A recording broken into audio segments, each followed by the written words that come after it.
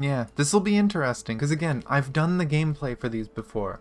Before Global came out, I played on Taiwan, and it was during this patch. This was like last May? Last June, I think? That Taiwan was on this patch. And this was out, so I did this event for resources. And I couldn't read anything, so I just did the gameplay.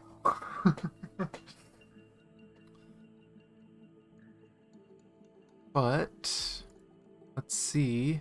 Dusty memory. And we get to be Punchy Boy. Oh, my controller turned off. Turn back on, controller, I need you. God damn it, WoWK. Why you do this?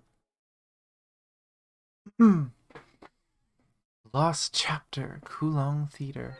My gosh, tell me who's talking.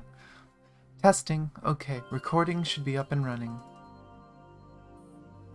The processed electronic sound from a small machine on the ground echoes in the cramped carriage. Well, here's your pay for the information. I guess we should call this a deal? This looks like the train. I think they used the same model not just for the train, but they used this when they were showing like the library for Kowloong. Anyway, I brought what you wanted from that ship. It's not easy to slip under the Grey Ravens.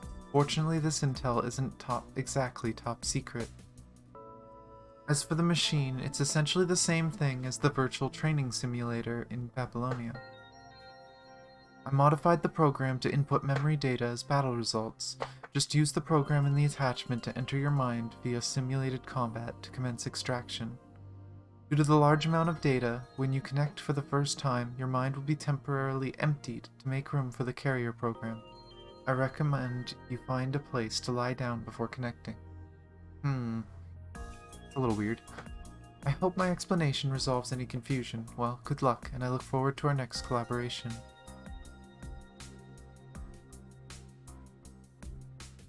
Looks like he really did smuggle out the data without alerting the elite soldiers in Babylonia. Looks like I should be careful around him in the future. Let's see, this button. Program startup. System loading. Iris authentication. Authentication complete. Hello, user ADL 117. A patch has been detected. Would you like to update?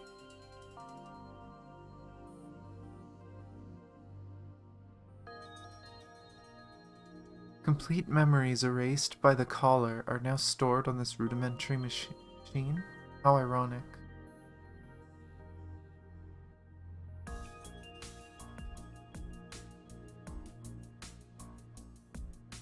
If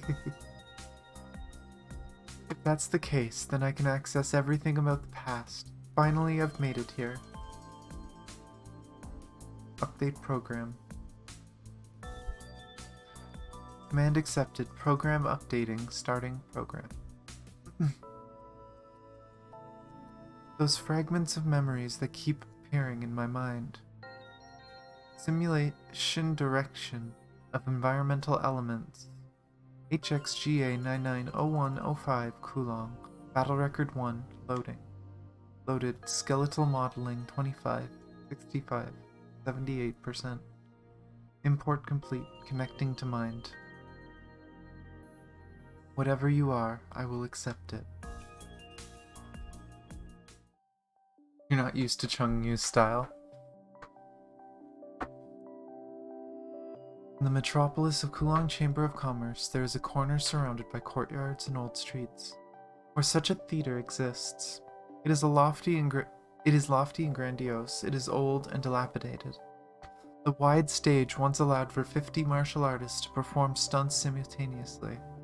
Giant props as tall as the curtain could be pushed onto the stage without hindrance. But now, it has fallen into disuse. Of the 10 dozen seats, now only 70 patched-up chairs are left collecting dust. Of the 3 large theater troupes, now only a few members remain. After all, who would be willing to sit and watch a performance when holographic videos and realistic simulations exist? The sad truth of the future. You don't understand how he works?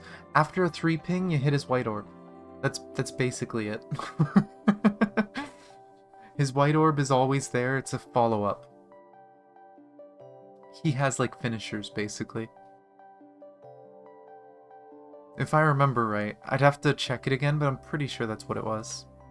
The feeble director sits on the shaky rocking chair at the gate of the theater, with a pang of despair swathed over his heart. He had ordered Lao Yu to move the rocking chair here. Lao Yu is only custodian left in the entire theater. The quiet, brawny man's life is a checkerboard of carpentry and baijiu. But despite his monogamic commitment to the craft, his skill is unimpressive something. No one bothered to poach him for woodworking. What is baijiu?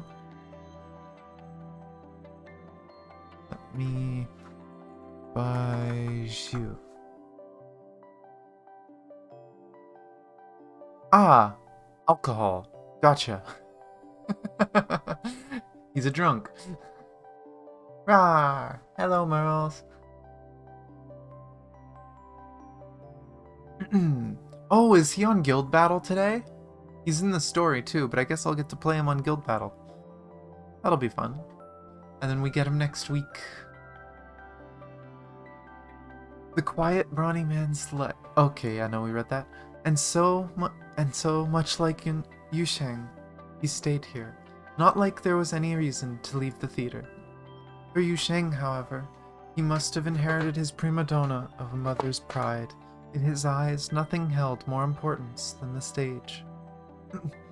Alas, the theater has long since fallen out of favor. I should just find a good day and end it on a good note. Half leaning against the shaky rocking chair and sipping tea, the director could not help the thought from sifting into his mind. But even when indulging in the glorious memories of the past, the director's mind is as keen as ever. He adeptly slings his cup and hits a figure sneaking out of the theater.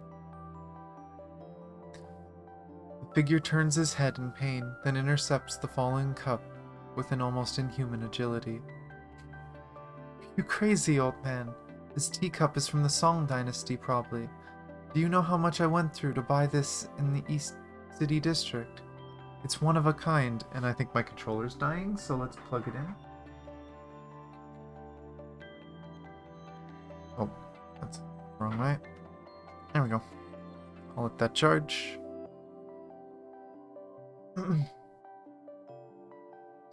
Yeah, have fun with him. Unfortunately, people have been joking about it. He's gonna get replaced in like 4 or 5 months. There's gonna be an S-rank ice tank, which is going to be S-rank Chrome with a gunblade. And he's just gonna be better in basically every way, unfortunately. But, I mean, Chongyu's an A rank, so at least he's not hard to get. You can just pull a single copy of him and then just grind to upgrade him otherwise.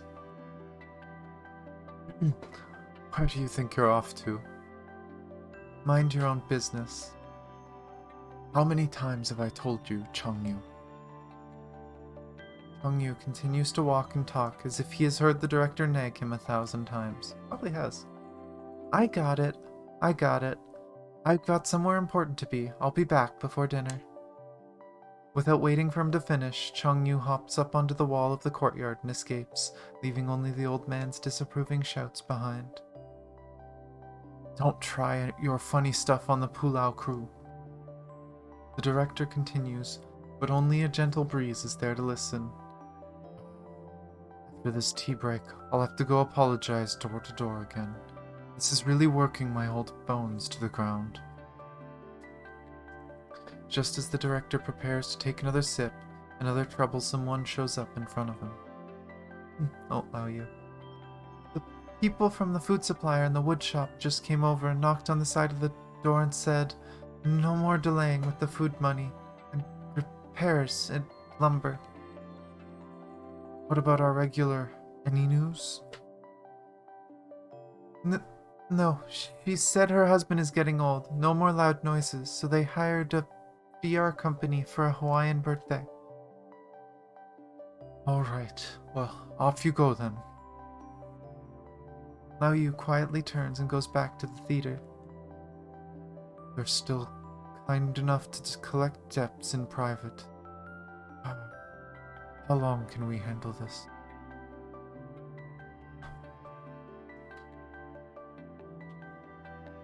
Away from the theater, Changyu joins a bustling crowd. People come and go in a hurry, unbecoming looks adorn their faces, deafening music roars overhead. Naturally, Changyu has his reasons for coming here. Business at the theater continues to worsen. The theater hadn't even opened its doors this month. Old Man's all against violating the regulations from the police bots, thinking it'd sully the theater's image. But if we can't even feed ourselves, what's the point of caring about the image? And he keeps going off about how if people and machines tolerate each other, society will become more peaceful. Machines don't care if you got no food in your mouth, man. Changyu leans against the wall, looking at the crowd on the street. Bored, he takes out a polished coin from his pocket and flips it into the air. Oh, the coin is his gift item, isn't it? He then jumps up and catches the coin with acrobatic finesse. The move attracts the attention of some bystanders, who then surround Changyu as if prepared to watch a street performance. Thinking that this might be an opportunity to attract customers, Changyu performs another backflip. He reaches behind, about to hand out flyers from his backpack to the applauding crowd. Changyu had spent the last 2 nights creating flyers for this very reason. If the old director thinks that going against the regulations is beneath him, Changyu needs only take it upon himself. By the authority of Kowloong Chamber of Commerce, street performances are not permitted here. Please disperse immediately. It'll be trouble if they catch me. Changyu returns the flyers to his bag and jumps up to the 2nd floor balcony. He flips up an offer, escaping to another building. Whatever, I'll let them do their job. At least those rust buckets keep the streets safe. If people and machines tolerate each other, society will become more peaceful, huh? If the boy takes a deep breath of the polluted air and fishes the flyers out of his backpack. But even if society's more peaceful, who'd care about the life and death of some old theater?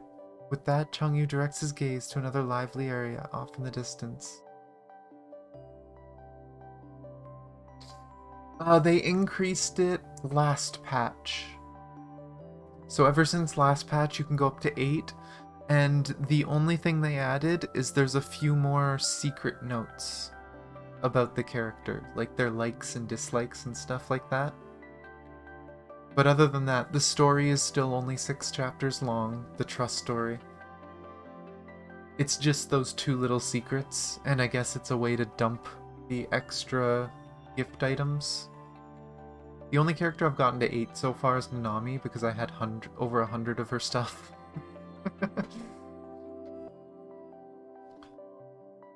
But yeah, I'm slowly getting them there.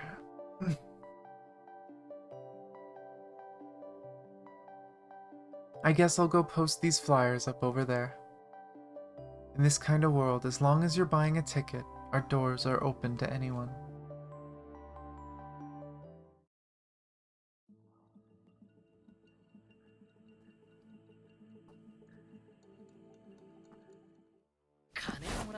Oh, punchy time.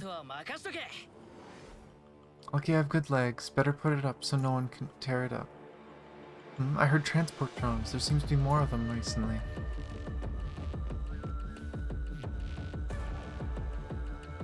Alright, on to the next one. Oi, you, over there. Open your bloody eyes. How dare you put up ads without our permission? Have you paid your racket? Just a bunch of gangsters in the slum. I don't need your permission.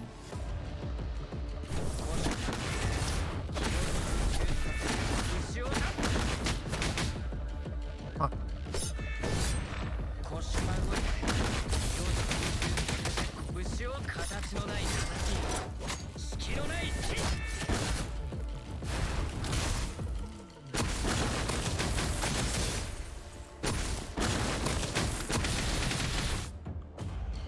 Say that again, you stinky brat. Hey, my bag! That will teach you. If I ever see you around here again, I'll break your legs. Oh, now we're gonna chase him down.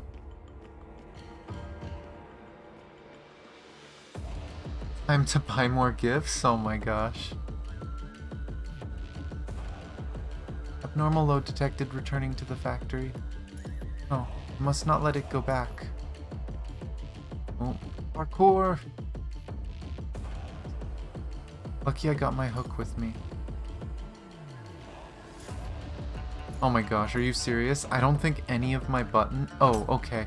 My dodge button hits it. That's good. Is that anything? Just boxes. I'm curious if there's any... like, interactables.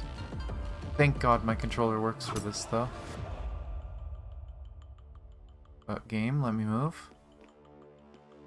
Who are you? How did you get up here? Mr. Ian's got this place booked. Bug off. Just let me pass, I'll be quick. No way, get lost. Sorry, but I must pass. Oh, that's a toggle.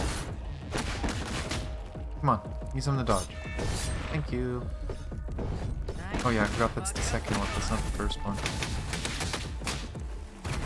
Oh, and again, I forgot. The only thing I don't like about him is it's so easy to screw up the orbs.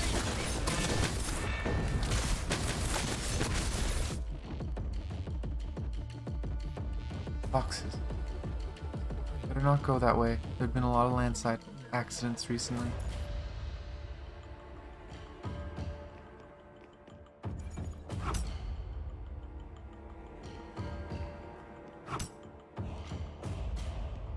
I love that they added more stuff like this. But yeah, again, I've done this gameplay already, technically. I've played this before. I didn't know what was going on, though, so it's fun to learn this. You're gonna do the CN update? Sounds fun. Stop. Leave me alone. Can't you see that transport drone is overloaded? It's carrying illegal objects. You're supposed to suspend the license of that company, aren't you? Reaffirming priority level, cutting off the transport drone's power supply. Hey, the bag is mine. Don't forget to give it back. He really does just always have that coin. Huh.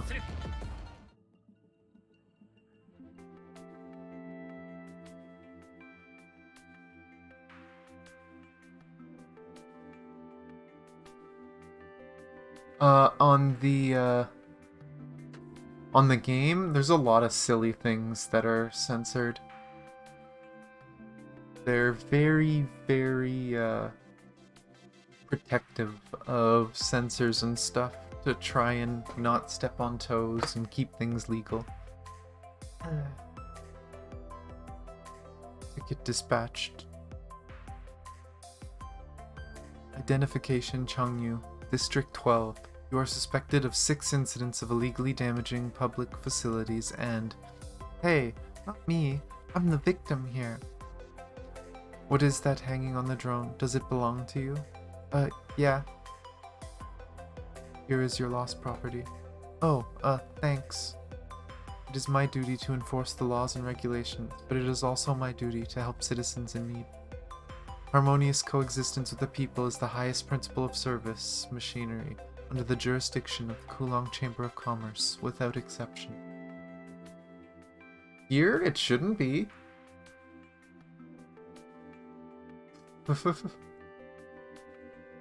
That'd be pretty weird if it was.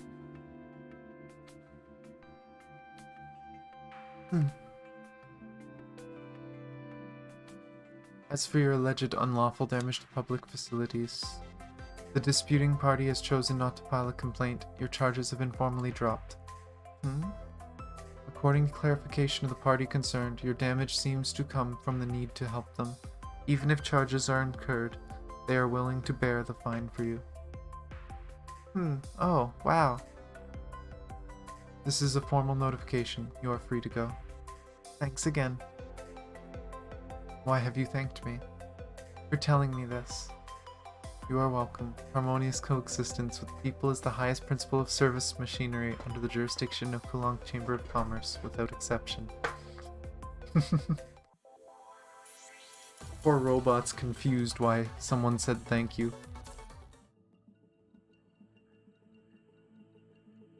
Okay. Oh my god, you can't even see the line, it's so bright. There we go, we can see it, we've put it over here. But again, I'm gonna continue his story. We'll go through the other ones after, unless it forces me. Theater crisis. We can still quit with our heads held high if we sell the theater. Oh boy. This is probably going to be a line in there, so I'm not going to read the whole thing, but...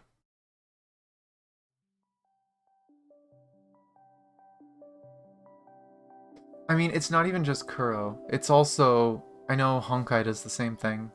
Genshin does the same thing. Like, most Chinese games do it. It just has to do with legal regulations there. They have to be more careful with a lot of that stuff. It seems silly for people outside the country, but... oh well. It's not like it ruins my experience of the game, so whatever. It's just censorship. It's just, like, silly little censors in chat. And honestly, I kinda like not seeing people say random crude words. So whatever.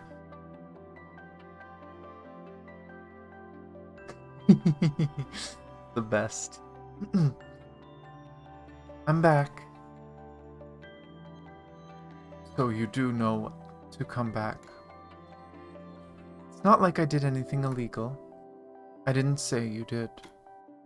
Seriously, I'm not lying. The director grabs Chunyu by the arm. Regardless, you did something illegal or not, you always go around jumping over rooftops.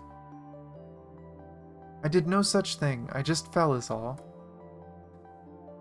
Wait here, I'll go find you a tetanus shot.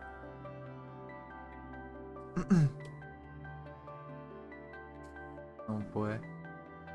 Oh man, no, we don't have the money to buy another shot. You already knew that, then why'd you go off and be so reckless? Your food money is, for the second half of the month, is all going to roofing repairs for your victims. Alright, then I'll just eat plain rice for the rest of the month. That'll do, yeah? Don't be mad. Ew. Hearing this, the director gets even more angry. Just as he raises his hand, Lao Yu pushes open the doors and enters. The director, there's a message for you. Oh yeah, Nanami is essentially the meme community in the game. She says a lot of stuff like that. She uses a lot of like common memes and jokes in her chat. It's kind of funny. I think the funniest one was in Grand Blue. In Grand Blue there was a whole side quest of her telling a story that she made up. And it was full of silly stuff like that. What's with old Stuttery answering the door? Yu Shang asked for leave today because it is the death day of his mother. But at least he finished up his morning exercise. Did you finish it? I never fall behind on morning exercise. I ran 50 laps around the stage before I left. Enough. Head on back. I still want a word with you. Alright. The boy pouts. He takes off his backpack and walks to the yard. But just after walking past the door, Chungyu stops. He climbs up to the roof and sneaks into the rafters of the room. Oh boy, he's eavesdropping.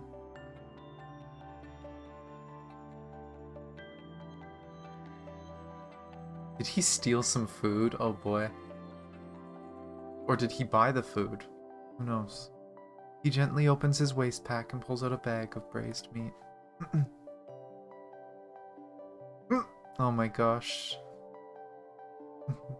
If I'm living off plain rice for the rest of the month, I might as well feast on some meat now to tide me over.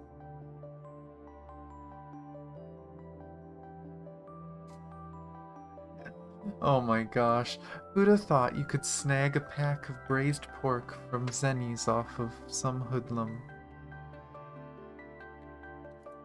So I guess he stole from the gangsters that attacked him. Aw, Merle.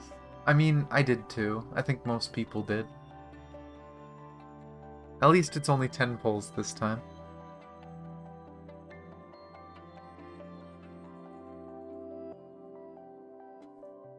Wait. Better save some money for Lao Yu. He likes it with a good drink. Oh, better save some, not money. Just as Chang Yu is about to munch on a slab of meat, the sound of the director's voice grabs his attention. Oh, hello there, boss. Long time no see. Right, right. Last time we went to your house to perform, but you got a cold and had to rest in the inner hall. Yes, yes, of course. Everything's still all ready for you. It's all there. Isn't your daughter's 16th birthday next week? I already have the calligrapher planned for the congratulatory message as well. What? Oh, it's okay, boss. No, really, it's not an issue. Don't feel guilty about it. We'll manage. I see. They're regular cancelled. Chengyu finds himself shocked. The theater depended on this order to live through the month. If this order is cancelled, that will surely be the final straw. I see. The younger ones want a VR trip to Mars to celebrate. It's okay, Bob. Don't worry about it. For a theater troupe like us, not performing for a day won't starve us out of house and home. The old director's crooked back, as he replies, sends a pang of remorse through Changyu's heart. With a long sigh, the director finally puts down the receiver and slumps back into his chair. Heard enough? He knew he was up there. Then get down here. Knowing that resistance is futile, Changyu jumps down resentfully.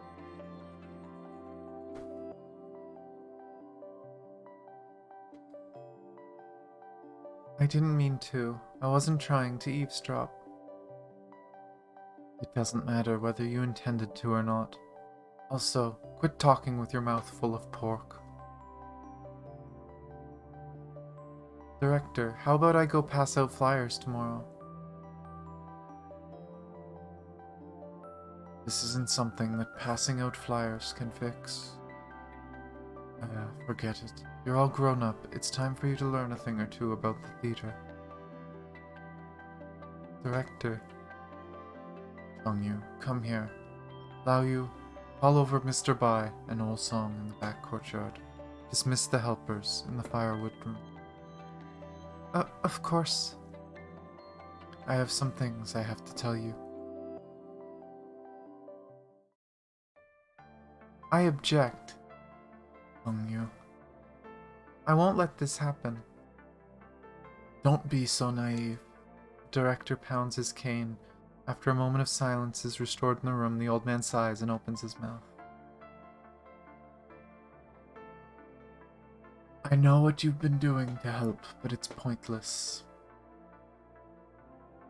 Even our regulars can't convince their children at home to come. Do you think putting up posters will convince hoodlums to come and pay to see our plays? But... You're right, Director. We haven't had a play in 2 months. Oh, shh. Imagine a business not working for 2 months. Where there's a will, there's a way. You taught me that. We've been performing for years. We can't just call it quits like that. If we quit now, we can do it with our heads held high. Selling the theater should be enough for a fresh start for each and every one of us. If we wait this out, then there won't be any money to line our pockets. True. Changyu's face turned sour. People used to fear the stubborn and arrogant director, but with the steady decline of the troupe, his hardiness malformed into something pathetic. That is what unsettles Changyu the most. I've also considered who will take over the theater. A member of the Chiwen crew. They've offered a fair price. If this is truly the end, I'll at least be able to say that we're even. The director rubs the wooden handle of the chair begrudgingly. In his mind, the theater is a living thing. But alas, some things must be put out of their misery, and he had to be the one to end. The director stands there in silence. The fatigue seems to have taken an almost age-long pallor. No one knows how to console him. And so everyone stands there as well, in solemn silence. Changyu, you're no longer a child. Even if you leave the theater, you should have other ways to support yourself. Like beating up and stealing from thugs? The director... If there's another way, a better way, let this be the end. These old bones aren't what they used to be. Maybe it's not necessarily a bad thing that I end it here. Everyone is overcome with silence, seeing the director lean dejectedly on his chair. They want to keep they want to keep living the life they have had. They just cannot. They all know that this old feeble body has paid a heavy toll trying to hold up this fizzling dream. They even begin to think that it would be best to relieve him of this responsibility. It's sad, but I can understand this whole situation. Because I don't know how many people here have VR, and if you can, I know some people have like motion sickness and stuff. But me personally, I have VR. I love it. I could imagine myself going to watch theater performances in VR. And it would be so much more convenient, right? And you can add special effects that would be almost impossible or dangerous to do in real life and stuff like that. You could do crazy things in VR if you really wanted to. And I know I've heard of people running like club nights, just different music venues, and forget having a dark club with lights, you can be dancing on a platform floating in space or something crazy like that, right? It's clear why VR would win out over time, and I feel like it's slowly getting there. Especially with COVID. COVID's kind of pushed people to VR. And I've heard so many stories about people doing events that they used to do in real life, and now they just do it online. There's online DJs in VR and stuff like that. It's just the direction the world's going.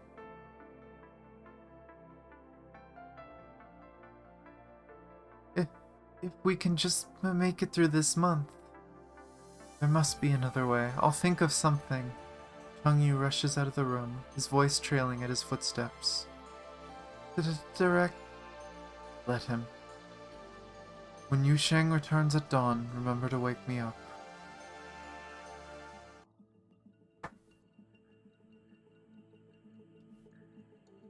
There's 8 more gameplay parts, and how many... Let me look. How many total missions are there? Oh no, it's not gonna be there, dummy. It's gonna be extra story. Does it say a number? Oh, it doesn't say a number. Oh well. I don't know why I went back to here when I could have just clicked it there. But next cutscene. Against the current.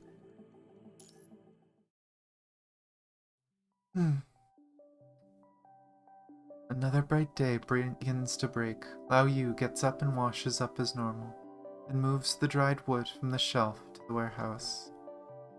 Lao Yu is unsure why he continues to do this, other than the fact that not doing so would make his day feel incomplete. I can understand that. Having a ritual, having something you do every day is always nice. I honestly kind of miss having a lot of set rituals. Streaming is probably my closest thing to a ritual.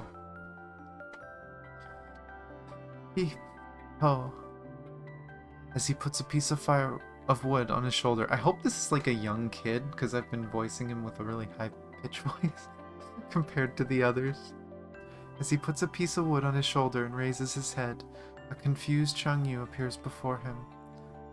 What are you doing? You scared me. Oh, sorry. Need a hand. Careful.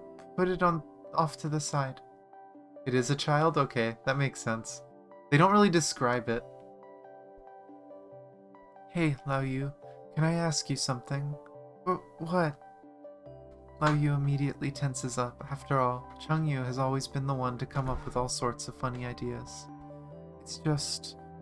I know you also take care of the equipment, so usually, What do we need to put on a performance?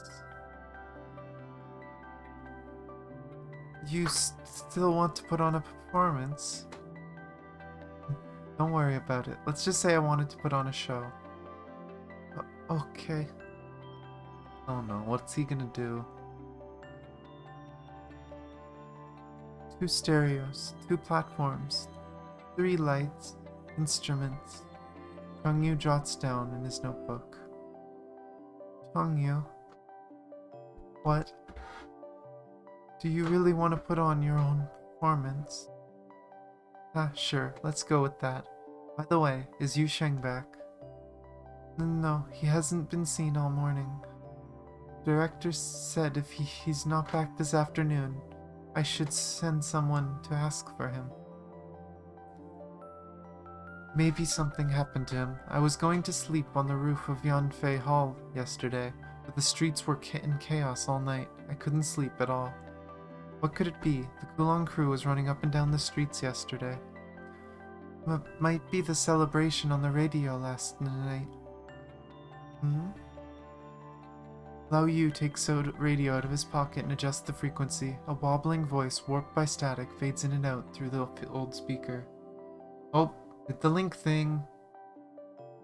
Oh, I missed a lot. Throw radio, unless it's sleep. I mean, that can be a ritual, yeah, Bree. Oh my god, you keep doing it.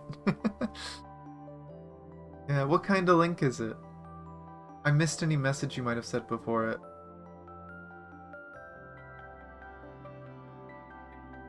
Oh, what's this? Huh? Got an achievement? Oh, stream for 250 hours total. Holy crap. Apparently we just passed 250 hours, guys. 250 hours on Twitch. Jeez. That didn't take long. I have been streaming a lot. Holy crap. Just a meme video? I'll open it in a new tab and then maybe I can watch it another time. Is this like a viewer thing? Or is this from JP? Oh my gosh, and it has the new Karenina skin? Yeah, I can watch it after.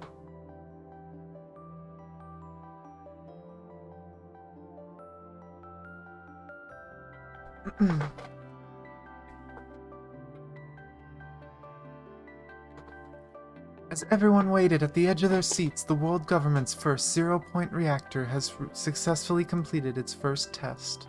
The Kowloong Chamber of Commerce has decided to use this opportunity to host a citywide celebration. At this, the reporter says that they're going to invite the heads of commercial organizations to host a banquet. Lao Yu says to himself, unaware that as the broadcast plays, Chungyu begins to light up. Oh, Eureka! I'll be right back. Uh-oh. Chungyu grabs the pocket radio from Lao Yu and runs into the inner courtyard. Hey, where do you think you're going?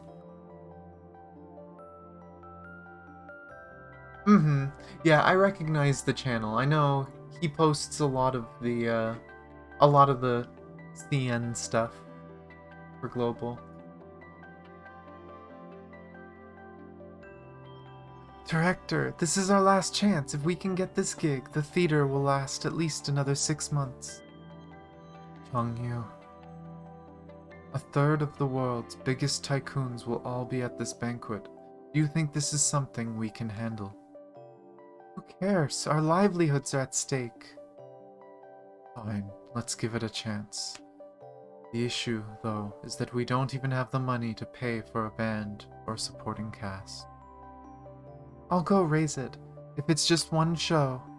With that, Chungyu tosses the radio on the director's table and rushes out again. That child. I guess that's what makes him Chung.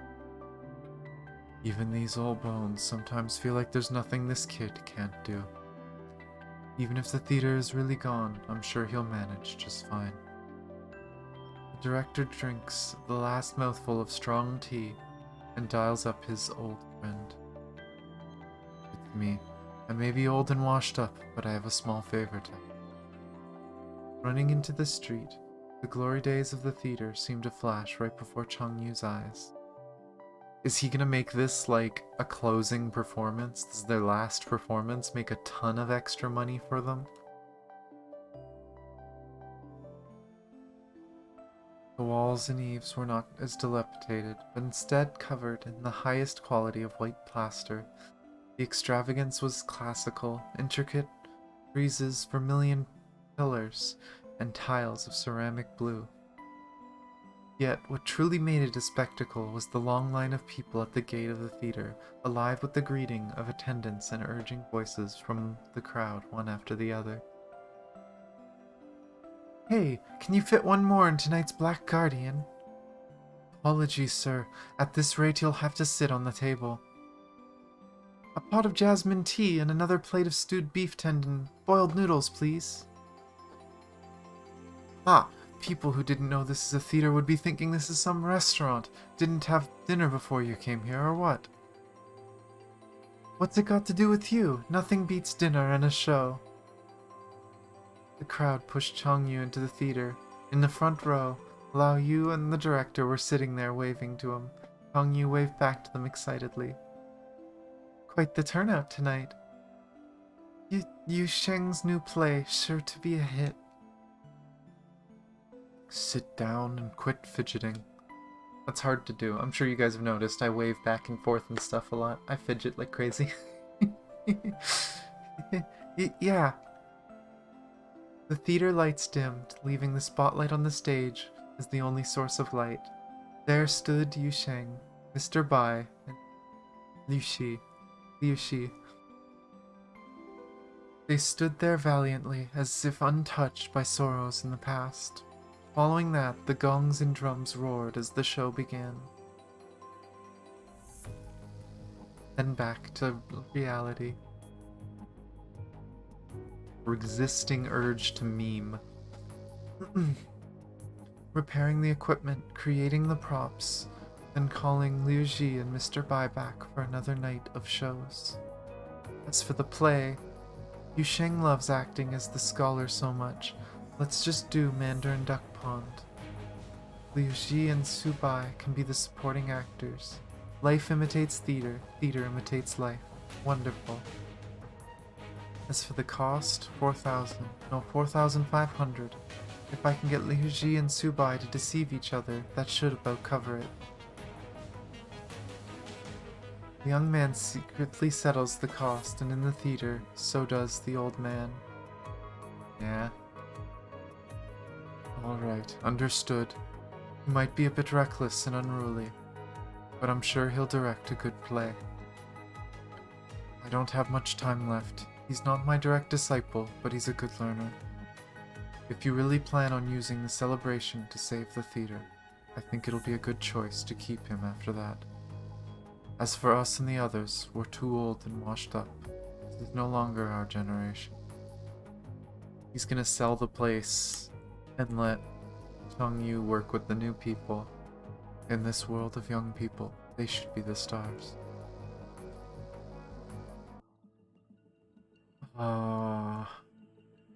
Okay, what does this reckless kid do to make money? Changing tide, or is this gonna be the play?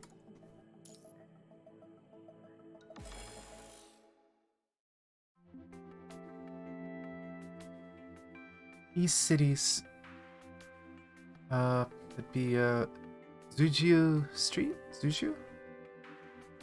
Wang's pawn shop. This is the last store. Chongyu is standing in front of a building, sifting through his memory. Seeing that it is still the same building as before, he enters the premises. In the pawn shop, a middle-aged man is sitting behind the counter, looking down at a panel in his hand. In his other, an old copper coin is being absent-mindedly twirled. Boss Wang, I saw that you're hiring, so... Huh? But what's a kiddo like you doing here? Age isn't a problem. I can do whatever it is you need. Know your way around the machines. Boss Wang slowly raises his head and taps a coin on the table. His indifferent tone feels like a sharp knife to Chongyu's ears. Huh, Changyu made it sound like he recognized the place, like he's been there before. But now it doesn't seem like it. No, I don't. And Shu, you can't possibly think the KCC still has any use for elbow grease now, do you? Oh, I see. You're from the old parts down south. No wonder. Well then, be on your way. I don't have any use for a kid like you. Boss Wang waves his hand at the door, motioning for Changyu to leave. Hearing this, Changyu takes a step forward instead. It's not like that. Some things are best left to people. Oh, and what's that? I'm all ears. Like pawning, you know, sales. Machines might replace the need for people in service, but manufacturing and entertainment industries because they're good at imitating humans. But the one they can't do is barter. Each customer is different. You need intuition and honesty to understand their needs to make money. I see your point.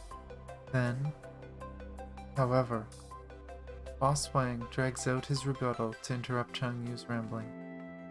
A person's speech and behavior are all telltale signs of their thoughts. You speak with confidence, but your eyes darted 4 times over the place, indicating that you've been nervous this whole time. Machines only have to pick up on this to simulate human emotion and adjust their sales strategy accordingly. That's not specific to humans. But that type of machine doesn't exist. Maybe you haven't heard. Boss Wang remarks coldly. Just as he's about to continue speaking, Changyu suddenly steps forward and puts his hand on the copper coin resting on the table. Think I don't know about the Fushi crew's research into human simulation? Oh, looks like you aren't as naive as I thought. I heard it from some big shot a long time ago. But a machine like that isn't something normal folks like us can afford. So this kind of job is best left to us humans for the time being. Ain't nothing wrong with replacing us with machines, but until then, do you really think someone in your condition can look after the shop all by yourself? How do you know about my condition? Changyu lifts his hand off the coin and smiles. My bro Chen at our theater used to have this problem. I was a bit hesitant when I walked in at first. I didn't want to say anything without a closer look. Sharp, kid. I'll take that as a compliment.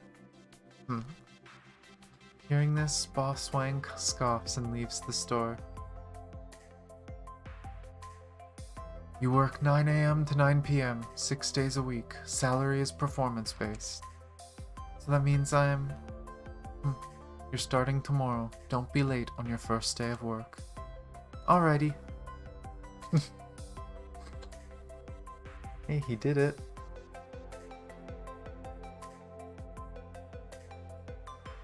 $5,000, here you are. Come again. After seeing off the last customer, Changyu returns to the pawn shop and carefully seals the pawned item he just received. Hey kiddo, clean up and get ready to call it a day. Huh? Why so early today? It's not like I want to. I just received a notice from the Chiwen crew. No business after 5 p.m. How come? Probably has to do with the news report released by the world government. Some experiment failed, and there was some sort of repercussion. You mean 0-point energy? Yeah, that thing. The only repercussion is our loss of business. No wonder the customers are all sour-looking recently. You can say that again. By the way, I also saw the notice that the celebration was postponed. The one you mentioned earlier that your theater's playing at. What? It was postponed? Can't help it. Hosting a celebration right now would be a slap in the face for the world government. At least it's not cancelled. We'll just have to wait for this all to pass, and everything will be back to normal. We can only hope so. The sooner the curfew ends, the sooner we can open normally. I'm going to head out. Be sure to lock up once you're done cleaning. Yeah, got it. After Boss Wang leaves, Changyu returns to the counter. He turns on his data panel and begins to flip through the calendar. It's delayed. But that's not necessarily a bad thing. That gives me more time to prepare for the performance. Director, just you wait. He's gonna sell the theater before you get a chance. Boss Wang, what's going on today? I've seen Pulao soldiers patrolling the streets. The whole city is under a curfew. 0-point thingamajig failed and created some virus. Apparently a machine will go haywire if it becomes infected. Oh! It happened here! We knew that the punishing virus was part of a physics experiment that went wrong. I didn't know it was the 0-point engine that they were creating. Oh boy. Now the soldiers are recycling machines and androids, even all the police bots in the city. Guardians and Taie, I think? Anyway, they're all gone. Heard they're rounding them up and disposing them all at once. No wonder the glazed dark theater next door has been so deserted recently. I thought they were upgrading the androids in preparation for something big during the celebration. Merriment sounds like nerd stuff? Yeah, it's pretty nerdy. That's why I'm here. Hello, Zephyr. Alright, enough chit-chat. Throw this out for me. He throws Chung Yu a palm-sized robot from behind the counter. The electronic brain is hanging sideways, with indentations obviously caused by a blunt object. Several broken wires are also poking out of its casing. Isn't this the robot you bought to wipe the cabinet? How did this happen? Soldiers don't recycle these little gizmos. But who's to say it won't get infected and wreck the shop? Don't just stand there. Get this eyesore out of here. Peng Yu picks up the broken pile of scrap metal and walks to the trash can in the alley around the corner. And he sees a trash can filled to the brim with assortment of mechanical parts, electronic terminals, carrier drones, and other household gadgets. Oh no, is he gonna get some bad ideas to make money off it? Oh no. Oh, what's he gonna do? The tools that once brought many conveniences to mankind were now completely destroyed and randomly discarded in the dark recesses of trash cans, mixed with food scraps and other garbage. New nickname for Brie? That's the way humans got their jobs back, huh? Peng Yu shakes his head as he walks out of the alley. He sees several strange devices in the street erected by the Baxia crew. Hearing the news, Boss Wang pokes his head out from the doorframe of the pawn shop and looks down the street. KCC is about to change. Indeed. Indeed. What does a kid like you know? That's not what I meant. Here, take this. Having no intention of arguing with Chung Yu, Boss Wang interrupts him by throwing him a data card. Huh? Didn't you already pay me this month? A cheapskate like you is giving me a bonus. Who are you calling a cheapskate? It's called running a well-managed business. You should take some notes.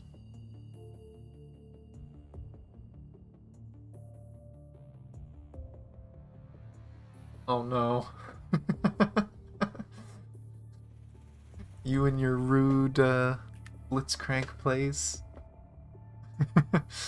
Whatever you say, boss. As long as you keep paying me. Still playing the poverty card. Get out of here. I'm closing up shop. Alright, alright. Quit pushing me. I was just on my way out. Boss Wang pushes Chung Yu out as he speaks and impatiently motions him to hurry home. After Chung Yu boards the shuttle back to South City District, Boss Wang returns to the shop. I've been crunching numbers my whole life. This might be my last bit of generosity. With that, Boss Wang takes off the weathered plaque to the door of the shop and firmly closes the pawn shop door. Ah, everything closing up. I thought it was when girls didn't wear panties. Oh my god. You guys.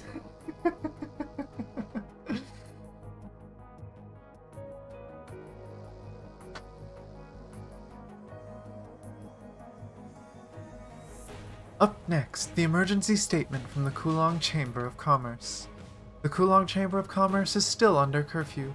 Please remain at home as much as possible and report any emergencies to the nearby Kowloong crew. Large machinery throughout the city has been recycled. Do not panic, this situation must be handled rationally. Now, let's listen to Lord Danhao, the Beyond Crew official, to... You, where are you going? I'm just going out for a bit. Didn't you hear the broadcast? Are you really going out with all that's happened? I'm just one last step away from fixing all the props. Just wait a bit longer, Director. How are you still thinking about the celebration at a time like this? The celebration isn't what matters. I just want to get Kowloong Theater up and running again.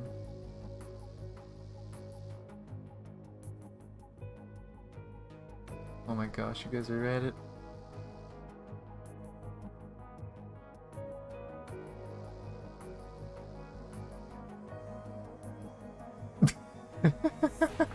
Oh no. Seems like it may be free. It's a buff title.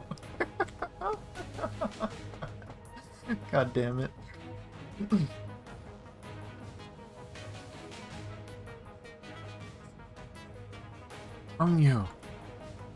Yu quickly drags the props out of the theater and leaves the nagging director behind. Almost there. Up next, the emergency statement from the world government on the punishing virus. We face an unprecedented disaster in human history. The Science Council has launched a comprehensive investigation, and the Star of Life is actively seeking a cure. Star of Life, if I remember right, was Liv's father's business, right? He worked in experimental medical tech. Throughout the streets, the world government updates on the punishing virus is broadcasted in real time. Once prosperous KCC is long gone, only a few pedestrians are watching the broadcast on the streets.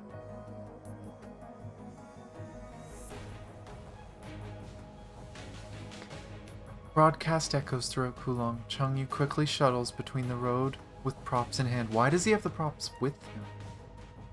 Made it. What? It's closed. Changyu starts to grow flustered at the sight of the locked repair shop. Oh. Ah! Thank you for the resub, Zephyr. Appreciate you.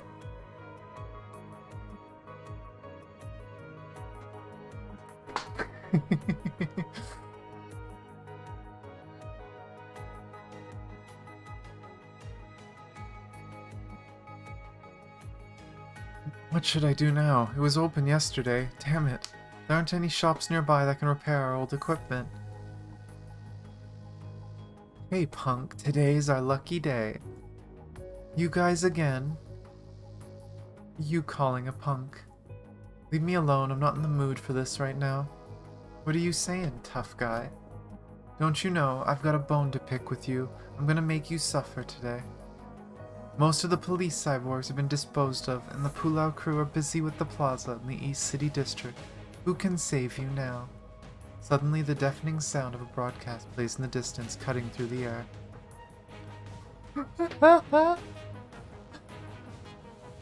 Fuck you. I don't need anyone to take care of you guys.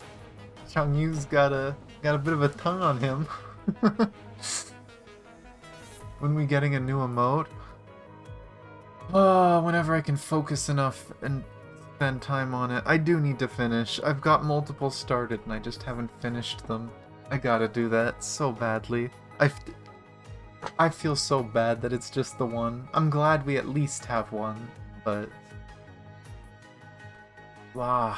thanks for reminding me. Don't you want to fight? Bring it. They're gonna break the props he has with him, aren't they? Or try and steal him while he's fighting. Oh boy.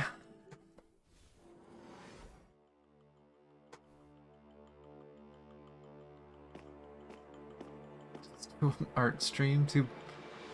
Oh my gosh. I don't know if it's that interesting to see me do art, but maybe. Okay, yellow continuation is a gather. Oh, I didn't need to do it again, but okay.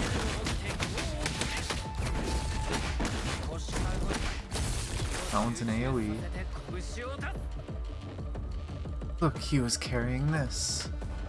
Get your hands off my thing. Come fight me, I dare you. Who cares? We just want to bring you pain. Take it away and smash it. Oh boy. Again. Fuck you. Yeah, I know. Maybe I'll consider it.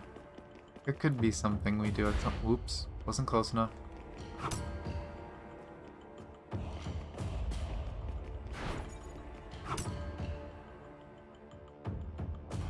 Don't push me. Get up there first. Oh, you have to... Is it not in the same place? Excuse... One sec. Is it slightly off? It is slightly off. You jerks! Why aren't the buttons in consistent spots? I'm gonna move this up a tiny bit. Save. And I'm gonna hope I didn't just break my gameplay. Oh, that wasn't high enough. I don't think anyway. Yeah, it didn't change. Oh my gosh. Just...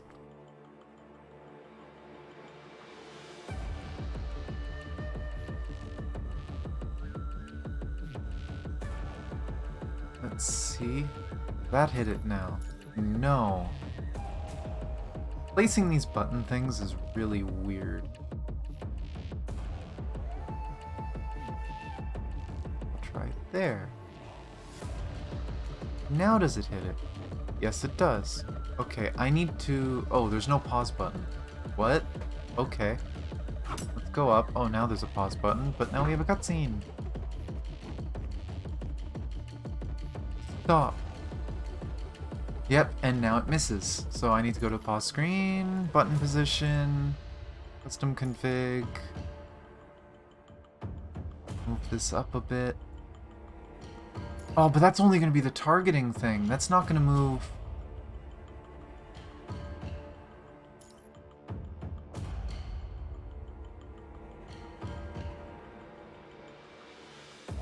Devs. Damn it. Let's move that down instead then.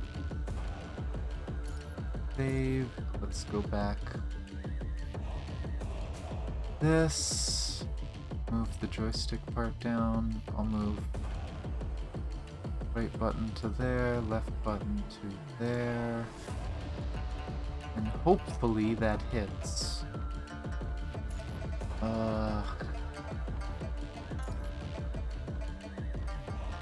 You'd like to see an art stream? Oh boy. I'm not that good with art. It took me a long time to draw that thing. But who knows, maybe if I did art more often, it would help me develop a little better and get better at it. But who knows? It would help me get some of the emotes done though, for sure.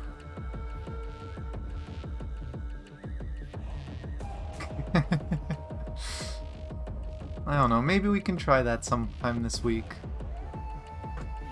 I mean, honestly, if we did that, I think that'd be an excuse to stream on Wednesday no matter what. Because I was gonna take Wednesday off if I didn't get stuff done, but at least that would be getting stuff done. To make perfect books. Oh my gosh. But let's save changes, let's go here. You got fast legs, but we ain't gonna stop. Beat him up, smash his belongings, and show no mercy. Oh my gosh. Hey guys. Oh, what? Oh, can you not move? After triggering... Okay, yellow. What? Oh yeah, you can't... Okay, so you can't move at all.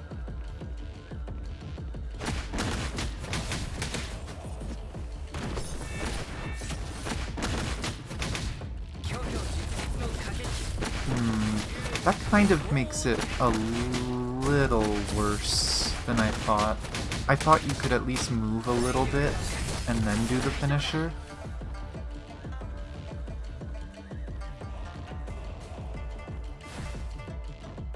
You're bad at drawing around objects.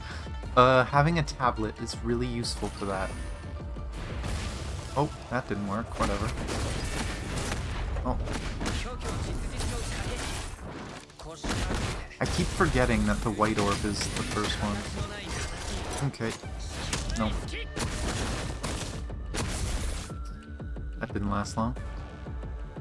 Ouch, you little brat. Anyone still got a problem? You're lucky that my props didn't break. Heck, next. Slow. Most drawing programs have a setting to make the pixels that are drawn drag behind your cursor or behind the pen. So it smooths the lines out for you. It's kind of like a little cheat. Depending on your software, it's in different spots. But it's sometimes called smoothing, sometimes it's called delay. If you set it to a really high number, it's really obvious because it'll be way behind your cursor. But it's a really cool way to smooth out lines. Though, of course, like if you look at my emote, the art style for my emote is very jagged and old school, so instead of doing perfectly smooth lines, I do lots of short strokes to just fill it out, which is another way to do it. If instead of drawing one solid line, you're just going over the same spot over and over again. A thug laying on the ground suddenly grabs Chungyu by the ankle, preventing him from leaving. Seeing this, the thug's cohorts rush towards Chungyu and the brawl continues. In the distance, the enthralling and booming voices of the Kowloong Chamber of Commerce can be vaguely heard, as if giving an inspiring speech. The cities fall one by one, but why are we still standing? Oh. Is that Chu? Because countless brave warriors fought for Kowloong, it is the will of Kowloong that they bear. They fight against the virus. They prove to the world. Don't think you can strong-arm me and get away with it. We bear the same pride. We hold the same beliefs. Kowloong is a crystal, nucleated from history. Kowloongers do not fear war, because war cannot break the will of Kowloong. The sound gradually fades in the distance. The sound of fighting and shouting drowns out the broadcast. Hi, Race! I love Kowloong, my butt. Life has already been so difficult for everyone. You think this will of Kowloong can return our theater, our lives, back to normal? Is that why he left? Because he lost faith in Kowloong?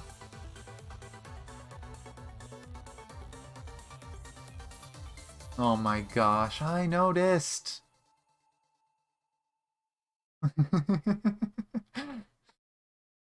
I had to read the lines.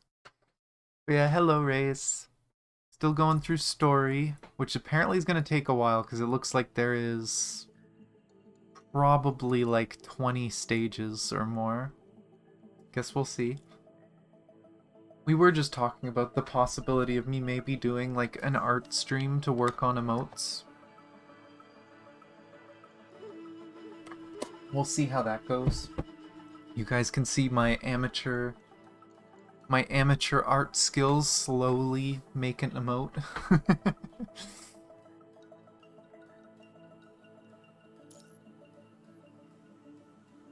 Or who knows, maybe depending how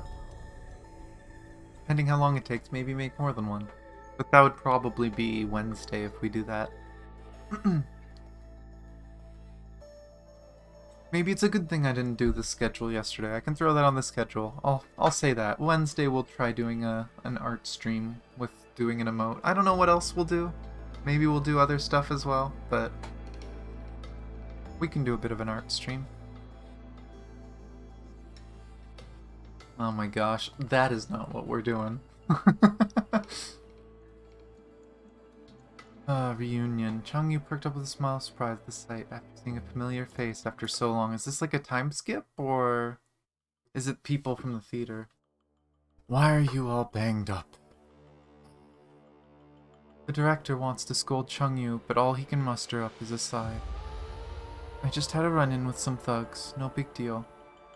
Changyu replies and looks around the theater. Lao Yu is sitting at a table off to the side with Yu Sheng, who we had not seen for some time. Yu Sheng, where have you been all this time? Changyu perks up with a smile, surprised at the sight of seeing a familiar face after so long. I had some family members to attend to, so... Yu Sheng rubs his fingers. His once immaculate white hands are now wrapped in bandages. You're back just in time. I wanted to bid you all farewell. Farewell? Where are you going? Didn't you hear what Lady Chu said? It was her. I knew it. I knew I recognized that speech. The corrupted are coming. I'm going to fight on the front line. Why? I saw some people walking towards the port. Shouldn't we pack up and board the ship together? Hearing Changyu's response, Yu Sheng shakes his head. After listening to the whole speech in the plaza, I choose to believe in Lady Chu.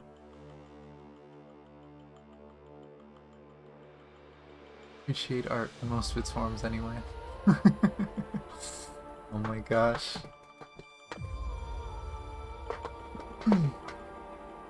Yeah, we'll see. I can work on emotes and then maybe we can draw some random silly stuff too.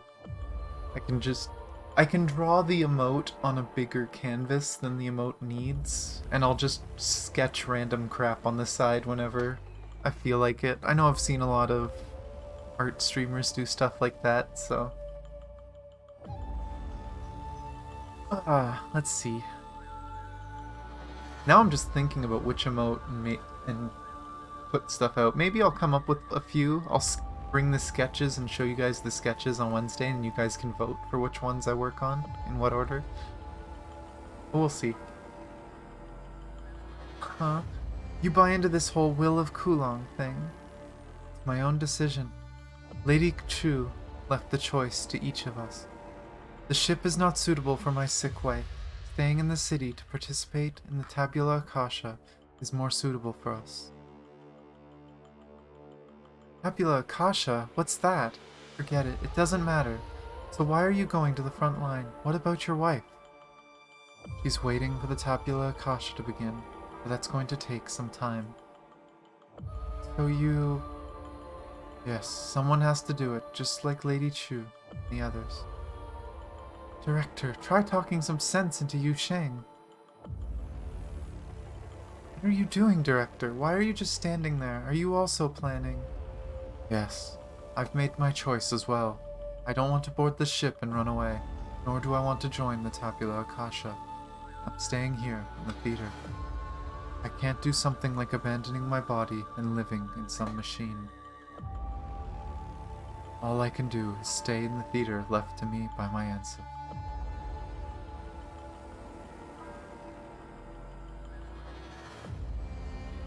I mean, it can be, for sure.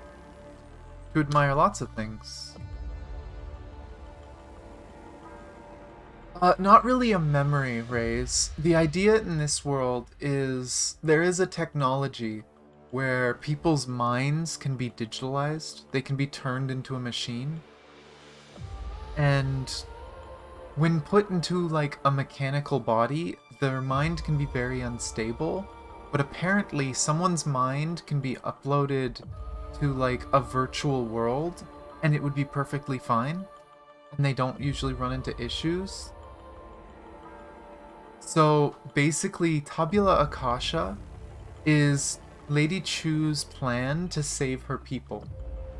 She doesn't think that she can save everyone. Okay. But she doesn't think she can save everyone's lives normally.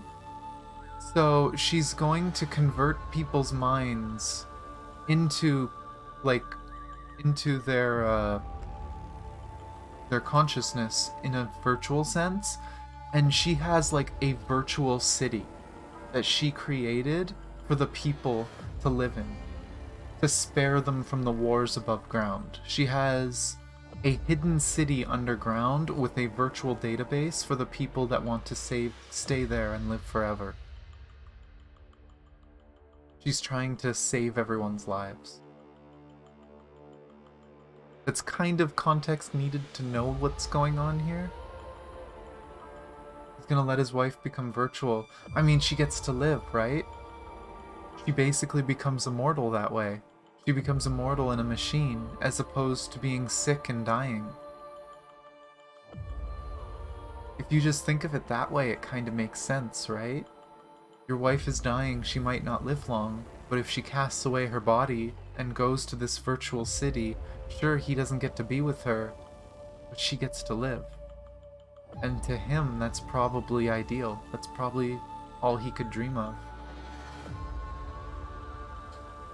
It depends on how you feel about humans changing form and humanity changing form. That's something that's big in both PGR and Honkai, right? That humans don't have to be human to still be considered a human. Like, you are your mind, you are not your body.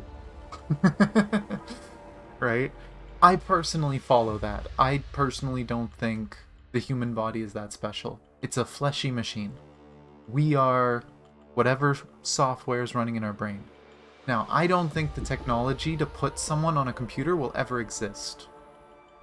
And if it does, it won't be you, it'll be a copy of you. So you still die. So to me, that's still wrong. I don't think people will ever be able to do properly what they do in PGR. But in my mind, there's no difference between a robot with a computer for a brain and a human body with a normal brain itself. It's the same idea, right?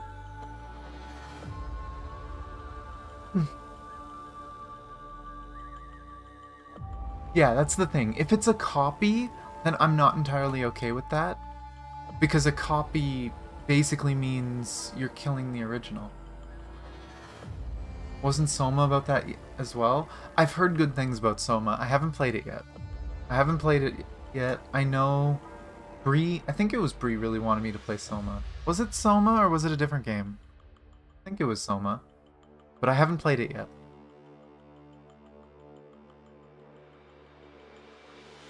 But yeah, PGR is messed up because they have made copies. They did not just transfer.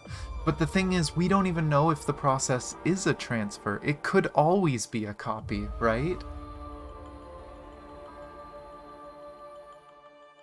But, like, that's the thing we don't know. The only way to properly convert, in my opinion, the only way to properly convert a human consciousness to a machine is they would need some kind of like nano machines that could replace the nerves, 1-to-1, exactly copying it. Because if you can't exactly copy it, then and replace the functionality of the nerves, the only way to do it is if you're somehow copying it out of the brain. But continuation of thought is kind of what is living.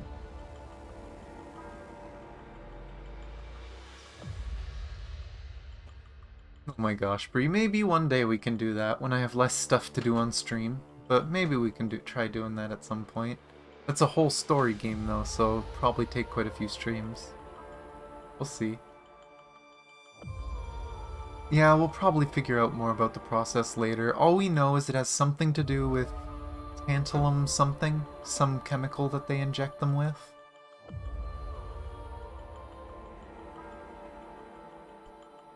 But we don't know fully how it works. Maybe.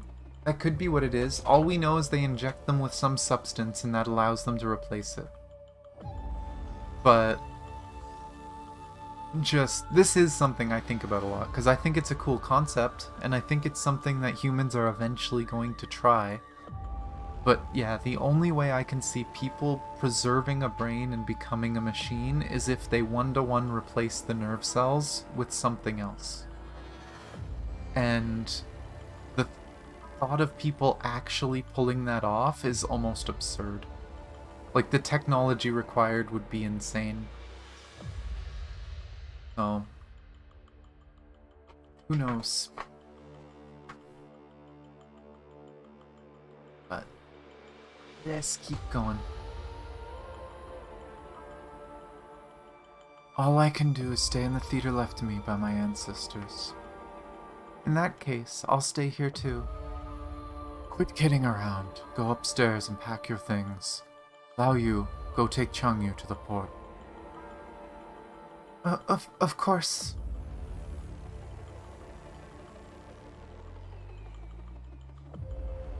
Yeah, it has to be data, right? Especially because from what we know, they can return. They can be in a construct, but if they can connect back to Babylonia, they can send their consciousness back without the body, which means they are software, not hardware. So to me, it's just data, right? They're sending memories and starting again, which technically, in my mind, philosophically, that means the one that was on the surface died and a copy with their memory is created in Babylonia. It's horrible to think of it that way, but that's basically what it is.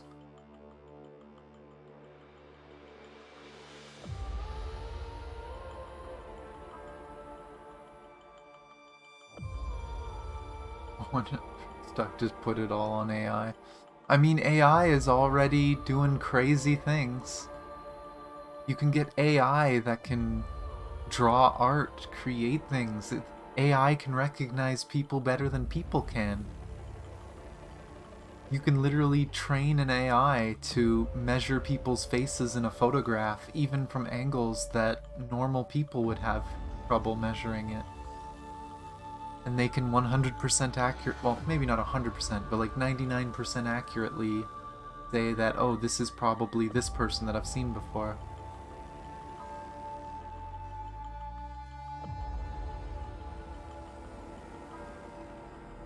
What line was that?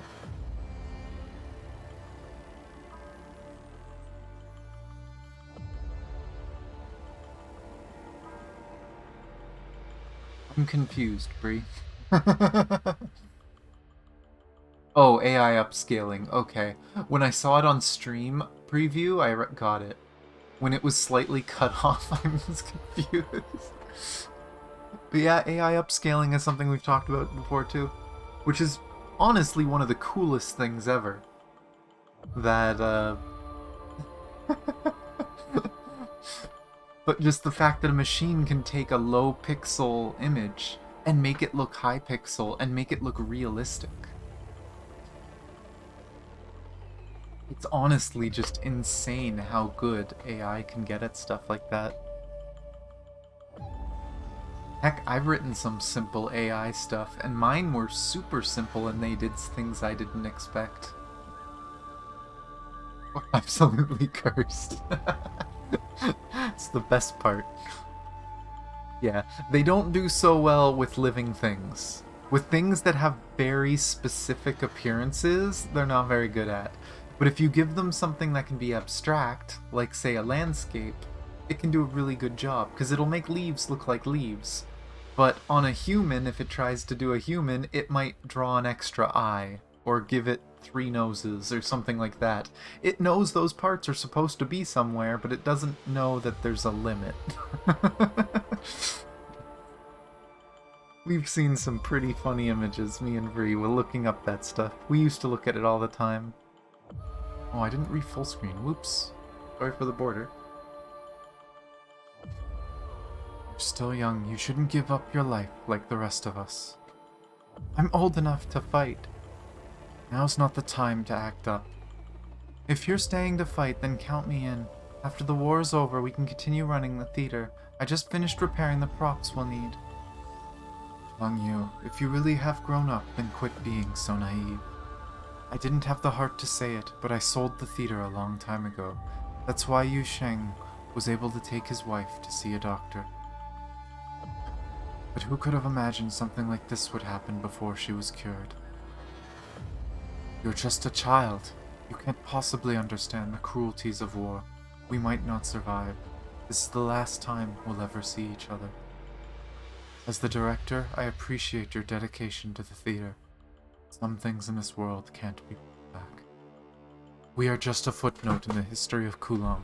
We are constantly pushed forward by the flow of time.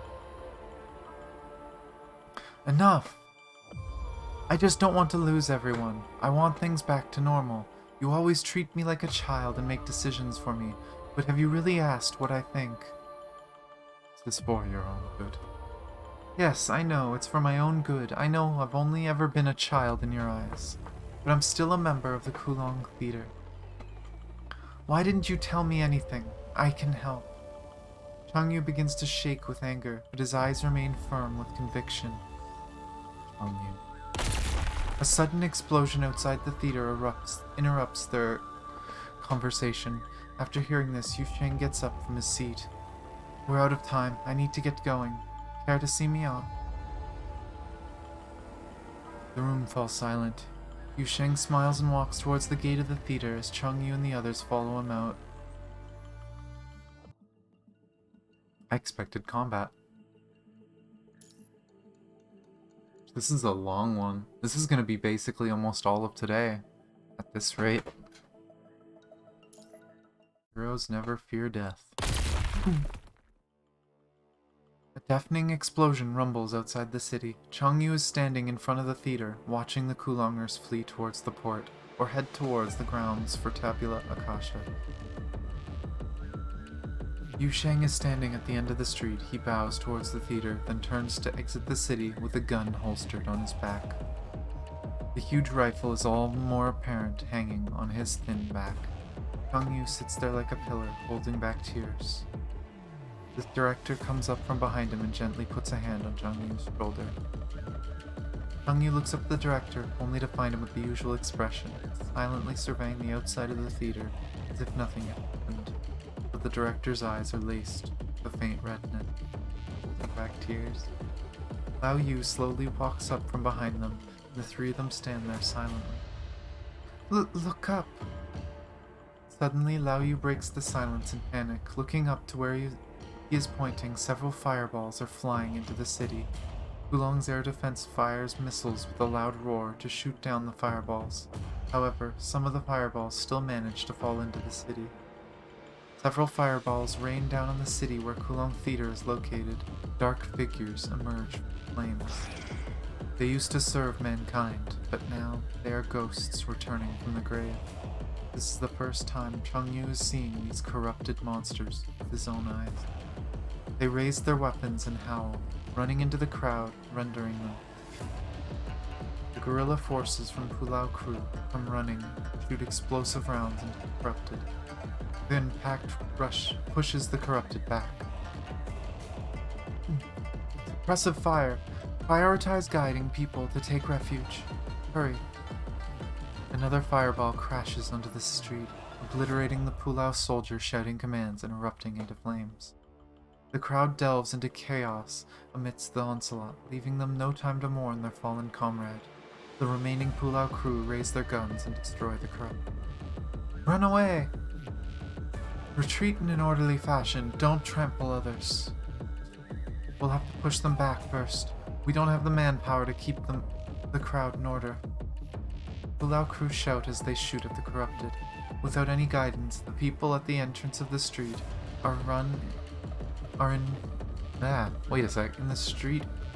The entrance of the street are in run around in disarray, like chickens with their heads cut off. That was worded weirdly. Chaos. Chaos. Damn it, we need to do something. Something only we can do. Changyu stands there and looks around, locking onto the stage. Jumps onto the stage, takes a deep breath, and takes a stance. Seeing this, the director turns and walks towards the stage. Under Chaoyu's puzzled look, the director picks up mallets and pounds the dust-covered drums. Then comes the second one, which is stronger than the last. The third and fourth, the director rapidly pounds the drums. theater's drums spread throughout the streets, suppressing even the chaos outside. It's been a long time, old friend.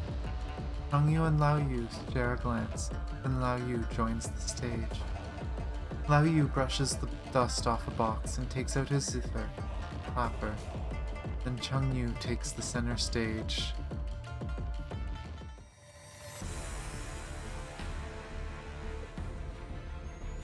Changyu takes a deep breath, then slowly moves his feet and begins to move. His clothes snap with each rhythmic motion of his hands and feet. Changyu dances along with the pounding drums. As the drums quiet to a gentle rumble, he matches his movement to flow like water, pouring life into those around him. As the tempo quickens, Changyu swings his fists and leaps left and right like the surging tide, destroying all that stands before it. With righteous anger our heroes born. The sun tries to pierce the smoke-shrouded sky over Kowloong to sprinkle the last rays of sunshine on the stage. The boy's eyes shine bright in the sunlight's reflection. Does he have the speakers going? Did he fix them already? The sound of gunfire from both the corrupted and the Pulao crew are a pin drop to the symphony coming from this theater.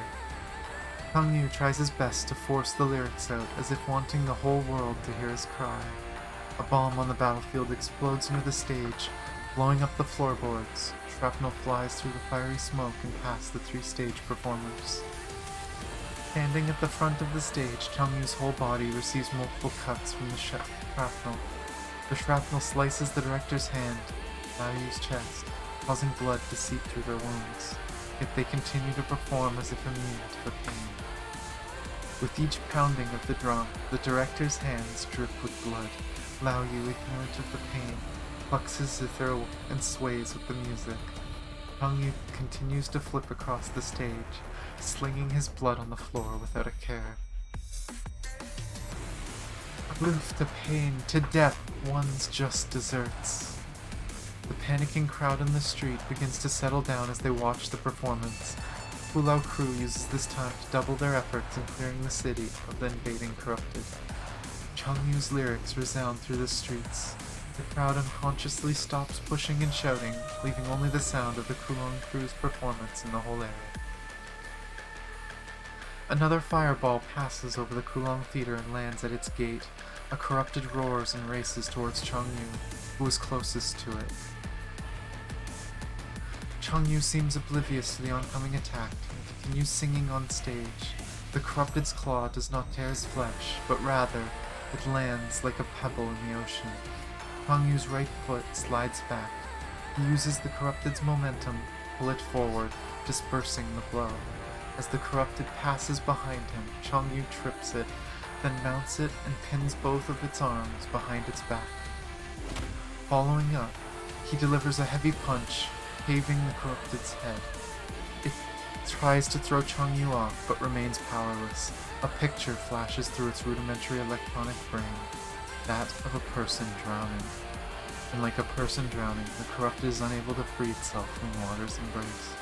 No matter how hard it tries, it cannot free itself of Changyu. Changyu hammers down on the corrupted below it, ignoring his bloody hands. He stares at the corrupted as he delivers blow after blow to its head. Finally, with a dull thud, Changyu smashes through the mechanical casing around the corrupted's head. He pulls out its electronic brain and holds it high above his head. Static flickers between Changyu's palms as blood drips down his raised arm to the motionless corrupted. The blood is Changyu's medal in victory against these enemies. Changyu no longer sees the Kowloong theater under fire, but rather a vast battlefield, one that he read about in old war stories. Changyu is no longer wounded, clad in armor. He stands at the top of the battlefield and discards the head of the defeated enemy general, looking proudly at the enemies before him. His dream of becoming a hero, which later became a dream to save the world, appears to be coming true in this turbulent era. But for Changyu, he no longer cared about saving the world. What matters most is protecting those around him he treasures most. Else, wherefore would one walk the earth? Changyu looks up at a gloomy sky, slowly meets thousands of enemy troops standing before him. Fuck, could you imagine if that was animated? I will say, well done wording that and putting the music in there. That still had me hype. That had me hype as fuck. But god, could you imagine if that was animated, how hype that would be? That is the type of thing I think of, like, I watched the Seele cinematic for Honkai, and that got me to try Honkai. If there was a 4 or 5 minute animation of what Changyu just did, I could show that to anyone. And I guarantee you 90% of them would have been hyped as hell and wanted to try playing this game to get to that point in the story. And to see more cinematics like it. Doesn't have to be the high crazy quality of Honkai. Just a simple cinematic of what he just did. Holy crap, that would have been crazy. I wish Kuro could have afforded to do that. I'm sure most of the cutscenes are just gonna be in the main story for quite a while, but... Oh god, that was good. And I guess the rest of it's gonna be him continuing it, him fighting. Disconnected. Could also be that he's going to impress upon the Kowloong crew and they're gonna make him into a construct. Let's see what happens. Hearing Changyu's lyrics, a middle-aged man begins to take action. He slams into a corrupted that passed by a Pulao soldier attempting to charge the crowd. Else, wherefore would one walk the earth? The man tries his best to pin the corrupted down, paying no heed to the corrupted stabbing him in the chest. Another member of the crowd rushes out. She picks up a rifle from one of the dead Pulao crew, shoves the barrel in a corrupted's mouth, pulls the trigger. Even after emptying the clip, she is still standing there with her finger on the trigger. Pulao soldier comes up to her. That's enough. The high explosive rounds have long since obliterated the corrupted's head, leaving nothing but bullet holes deep in the ground. After hearing the Pulao soldier's words, she kneels down to the ground and weeps solemnly over the man's body. He gave his life to stop a massacre. With the theater performance over, the director takes Changyu and Laoyu onto the street to help the Pulao crew organize the crowd of people.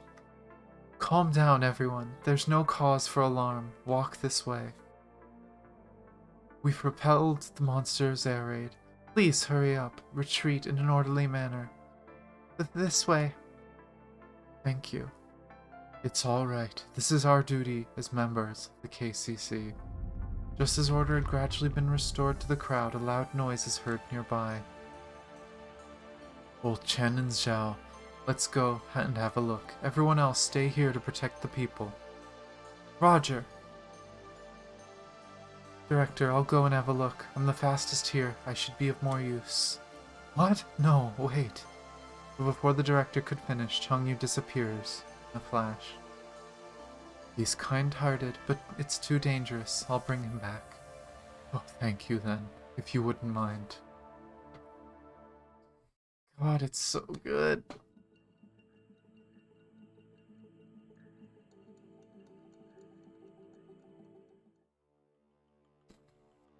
The explosions were nearby. Let me search for clues.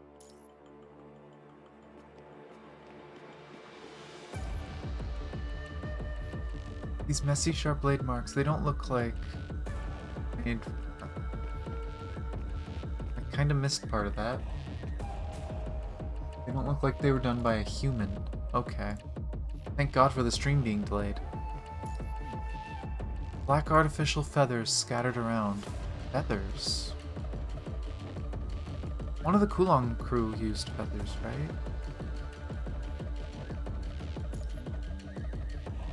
Here are some shell holes. Even this place was affected by the airstrike. Move forward! The citizens are just behind us. Do not let the monsters go past. Over there. Oh no. Hey, that's the enemy we fought. Corrupted corpses, damn it. Is there any survivors left? Wait, there's someone next to the corpse. Why are you here? Yusheng, you're hurt. Stop talking, I'll take you to the medics. They can heal you. I know my condition too well. It's too late. But I don't regret my decision. We'll manage to hold the enemies here. They won't be able to harm Tabula Akasha. Yusheng. You, please, take care of everyone in the theater. Yusheng. Nishing, one after another, do you have to take every precious thing of mine? As an individual, I can't do anything. I've had enough. Hear the growling of corrupted on the roof. The murderer must be there. Where do I go to jump? Is this? Okay.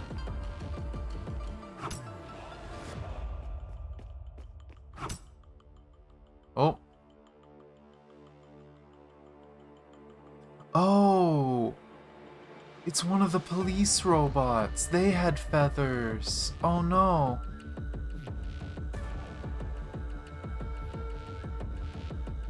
Do we have to go through all this suffering? Corrupted. I will never forgive them. Oh, missed that dodge.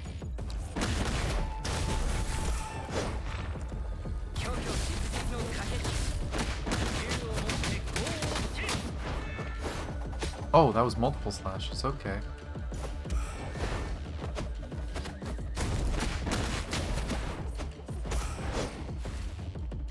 Oh no, that didn't count.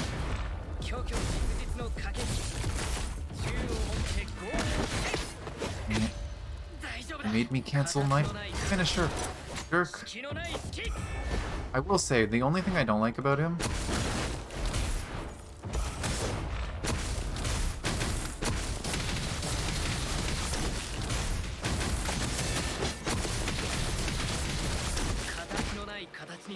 ran out of time.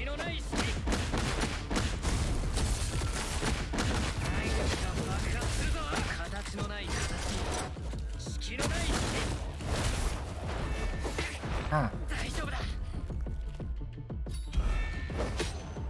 Oh, okay, apparently we canonically lose. Oh, or someone saves us. Oh. Oh, well, thanks. That wasn't much time. Jesus, is that a fail? I have to restart it? Or is that just possible ending or something? I hate reaction things like that, especially with emulator. It's so frustrating because they do them in different spots. Get out of here, monsters. Right as the corrupted is about to put an end to an exhausted Changyu, a Pulao soldier chasing after him finally arrives on the scene. Running over, shoots the corrupted to prevent it from approaching Changyu. Here you are, sir. Off to the side, Lao Yu reloads a rifle and hands it to the Pulao soldier. High explosive rounds continue to decimate the corrupted. The Pulao crew member takes a frag grenade from his bandolier, hurls it over, then dashes to protect Changyu who had fallen to the ground. The grenade knocks the corrupted off the platform, then, as if in pursuit, an anti-air missile destroys it with pinpoint precision. The black feathers burn up before they can even touch the ground. Lao Yu and the director climb up on top of the high platform and help the Pulao soldiers, Changyu. I'm fine. Fortunately, I have protective exoskeleton. Go see if the child is alright. He should be fine. Thank you so much. Just doing my duty. The war still rages on. I need to get going. Alright. Here's to meeting again after the war. Me too. Director, let's go. Lao Yu hoists Changyu on his back. The director strokes his head with trembling hand. The war has displaced us. Changyu is still young. He shouldn't have to endure this pain. Sorry, kid. It's the last time I'll make decisions for you. I guess I just can't trust human creations. Lao Yu, send him to the port. I hope it will buy him some more time. The director descends the platform and collects Yusheng's body, and slowly returns to the Kowloong theater. Lao Yu watches the director slowly disappear down the street. He raises his sleeve to wipe the tears from his eyes, then walks toward the port with the unconscious Changyu on his back. Smoke from the war covers the once prosperous city, disconnecting the people of Kowloong from their future, past.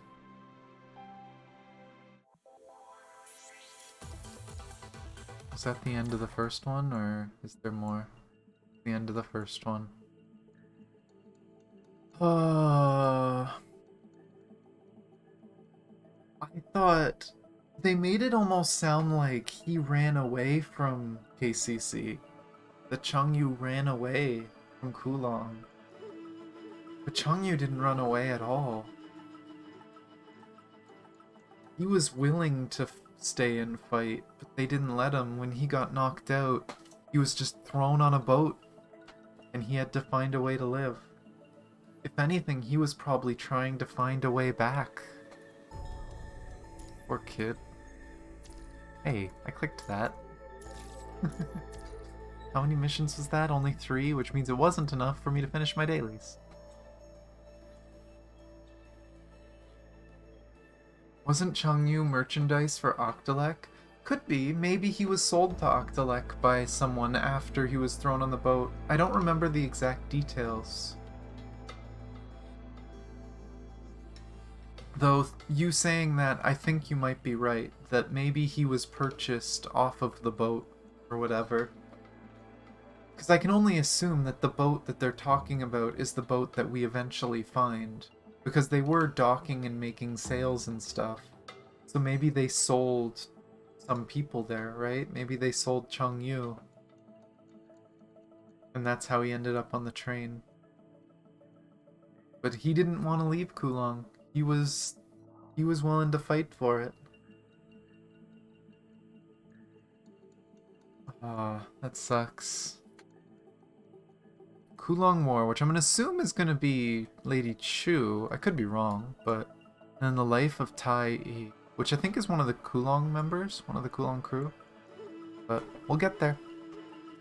Kowloong War. Chu slowly closed her eyes upon hearing Huashu's response. Oh no. Maybe this will be a redo of a cutscene we've technically seen, but I'm not sure. Because we've seen quite a few scenes with her talk. Whoa.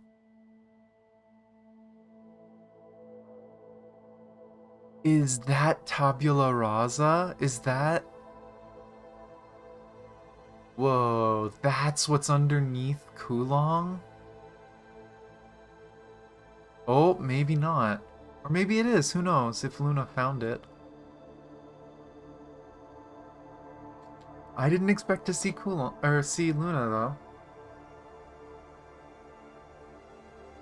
What's this? In response to your request, I will explain the breaking point of it all. This recording should be sufficient enough to answer your questions. What do you mean by questions? Regarding everything you have to do, everything necessary to realize the goals of the Ascendants. As my original master once said, history is a mirror. This should serve as yours. I see. Let me take a look then. Let me see what you wanted to show me.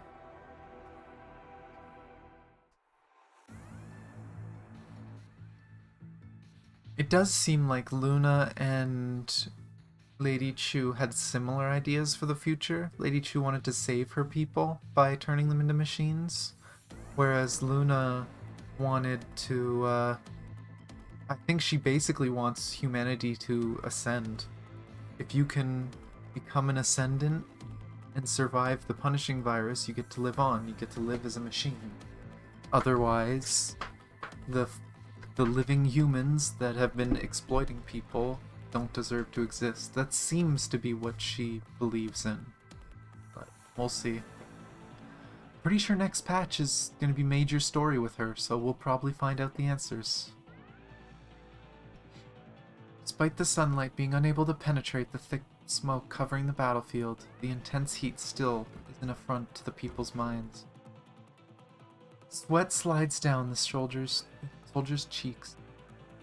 Heavy breathing echoes under their filter masks. An endless ocean of bullets and debris expands as far as the eye can see. The exoskeletons of fallen comrades lay in fragments throughout the calamity, covering flesh and blood still with the heat. Fresh with the heat. The explosive rounds buzz as they fly by. Heat from explosions still burns their faces. Human bodies mixed with machine fragments rain down, splashing onto the soldier's feet. He raised his rifle and trudges through the dust from the heat wave. There's no time to remember those that have lost their lives. All he can do is continue pulling the trigger and reloading. The flames from the muzzle fire fence his anger, leaving a flotsam of steel in the wake of his rage. The corrupted surge like waves, drowning all that stands in their way. Explosive rounds pierce the waves, sending ripples through the sea, only to disperse as the waves surge forward again. The soldiers drop his overhead firearm and takes the remaining 3 grenades from his bandolier. Is it fear that travels over from the finger onto the safety pin? Unlikely. If it were, then as a soldier one would never have followed Lady Chu to the front line.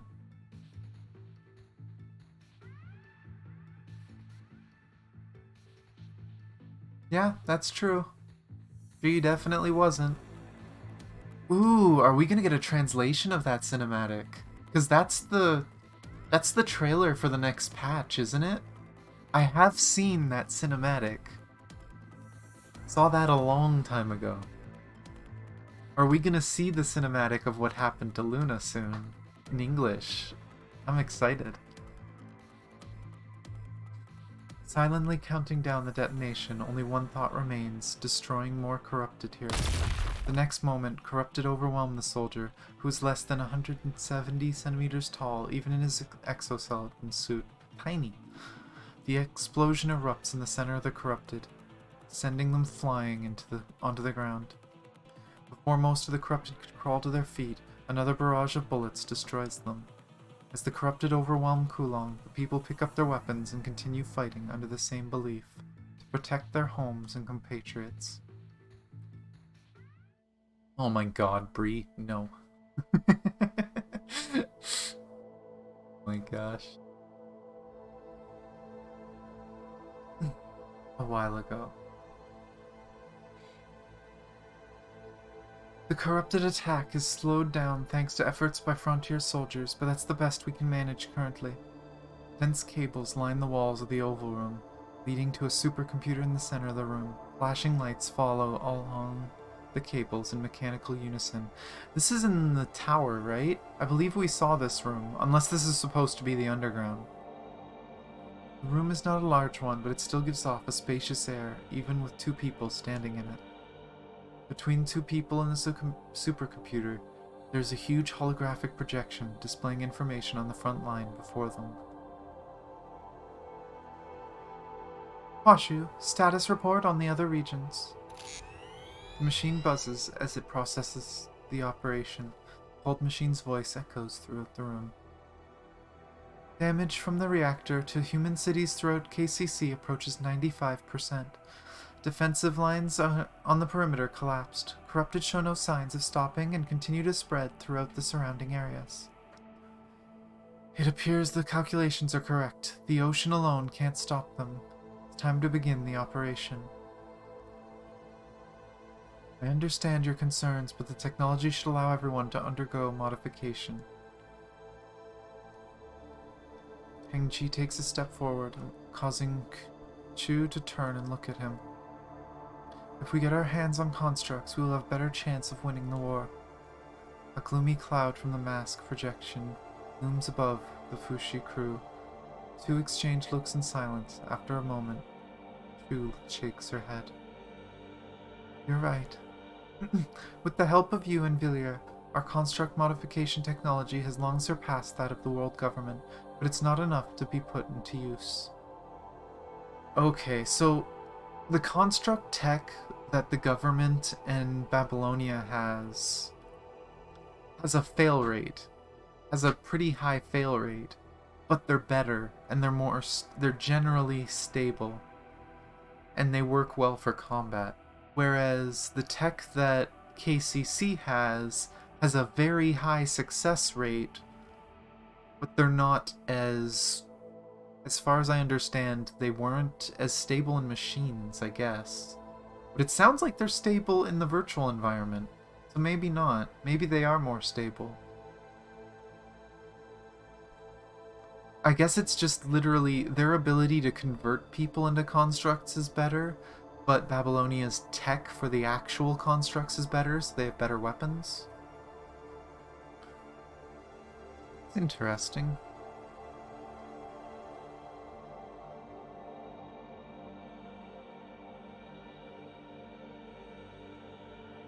Ah, okay, yeah, so that kind of explains it. Our technology is not exactly construct modification. We solved the bottleneck issue through structural simulations, but cheating everyone through the biocompatibility test like this will never be the right path.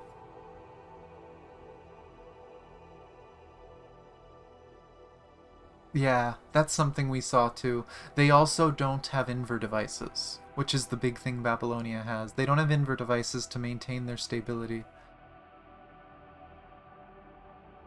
But it sounds like they came up with a solution to only certain gifted people being compatible. So they can convert anyone, but that conversion comes at the cost of quality. You must know the side effects of the prime infector constructs, don't you? Our citizens should not have to bear this kind of risk. You're right. Hearing Hengji's reply, Hu nods and continues to inspect every piece of data transmitted back by Huashu. Ay. I think I need another coffee, not a tea today. I might do that after this chapter. Alright, let's convene with the other officers. Understood. Hengji salutes Chu and turns to leave. The automated gate at the entrance opens as Hengji approaches, but Hengji suddenly halts. One more thing. Is it about Villiers? Yes. Villiers hasn't been seen since he was last alone with Huashu for half an hour that day. He couldn't even be found in Huashu's data lab. That hasn't happened in several years since his return to the Science Council. Considering he is one of the developers of Huashu, this does seem a bit peculiar. Ingji taps the data panel on his wrist and sends a batch of encrypted data to Chu. I see. Did she just find out what he did? After Hengji leaves, Chu stands in the middle of the room, looking up at the flashing screen and whispering softly. Huashu, how can humanity survive under such circumstances? All data has been parsed, but no such method exists. Regardless of the method, humanity will only end in destruction. Earth has already experienced 5 mass extinctions. Humanity is merely just a visitor on this age-old planet. After hearing Huashu's response, Chu slowly closes her eyes. We heard that before. She told us about that at the end of chapter 12.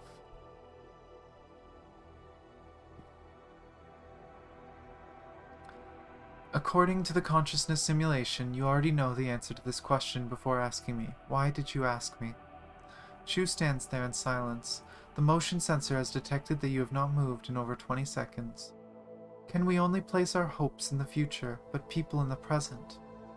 I don't understand your question. That was rhetorical, Huashu. What if we expand the definition of civilization from humanity to the rest of Earth? Would you still give me the same response, Huashu? But this conflicts with your original intent. A goal is worthless if it is unattainable at the onset. I want something that can be actually achieved. I've adjusted the input range and parameters to meet your requirements. I want results. Very low probability, but not impossible. Changing the scope has made certain options possible now. That'll do. Why do you say so? Perhaps I'm beginning to understand my mixed emotions. Yeah, because she never understood emotions. Class A access detected, authorizing identity. Bushi Crew. Villiers, welcome.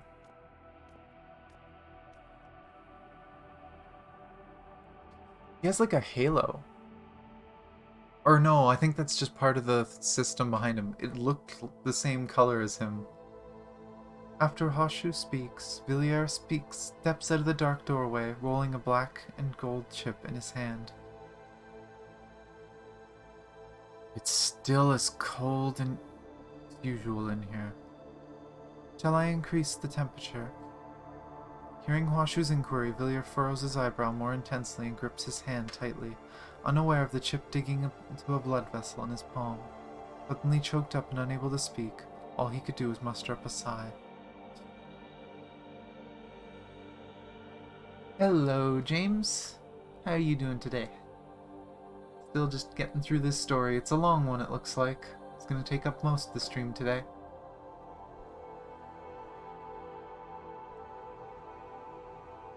Hwashu, you shouldn't be like this.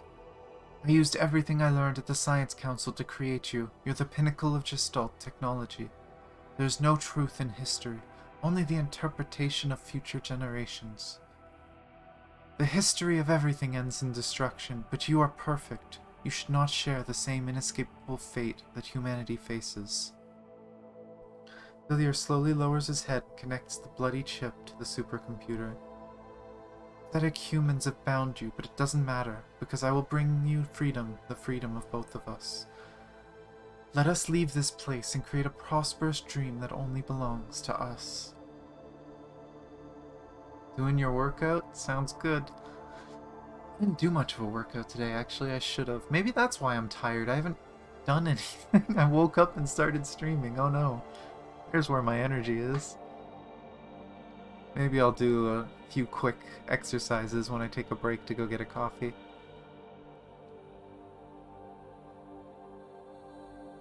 Okay, and we saw that leads to chapter 11, I believe. That Villiers takes one of Chu's backup bodies and a copy of Hwashu and runs to the ship. And he runs the ship as Chu with Hwashu, trying to help Hwashu ascend to a more human-like form with emotions and give Hwashu a construct body. Oh. Well, I thought this was going to be all about Chu, but maybe this is going to be about, quote-unquote Chu. This is going to be about Villiers as Chu fighting through the city to get to the ship. Would make sense. And then we'll see what the life of Taiyi is. But I'm gonna quickly be right back. We've been at it for 3 hours. Gonna take a really quick washroom break, grab a coffee, maybe do some really quick like squats and jumping jacks and stuff just to wake myself up a little bit. Sorry for the abrupt break. It shouldn't take longer than 5 minutes. I just need to wake myself up. But let's get back to the game view. Let's get the sound back on. Full screen. Ooh. Go look at foxes. I saw fox. Oh, you have more? I saw foxes before I left. Oh, there's a pouncing fox. There's foxes on trees. There's no Tibetan foxes. You can blame Bree for that one. There's no Tibetan foxes. I don't know if I've actually seen Tibetan foxes on that Twitter account. It's a Twitter account that both me and Bree follow. They have cute fox pictures.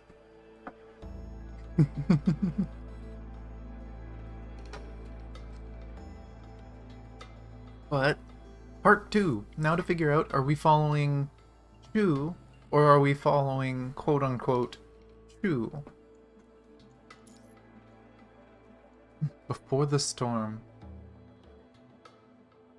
few pedestrians gather broadcast on the streets.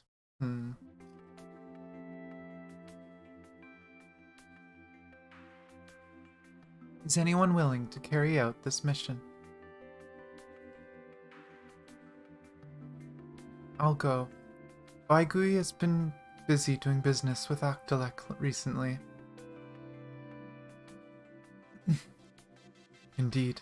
Moyan would be more suitable. Sending others over to the world government would turn exchanging words into exchanging blows.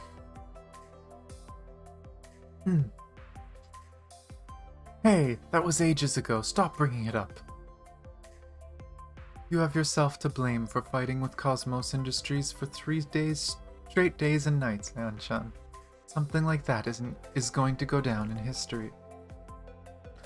I would prefer if you called it civilized discussion. We were merely debating over horizontal and vertical urban development.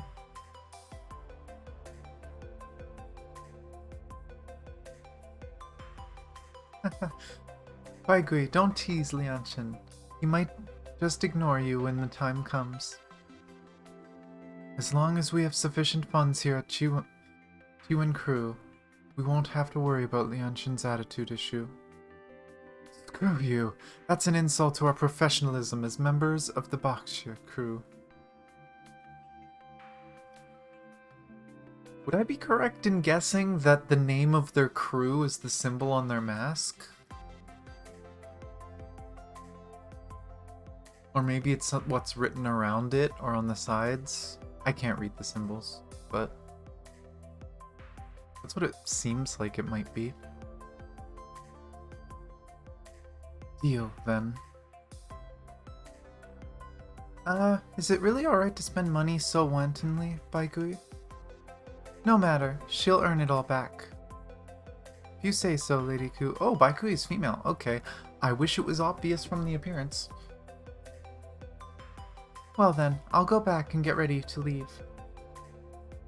Wait, take this. Pingji throws a microbot blinking in blue to Muyan. The probe above the machine spins in the air. It's a long way to go. This gadget can replace me in giving you periodic maintenance for your prosthesis.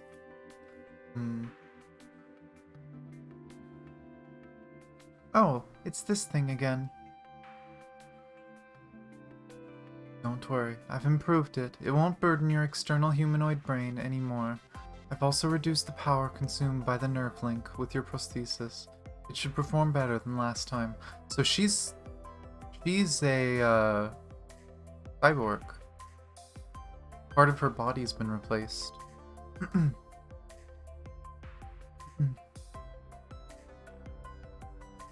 Listening to Hengji, Muyan tosses the microbot into the air beside her. Surprisingly, it hovers in the air.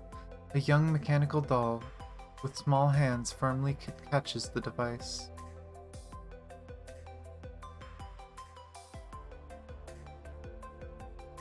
Alright, fine. Muyan reaches out and gently strokes the doll's hair. A moment later, the doll disappears with the gadget and hides nearby. My prosthesis may have cured my disease, but it sure is a pain to repair. That's the price you have to pay. Alright, you're dismissed. Have a safe trip, Muyan.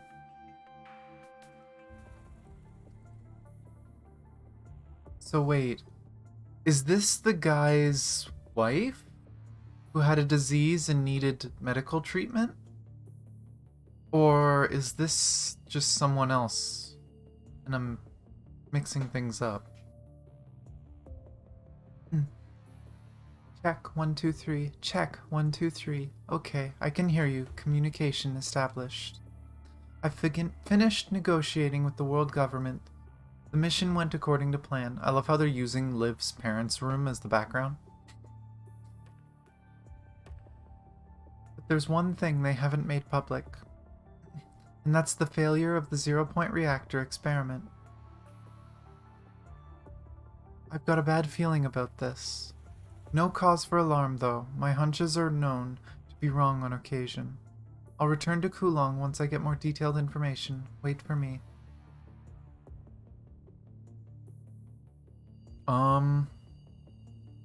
Why is it blacked out?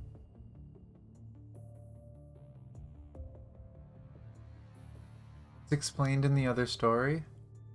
Okay. Like, are you saying other story like the hidden story? Because if it's the hidden story, then we'll see it later this week. Because I think that comes out Thursday? So we'll probably do that on Thursday.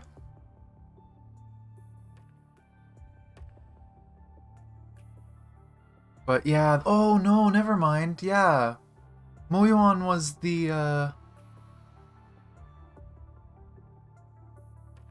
Moyuan was from Chu's interlude. We did that last week. She was the puppet salesman, right? She was the puppet salesman that Lady Chu helped. Huh. Lady Chu, the zero-point reactor is more dangerous than we all thought. Its failure gave birth to a strange virus, which is now being referred to as the punishing virus by the world government. Namely, mankind's punishment. This virus infects machines, turning them into monsters. I'm not sure if it will affect my mechanical functions. Don't worry, I'm on my way back now. But before I return, be sure to... Oh, it's already affecting her.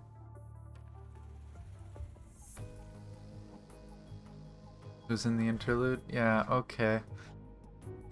Yeah, when you brought up the puppet with Lady Chu, then it clicked. Ah, okay. Chu awakens from her memory and opens her eyes to 8 officers standing before her. The defense turrets have been installed.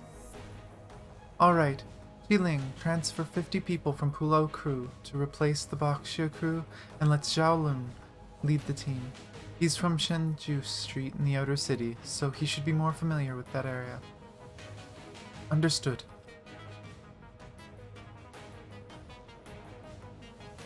The virus filter, supported by Huashu's computational power, has entered the final stage. It's expected to be completed 3 hours before the Corrupted's arrival. To ensure safety, give priority to ensuring the people in the city will not be infected by the airborne punishing virus. Understood. Supplies that will be distributed to each city district have been prepared. Lianchan, send 20 of the Baxia crew to the West City District to the South City District. The network of old streets, from Dingwu to Dingzhou, in the South City District needs more manpower. Alright. Chu quickly flips through each report in the data panel and issues orders. After all the reports are processed, Chu closes the panel. Chu's officials serve as the backbone of Kowloong Chamber of Commerce. Their individual personalities work like gears in a machine, performing their respective duties and supporting the operation of the city. Chu glances at everyone in the conference room and finally stops at an empty seat. Moyuan's comms are still offline. Correct. She's been MIA ever since the outbreak occurred at her location. Hearing this, everyone falls silent. They all know what would happen to Moyuan with her modifications and the lack of protection in the outside world. There's no reason to be distraught. Moyuan likes going off-grid and appearing the next day. She's a brash and reckless child. Even the Chaofeng crew doesn't bother restraining her. This situation is different. Nanchan is right. The situation is different. I have sent a frontline battle report to all of you. This is the reality we're about to face. Seeing the escalating disaster report, the officials give up on their unrealistic fantasies. However, as Danhao said, being distraught won't solve anything. As KCC officials from various departments, now we shall determine the fate of Kowloong.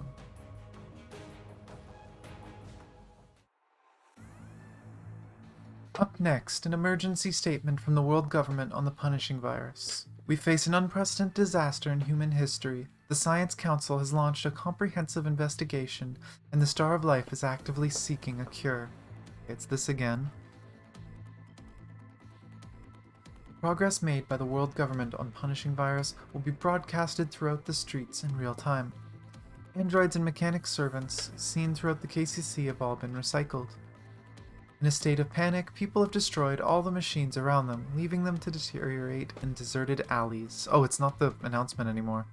Those who learn of the destruction caused by the corrupted locked themselves in dark, narrow rooms in an attempt to save themselves. Others packed up and fled to port, to board ships and leave Kowloong.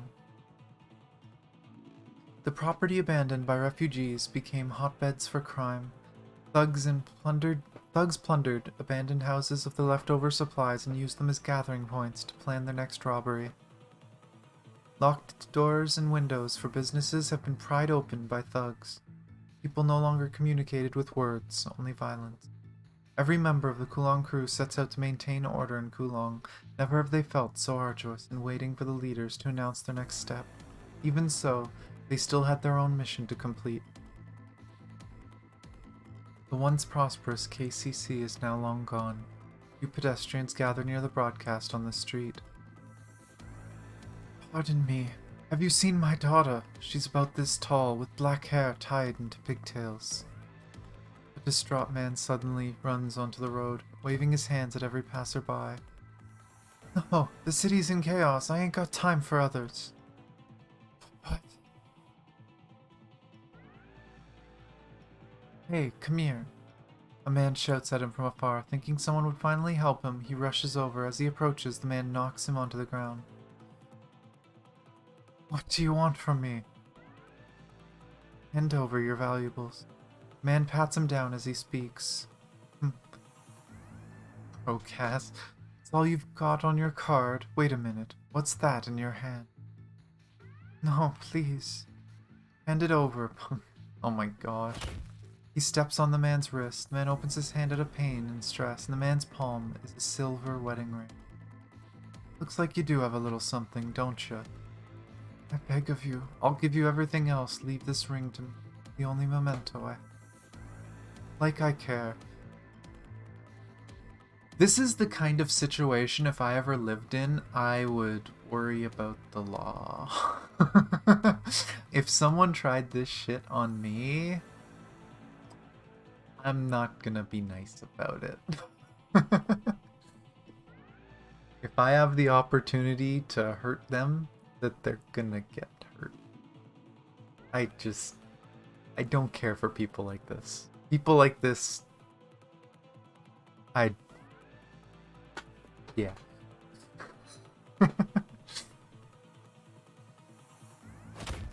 He takes the ring away and kicks the man in the stomach.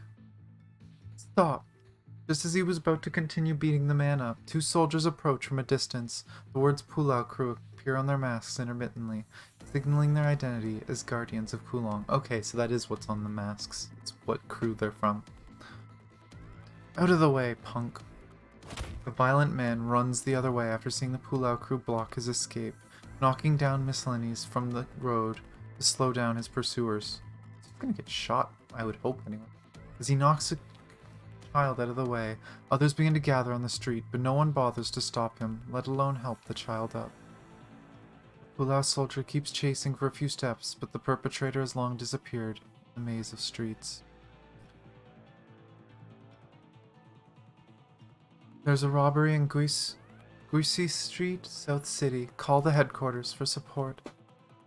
Copy. After reporting the situation on the block, the Pulao soldier returns to the child and helps him up. Thank you. You're welcome. Hurry on home. A little farther away, a Pulao soldier approaches the frail man. Please give me a detailed description of your child. The man squeezes through the crowd as if he was finally thrown a lifeline, and almost falls before the Pulao crew. The soldiers hurry to catch him. Thank you. If I can't find her, I won't be able to live up to the promise I made my late wife. The man holds back tears as he spoke. He is weak from hunger, and his shoes are tattered from a long journey. The Pulao soldier that picked up the child walks to the radio tower, sets up the receiver, and broadcasts to the bystanders on the street. It is very dangerous outside. Please return home and wait for further notice. Please cooperate for the sake of your safety. The broadcast amplifies the Pulao crew's voice as it rings through the street. After hearing this, the crowd disperses one after another, cursing at the Pulao crew. Are you finally finished up here? They've all been sent home. Apparently there is a small-scale riot on Renwu Street in East City. What about the man? I promised to help find his child, which put his mind at ease. The medics will take him to medical attention when they arrive shortly. I see. Good. The shorter Pulao soldier feels a bit relieved hearing this and slings his rifle on his back. Any new orders from up top? Not yet. People are at the breaking point. It's official. If officials don't sort this out, I'm afraid Kowloong will destroy itself before the corrupted arrive. Put your faith in them. Lady Chu will guide us through this. While the two soldiers are talking, an electric buzzing sound broadcasts on the radio overhead, followed by a soft female voice. People of the KCC, upon hearing this broadcast, please gather in the Commerce Plaza in an orderly fashion for an impromptu decision. People of KCC, upon hearing this broadcast. During the broadcast, the two soldiers exchange glances, then walk towards the Commerce Plaza.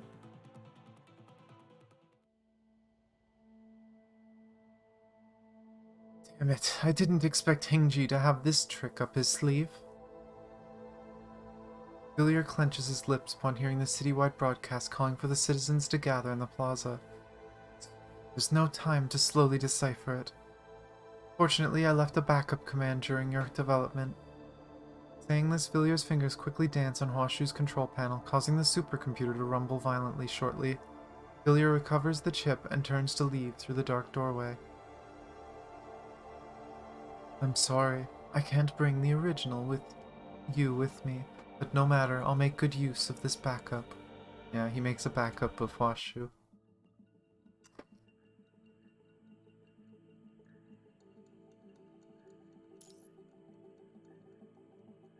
The Will of Kowloong.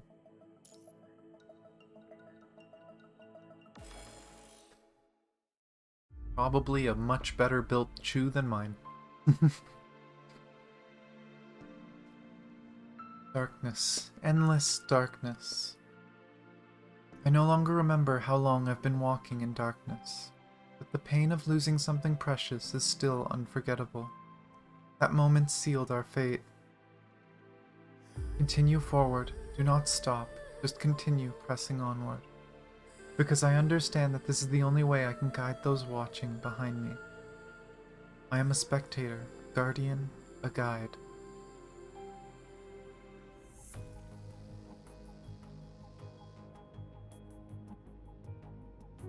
Most of Kowloong gathers in the plaza, hoping to hear their leader's decision. Panic and anxiety incite chaos, making it difficult for the Pulao crew to maintain order. Suddenly, a harsh buzzing comes from the main tower, drawing the attention of the crowd.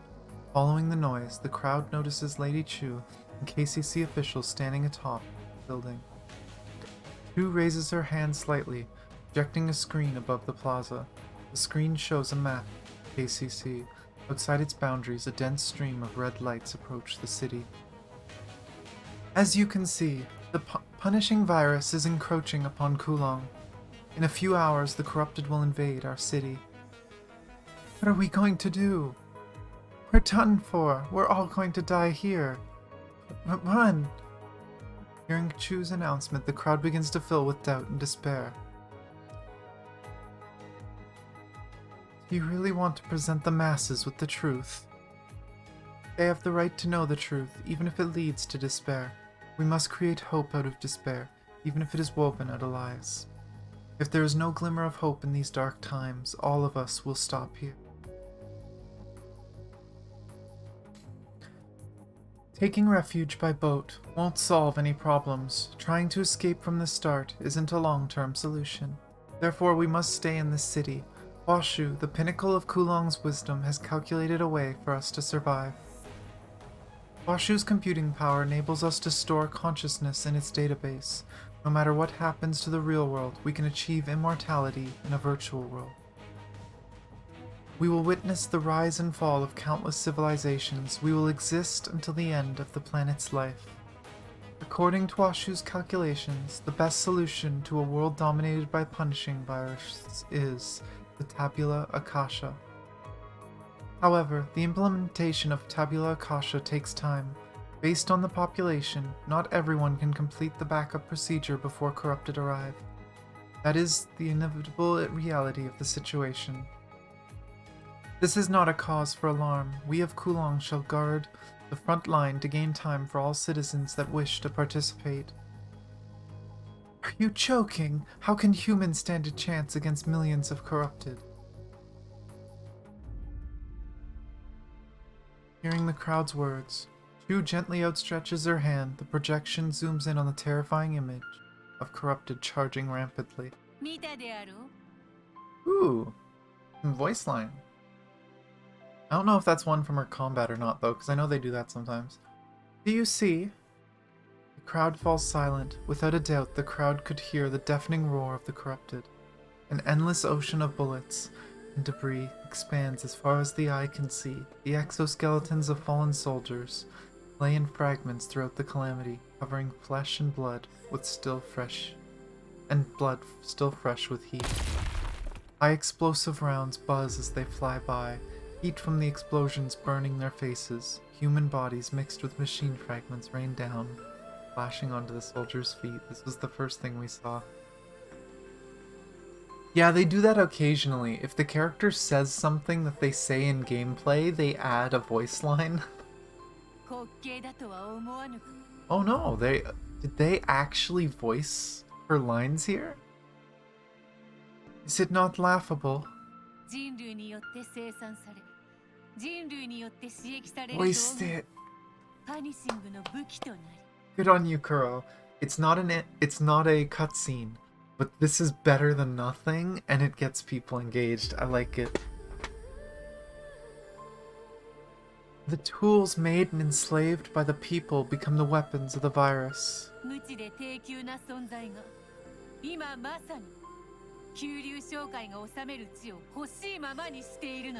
Those witless hunks of steel are roaming in the KCC boundaries.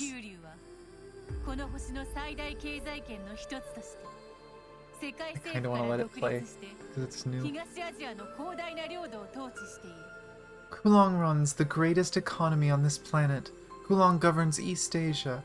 It stands independent, even from the world government.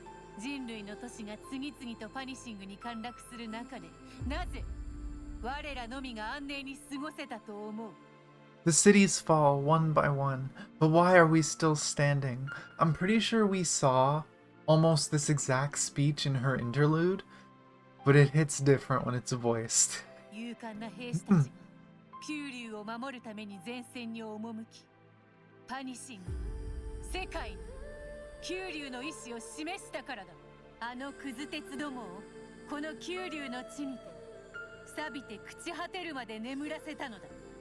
The Japanese is a little different than the English, but it's interesting. Because countless brave warriors fought for Kowloong. It is the will of Kowloong that they bear. They fight against the virus. They prove to the world those red eyes will rot and rust on Kowloong grounds.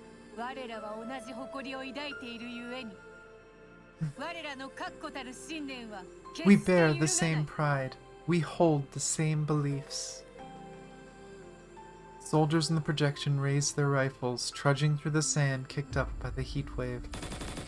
The flames of the muzzle fire vents their anger, leaving an ocean of steel in the wake of their rage. The corrupted surge like waves, drowning all that stands in their way. Explosive rounds pierce the waves, sending ripples through the sea, only to disperse as waves surge forward again. A Pulao soldier drops his overheated firearm and takes the remaining 3 grenades from his bandolier. The next moment, corrupted overwhelm the soldier, who is less than 170 centimeters tall, even in his exoskeletons. The explosion erupts in the center of the corrupted, sending them flying onto the ground. Yeah, this is the cinematic we saw earlier, but with her speech. Before most of the corrupted could crawl to their feet, another barrage of bullets destroys them. Kowloong soldiers are flooded by the corrupted incessantly. Soldiers pick up their companions' rifles to meet the corrupted attack. People watch the carnage unfold in the projection, most bowing their heads in silence for the valiant souls. Shu closes her eyes, takes a deep breath, then raises her head to continue addressing the people of the plaza. Oh, music change.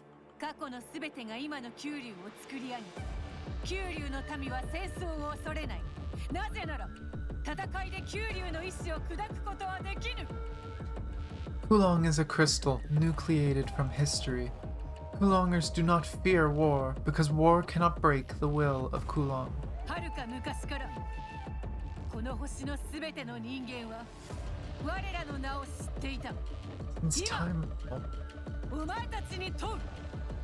Since time immemorial, everyone knew our name. I now ask you, who are we? She kind of repeated it a little bit. It was a little longer in Japanese. Kowloong.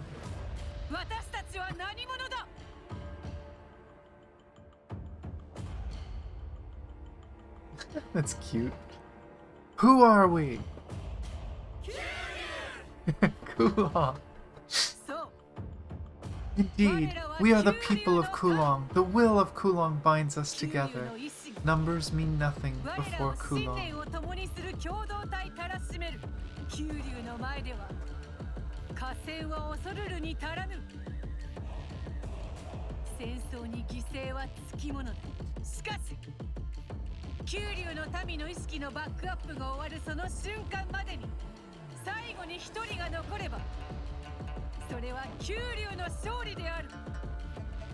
War is always fraught with sacrifices, but as long as one last Kowloonger stands, until the moment that we all back up our minds, then victory will be ours. And from then on, there will be no sweeter victory than this one in the annals of Kowloong. That was a shorter one in Japanese.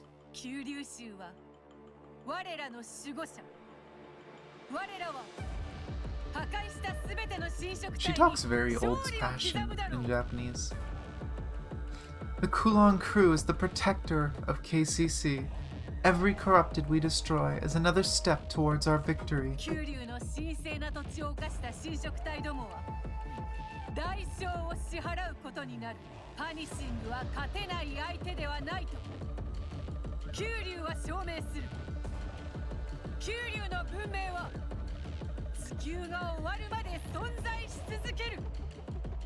They will pay for setting foot on the sanctum that is Kowloong. We will prove here that the virus can be defeated. Kowloong will live on until the end of the world.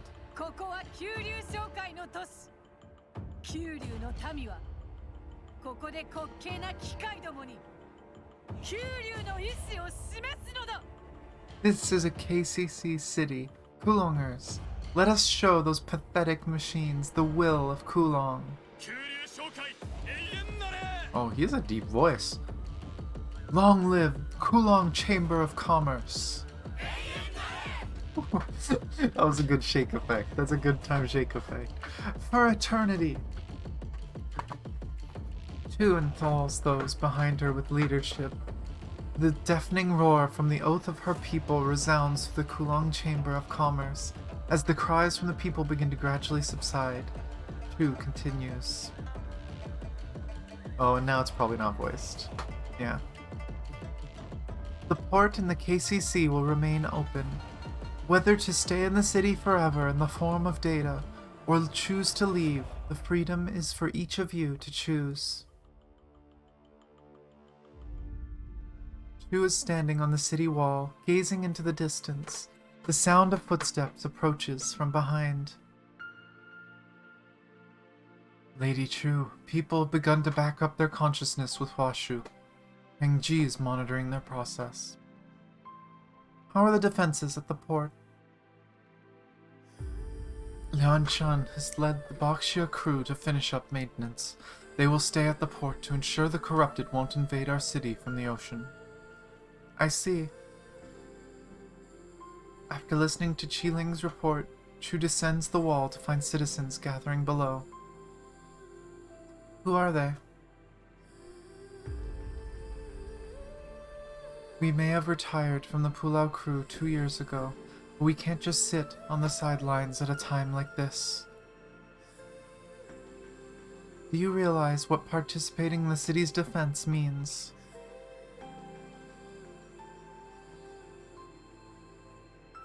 That means we don't have time to back up our consciousness. If we die, we die. Lady Ku, it isn't the same with everyone else in Kowloong crew. We all know this in our hearts. That's why we needed to come here. We understand that in order to protect more people, someone must stand up. It's like you and our comrades in the Kowloong crew. Am I right? Damn it. Comrades. As Chu reflects over the retired soldier's words, Qiling steps out from behind Ku and hugs the group of people in front of him. Welcome back.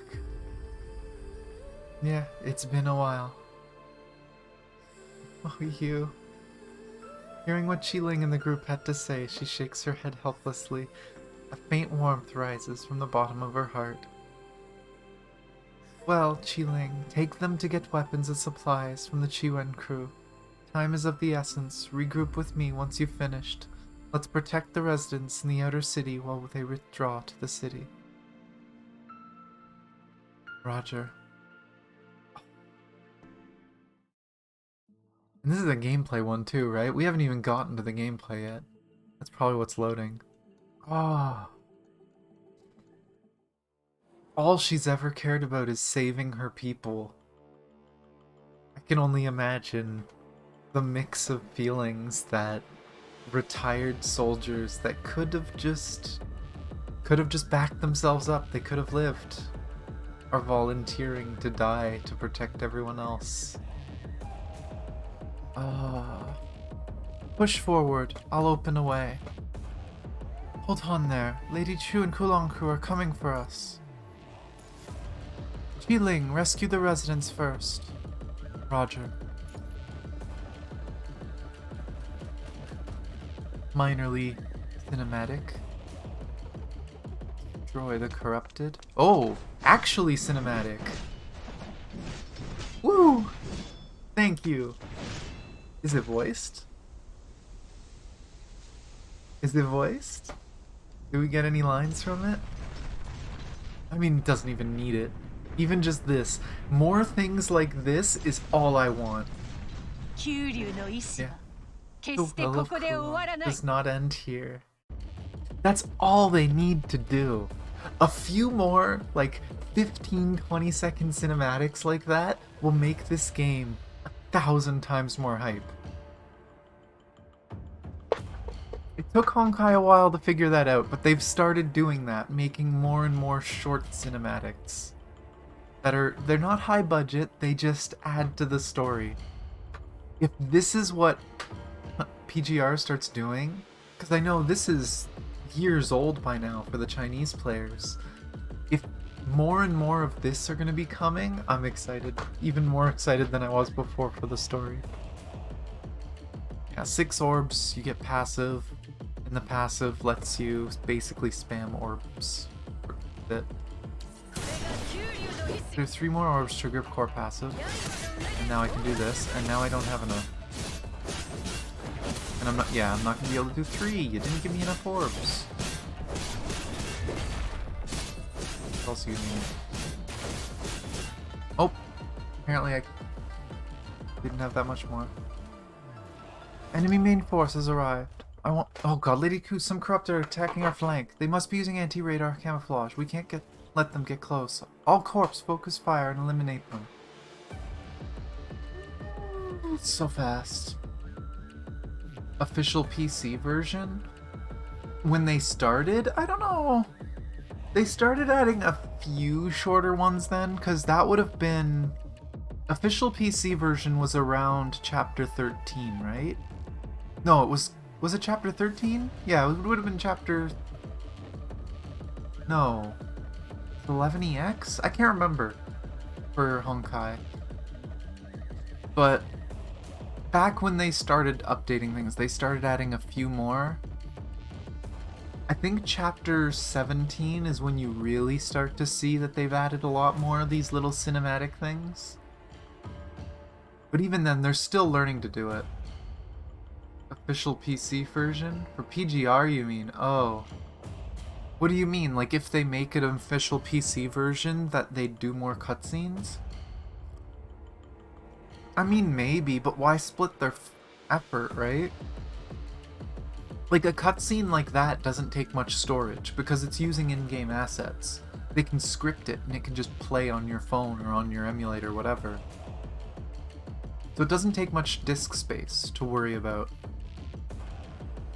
It would vastly open up the market. It would, but they also would lose profits. They would have to spend more to hire people to maintain the game for multiple platforms. And would that increased market be enough to fix that? I think that's kind of the worry they'd have to make. I mean, I agree, it would increase their market. I've seen so many people say they won't play it because it's not for PC. But I don't know, it's a hard balance to take. I know why they're not doing it. I'll eliminate anyone that crosses that field. Oh yeah, the yellow's a dash.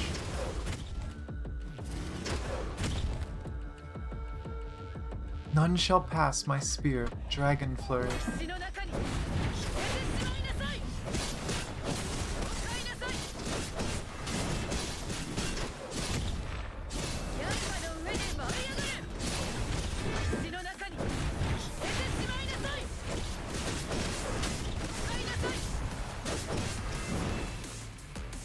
All the residents in the outer city have been evacuated, Lady Chu. Let the outer defense pull back. Move inside the city gate. Watch out! Oh no.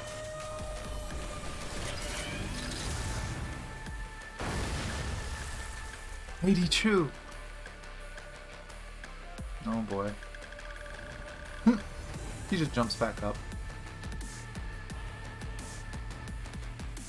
Stay calm. Keep firing. Maintain your defense. Understood. He is such a badass.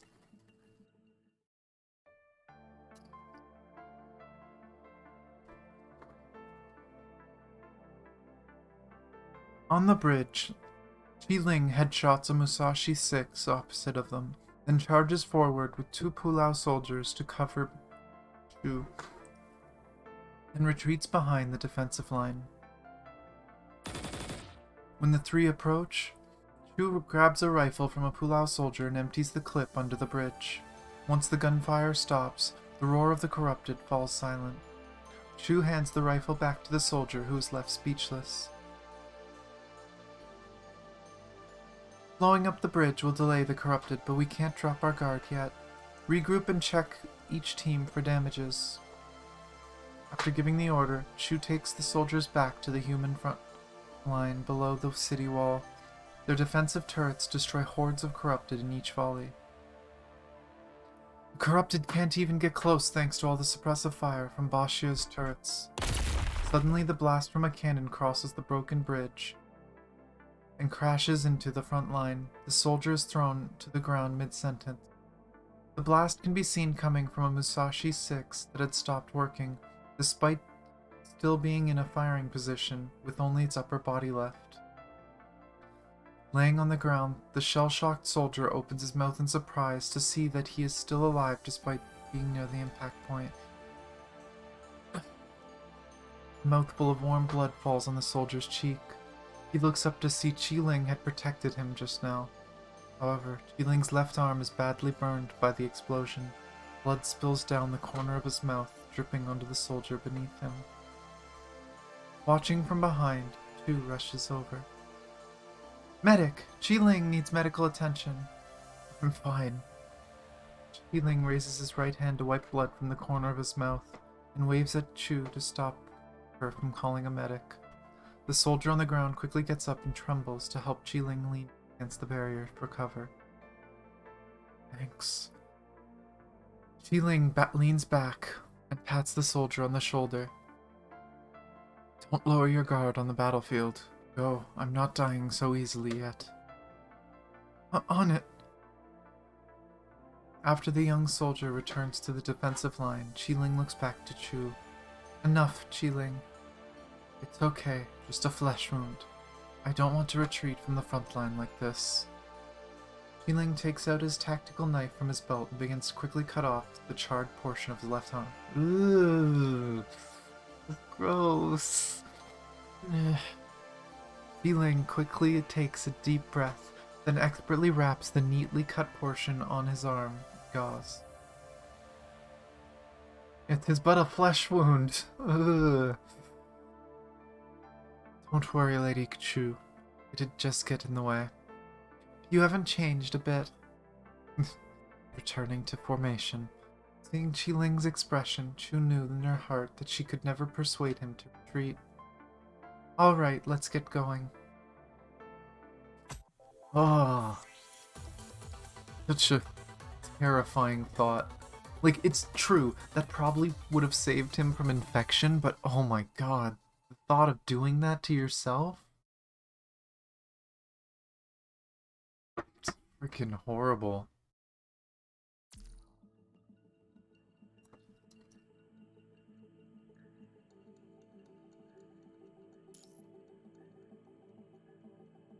Legacy, and this isn't the end, we still have a bit more. Assuming they all go towards around the same ending point. We probably got at least 3 more for this storyline. Let's see. Legacy.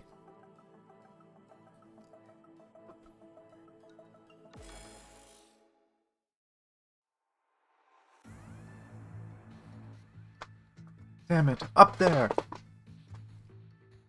Hearing the soldiers shout, the people on the front line look up as fiery red mechanical clusters zip past the cloudy sky. Shoot them down! Roger. The soldiers immediately dispatch troops to shoot at the sky. Chaofeng crew, report the casualty count in the city. The anti-air artillery intercepts most of the airstrikes, but a small number corrupted still manage to slip into the city. The guerrilla forces from Pulao crew exchange fire with the advancing corrupted.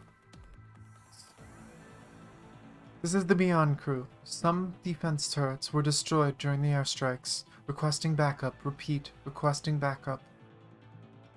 The defensive barrage falter. The corrupted on the other side of the bridge advance. They jump off the broken bridge and crumble into pieces from the fall, slowly piling into a path made of mechanical remains. Defensive line, retreat. Take back the defensive turrets.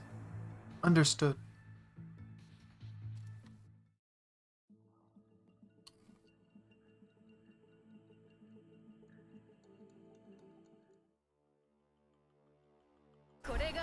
Oh boy. Oh. See, stuff like this is cool too.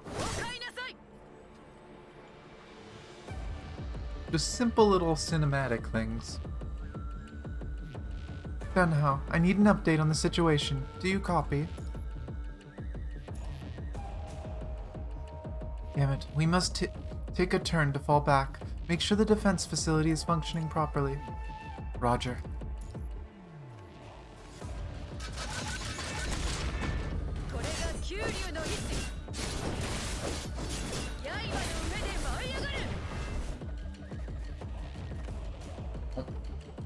That didn't last long until we saw something else. Oh, turrets. Oh, you know what? I think this is something I remember doing on Taiwan now. I recognize some of this.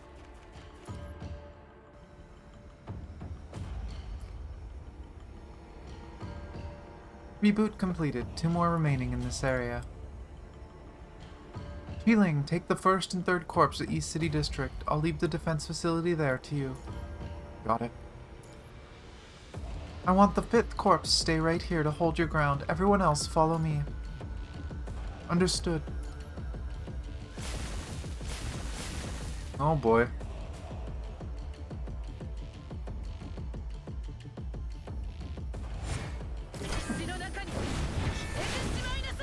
Oh, they died. Okay.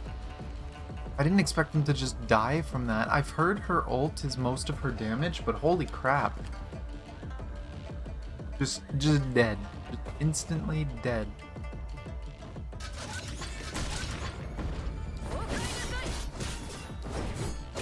These things are dying really fast, actually, yeah.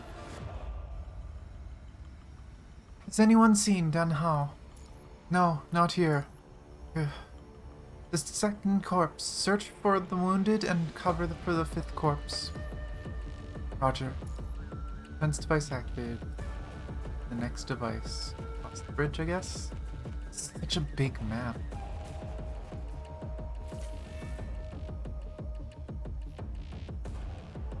Oh boy. Oh, for Christ's sake. Put it in my dodge button spot. Don't frickin'...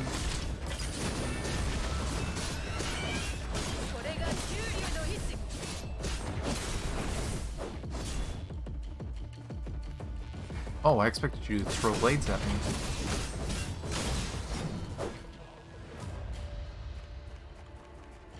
Something in the middle.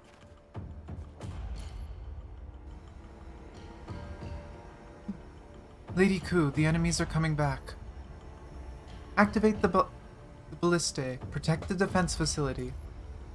Roger.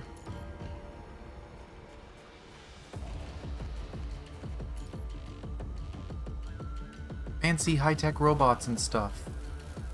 Fancy high-tech crossbow, apparently. Oh my god. God damn it. This is so dumb.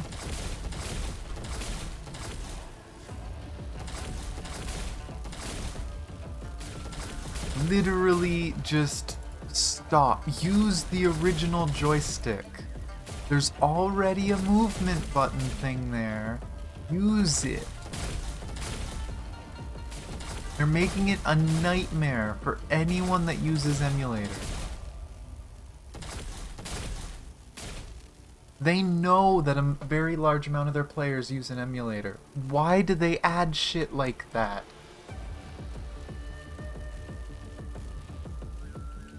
I'm telling you, I pushed left and right on my joystick. It didn't work. Really? Why is it so weird on mine? Maybe I have to make my joystick box bigger. Or something. Oh, it's so weird. Because I was trying and it wouldn't work. And it's not the only time it's happened to me. Good, we have taken back the defense facility here. The 4th Corps stays to clean up the battlefield. The 6th Corps follow me to the East City District. Understood.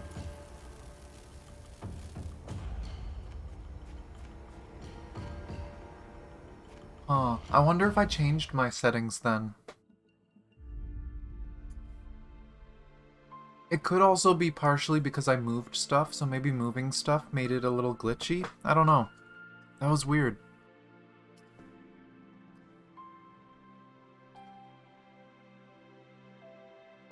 Pull the Raven. What? E, some of your introductions have been getting randomer and randomer. But don't change.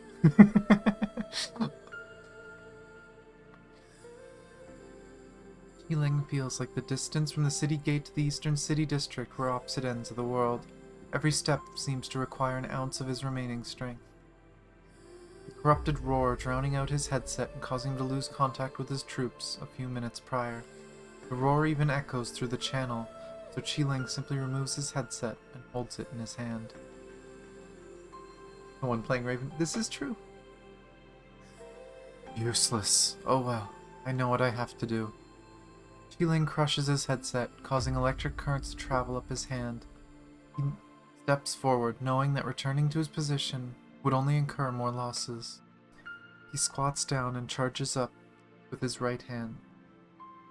He aims at his target, then 3, 2, 1, punch.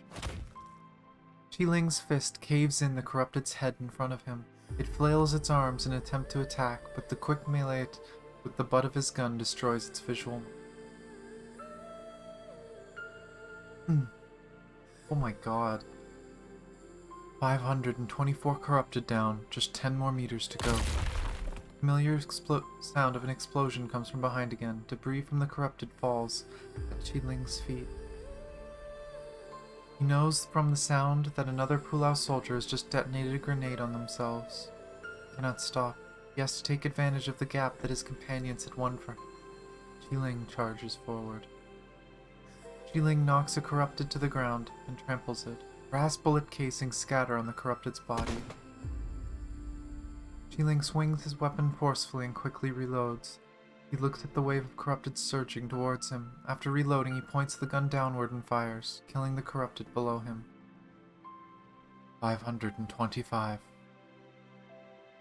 Kowloong's standard rifle has strong firepower. Even adult men have to hold it with both hands to suppress the recoil. But now, Qiling no longer have to worry about accuracy.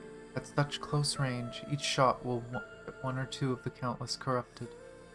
The powerful recoil makes Qiling's right arm go numb, but as long as it does not prevent him from pulling the trigger, he could care less. Qiling rushes forward, shouting at and blasting Corrupted with each explosive bullet. 557 down, 4 meters left. Exhausting the last cartridge, Qiling tosses the rifle. Seeing Qiling's firepower dwindle, the Corrupted surround him from all sides. Ignoring his right leg that was just injured while sprinting, Qiling pulls out his tactical knife and walks towards the enemy in front of him. The people of Kowloong will not lose to you monsters. A figure charges through the grey and black Corrupted as dazzling light reflects off the white exoskeleton. Long live the Kowloong Chamber of Commerce. Oil and blood flows through the battlefield. Survivors fire their last rounds of ammo and carve a path for Qiling through the ocean of Corrupted, ignoring that they will be engulfed in the waves the next moment. In all the fighting, Qiling's legs below the knee have already gone missing. Even his right arm has suffered a compound fracture. Get out of my way! A glaive passes behind Qiling and sends a Corrupted flying. 4th Division, follow me to cover the 1st Division. Following Chu's shout, the division shoots the Corrupted in front of Qiling with unrestrained malice. The enraged Corrupted no longer focus on Qiling, instead turn to block Chu and the division with their attacks. Darn it. Chu brandishes her glaive, slicing and dicing her way through the Corrupted that stand in her way. However, even with the firepower of the 4th Division, they make little progress in advancing against the massive horde. Lady Chu. Hearing Chu's voice behind him, Qiling props his tattered body with what remains of his right arm and crawls towards the defense turret. Finally, Qiling reaches the turret. Slowly propping himself up, he detaches the transmission cable on his exoskeleton and connects it to the turret. Turret rebooting. Hearing the turret system alert, Qiling finally breathes a sigh of relief and crumbles against the turret. I, Qiling, have completed my mission. Qiling murmurs, his throat in agony with the word. He leans against the turret and makes his final salute to Chu, closing his eyes peacefully afterward. Thank you for the hydrate now. I will take a quick sip of water.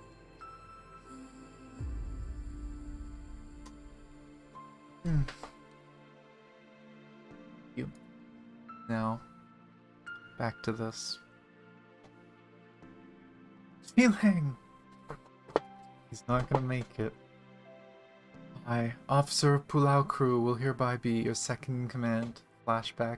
Oh my gosh, posture check. I'll do it after I finish this part of the story. Lady Chu, what brings you here? These recruits still haven't been approved for review yet. I'm too strict.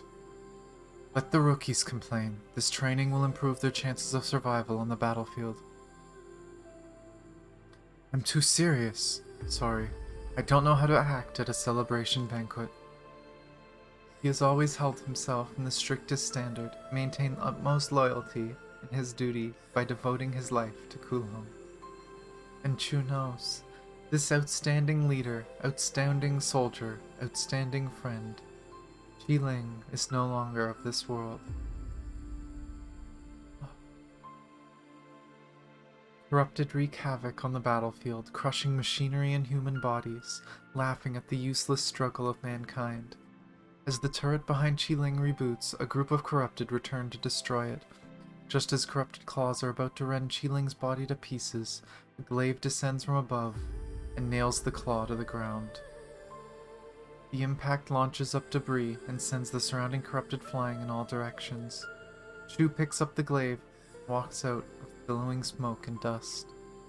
After a moment of dismay, the Corrupted regain composure and launch an attack on the humans before them. Chu waves her glaive, destroys the electronic brains with pinpoint accuracy. The Corrupted that were hit stop in their tracks mid-attack. As they fall to the ground, Chu sweeps them away, sending their remains flying into other crowd of Corrupted. Abominations like you do not belong to this world. Chu continues her assault, charging in the direction of the surrounding Corrupted that were hit. Rah! Thanks for the raw Merles, and hello, Toaster. Now you shall taste the same agony humans have suffered in this war. Chu slices through the corrupted like a hurricane, rending them to pieces. Her hands bleed from the blisters caused by her weapon, but she still continues to fight. She's not a construct yet. Oh god, she's fighting like this as a human. And the wrath of Kowloong soldiers on the front line protecting others. Chu inserts the worn glaive into the ground, then springs into the air, leaping off her weapon. She thrusts her hands out mid-air onto the head of a corrupted and smashes it into the ground in front of her. Chu quickly picks up a rifle and unleashes fire into a group of corrupted. The barrage of bullets obliterate all corrupted that approach the turret. Even in the face of death, we should leave evidence of our own life and face death with a smile. This is the beauty only humans have. But for scrap metal like you, your existence has been, and will always be, meaningless. Death is Kowloong's greatest kindness to you. Chu puts down her rifle and walks to the defense turret, with explosions at her back. With the efforts of Chu and the 6th Division, the East City District is finally cleared, corrupted. A Pulao soldier walks up to Chu and hands her a KCC flag. Rest in peace. With that, Chu covers Qiling's body with the flag. Yeah, it doesn't sound like she's a construct. If she is, they're saying like the vital fluid's bleeding, but...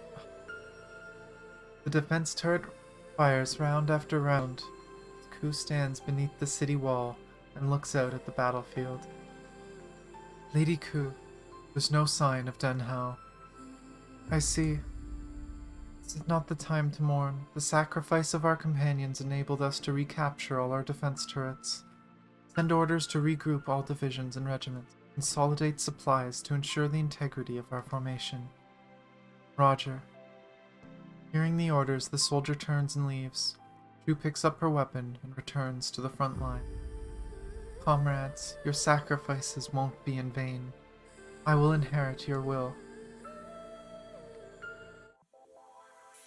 Oh, to answer you, Toaster, a little emotional. Just a little. The story's really good. Really, really good. Oh, but I did get a posture check. I did straighten up a little bit, but let me see if I can crack my back and stuff and straighten up a bit.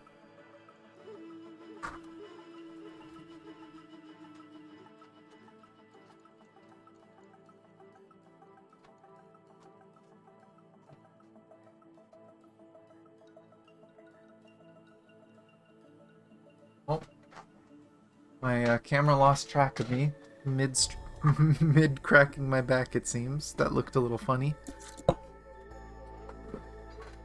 But yeah, it doesn't seem like she's a construct quite yet. It was crazy to think of that she was this strong when she was human. No proof, do it again. Oh my god, I just did it. And I'm gonna check it off as done on my requests page. There's my proof. It is marked as done. I have no requests.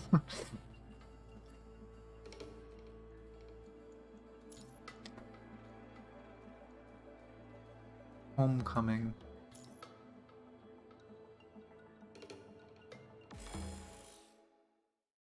That almost makes me wonder if this is going to be what leads to her turning into a construct. My coffee. Defense turrets bombard the battlefield. High-pitched laser rifle blasts punctuate the roar of assault rifles. 30 degrees port side, fire. After making great sacrifices, Kowloong has finally stabilized the defensive line. However, just as Chu commands the troops to reconsolidate the line, a loud rumble is heard above the city gate. Chu turns to see several members of Pulao crew falling from the city gate. One of them lands among the corrupted and is torn to pieces in an instant. Leave this crew to us, Lady Chu. Hurry, go see what's going on. On my way. Handing over command, Chu rushes over to the closest Pulao soldier that fell. The Pulao crew clear of way for Chu as she approaches. The exoskeleton has managed to save the soldier's life. Chu wipes away the blood on the soldier's face. So I guess this appearance is the exoskeleton. This is their, protective armor. It's kind of interesting looking for an exoskeleton. That, it almost just looks like a cloak, but that's literally, a mechanized armored suit. What happened up there? An enemy attack. She just appeared out of nowhere. We couldn't react fast enough. I see. Inform the medics, then take him back to get healed. Chu relays the order to the surrounding soldier, then gets up and walks towards the gate. Fallen soldier stretches out his hand to Chu with the last strength. Lady Chu, be careful. I will.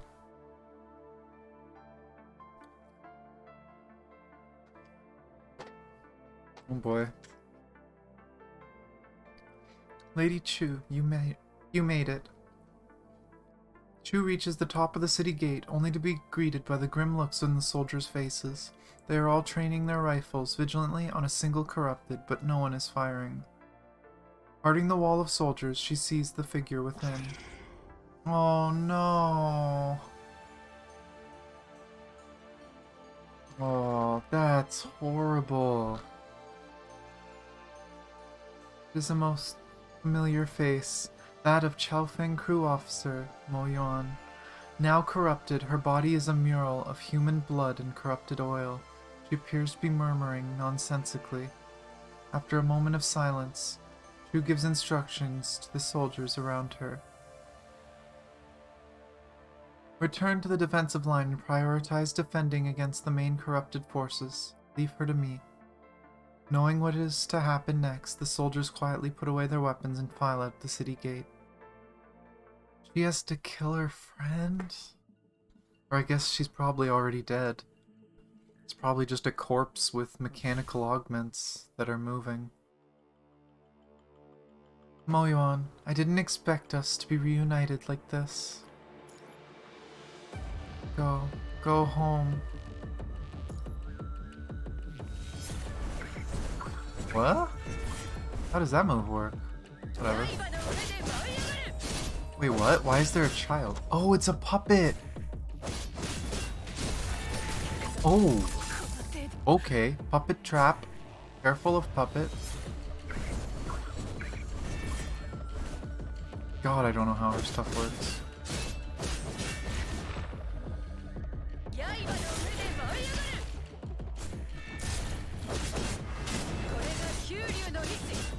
Nothing can stop me. I must go back. Oh my god. Oh. Too late.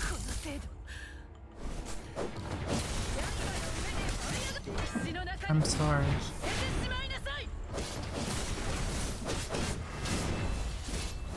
Oh my god, is this gonna turn into a Oh, not the peacock. Come on.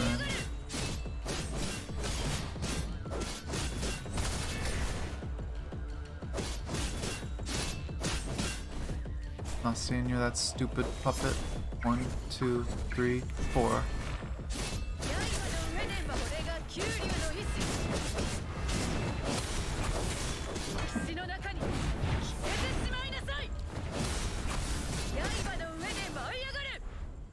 Rest in peace, Mo Yuan. But I must. Mo Yuan, it must be tough. She fought to get home but got corrupted on the way back. The fight ends. Mo Yuan falls to the ground, letting the rain wash over her. Home. I want to. Chu places her weapon between Mo Yuan's eyebrows. Chu's rain-soaked hair covers her eyes, obscuring her expression. You're home, Mo Yuan. Home. Welcome back. Looking up at the sky, cold rain patters on Chu's cheeks. She gently exerts her wrist, The feeling of crumbling metal transfers through her weapon to her hand. The low mechanical hums cease, leaving only the endless rain and the roars of gunfire to fill the world.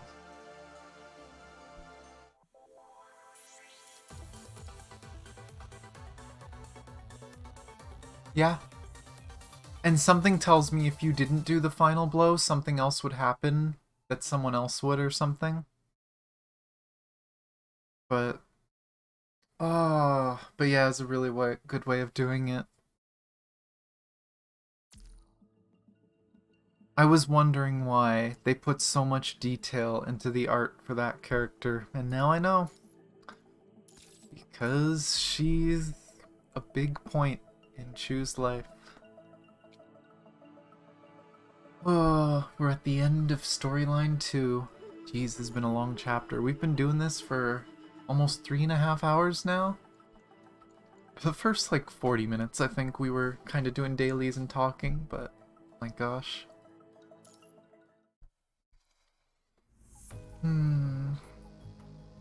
Drink some more of my coffee. I think the coffee and the bit of exercise earlier helped, though. I'm much more awake now. All enemies clear on line 3 to 8. Calling all survivors in all districts. You copy? Is it too late already? I knew it ended like this from the beginning, but to see it with my own eyes. In this case, we shall do what we can.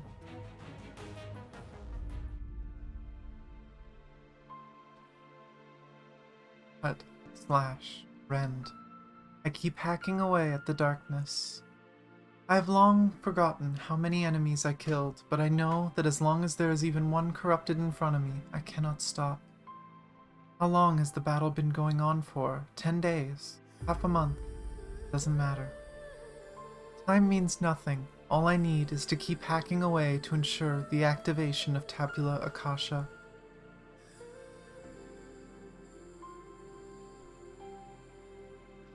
This is the only way that humanity can live forever. The only way that I, who has always been just a spectator, can become human. Yeah, because she doesn't feel human because of no emotion. Which makes me wonder if maybe she was kind of like half a construct, or she's just been modified. And yeah, I've seen games do that. This one is even more rude, though, because it makes you make it, but you don't have time. You can't just sit there. If you don't do it, most likely someone else would have, like, shot her or something. I don't want to replay it to see, but I'm assuming something else would have happened. So that if you didn't do it yourself, it's still gonna happen in one way or another. But, yeah. For sure, I think making... personally, I like this better. Making it urgent, making you have to think on the spot, oh god, I have to do this, as opposed to giving people the chance and making them sit there. I guess it depends on the mood you want to give it, right? Do you want people to panic and be urgent? Or do you want people to have to think about their action? I guess you could use both, depending on the situation.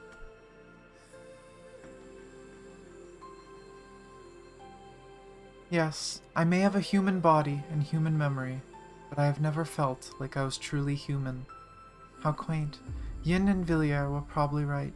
After all, I was not born as a human being. I was born a monster. But over the many years, I have found my calling. I found my value as a human being. She could have also just been a psychopath that learned to deal with people or something like that. My companions continue to die around me. My vocal cords no longer resemble that of a human from all my screaming. No, I cannot fall now. I have to stay here to my very last breath. This is my purpose being born as head of Kowloong. Lady Ku, the minds of all the people in the city have been backed up. Good. Pingji's voice travels over the communication channel. Chu knows that her mission is complete and humanity has survived. Relief caused Chu to crumble and kneel down on the battlefield. Her blade has long since become dull from killing so many corrupted. Countless human corpses and corrupted debris pile up around her. The corrupted roar and charge at Chu, but she merely closes her eyes. Death does not come. She instead hears the sound of machinery being crushed. Oh my gosh. It's not over yet. We'll handle the rest of it. Phew, how? Sorry, I couldn't stop them. Chu turns to see Hengji coming from the city gate. Vecta and Prime units follow quickly behind him, running past Chu to engage with the corrupted. Once they found out about the tech, they insisted that I modify them. But we know the price we paid. Our frames may be the same, but we have different hearts, and what binds our different hearts is a common bond. You and the others in Kowloong are willing to sacrifice your lives to protect Kowloong. Our willingness to risk modification pales in comparison. The war between mankind and the punishing virus may not end during our lifetimes, but Kowloong should not fight this war with mankind alone. With the support of constructs, a new Kowloong crew is born. I see. Yes, and as creator of the Tabula Akasha initiative, your path mustn't end here. You're right. The completion of data backup is only the beginning of Tabula Akasha. Our history will not end like this. And that's what pushes her to become a construct herself. Want to try being soft, you only make things worse for them and yourself. Yeah? Especially just imagine, she was talking about home. As far as we know, she was a cyborg, so maybe there was still some organic brain in there. Maybe she was just suffering watching herself hurt people. So definitely makes sense to put her out of it. Let her rest. I don't think you're saving her from that if the virus is all through her body.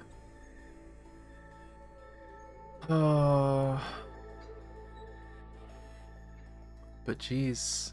So there's probably 3 playable missions in each of them. So we still have 3 more playable missions to go. Who knows how long this will be. But I'm going to assume it's probably going to be over an hour.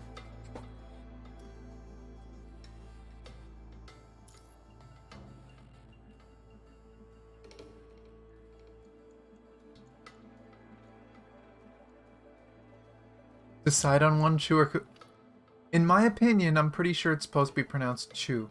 And I try to do that one all the time. But English, that's not how that letter is pronounced. So while I'm reading, sometimes it'll just come out the wrong way. It's not something I can consciously choose. As much as I wish I could, it's gonna happen. It's non-stop gonna happen.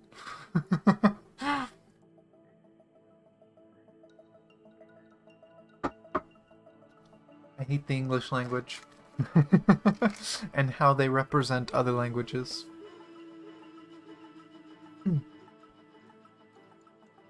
Unnamed War.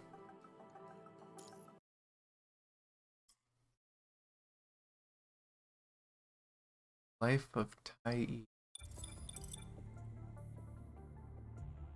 Power supply initiating self-test. Scanning active partitions. Loading program. 80%, 92%, 100%, entering system. Receiving sound waves. Processing environmental data. Verifying program. Current status. Secure. For a moment, HNB-1 finds itself unable to analyze the current situation.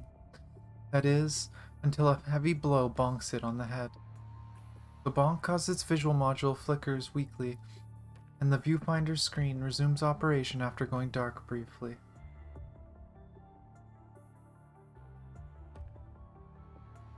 Appearing in the visual, HNB-1's visual Appearing in the visual HNB1's visual field is a Tai-E unit, hanging upside down from above.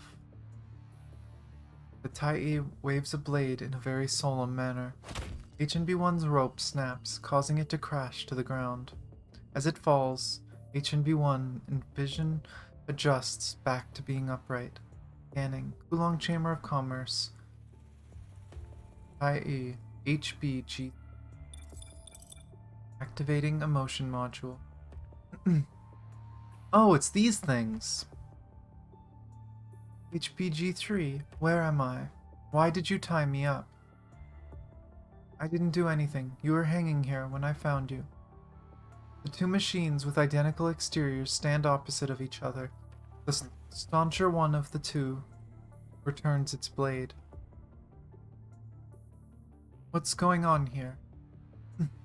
It's 4:44:23 p.m. On the 28th, we are located in Inspection Facility 14. In this inspection facility 14 kilometers away from the main urban district. We were scheduled to return back to the factory for routine inspection 14 days ago, but for some reason we were left in this unmanned facility. My faulty functions have also not been repaired. Strange, I cannot reach HQ. Me too. According to KCC Pulao crew regulations, we should report back to HQ. Article 1 of the KCC Pulao crew regulations, Tai-E shall not harm humans or by inaction allow humans to come to harm. 2. Tai-E must obey orders from superiors. 3. When an order expires, Tai-E must return and await. Oh. That's different. That's different from the original 3 laws. The 3 things we saw before.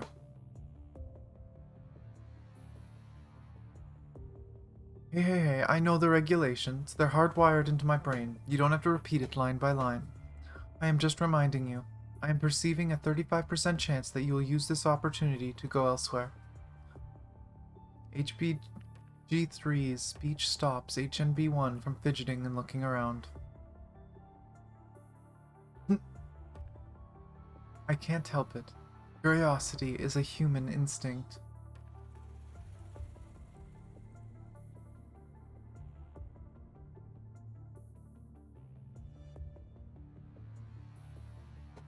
The 28th of what? I don't know.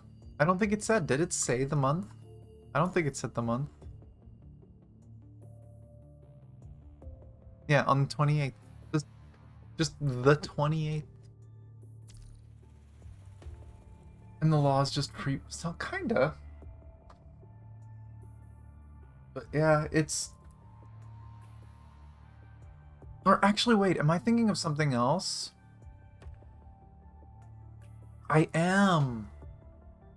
I'm remembering the laws from the Durandal visual novel. The visual novel had the laws, not PGR.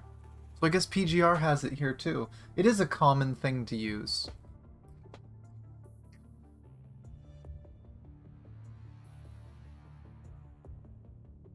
Although maybe it was used in PGR too. It might have been in the interlude. I think Villiers may have said it. I'm not sure. Sheesh, it's everywhere.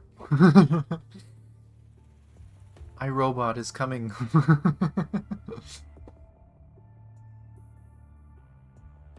What about the batch of Tai-E sent with us for maintenance? Have you seen them? I've been here since I was activated. I checked, but there's no other Tai-E or human beings here except us. The external power supply for the whole facility has been cut, and we are locked in this inspection facility. HNB1 and HBG3 were originally part of the 7th Division, which is subordinate to Pulao Police Force. The police force usually carries out security work in their city, with squads made up of 2 Tai-E units.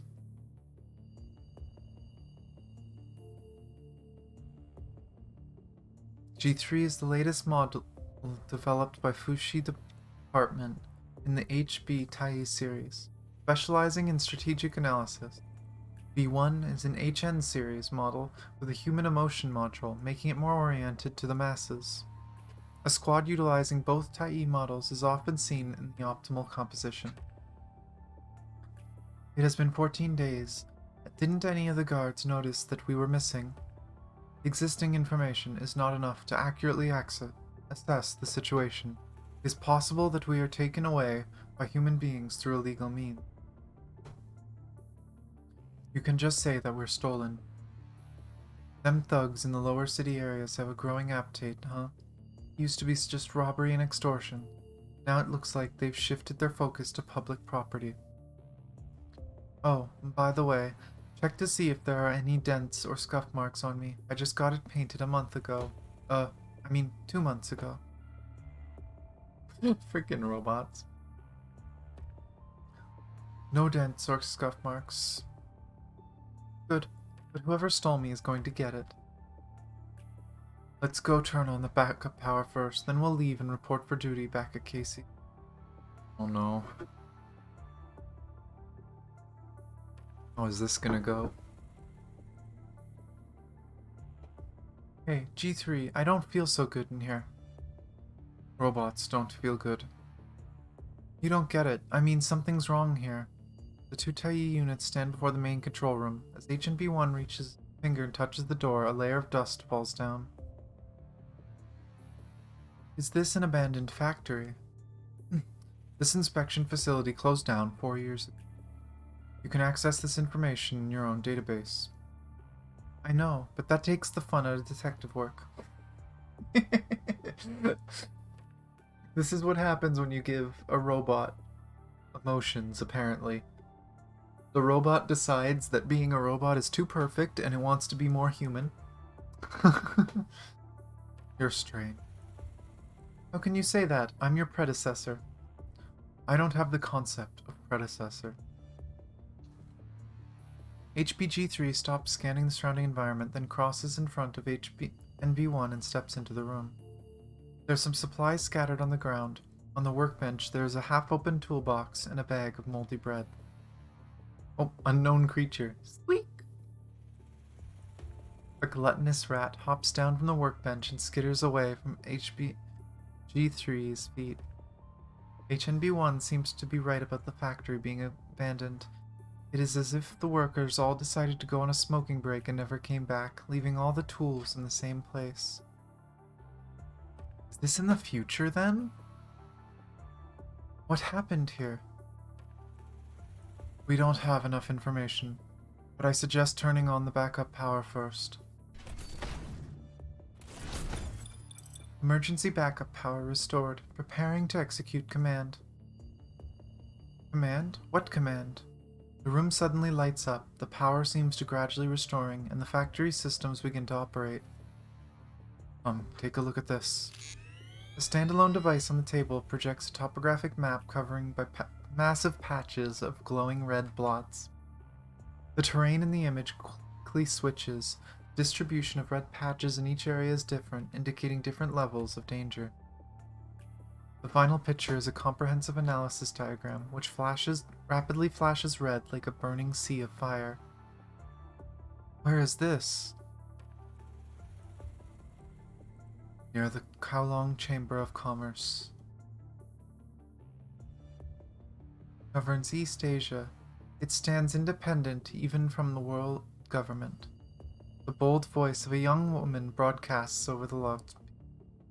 The cities fall one by one, but why are we still standing? Oh my god, why does the stupid thing not work anymore?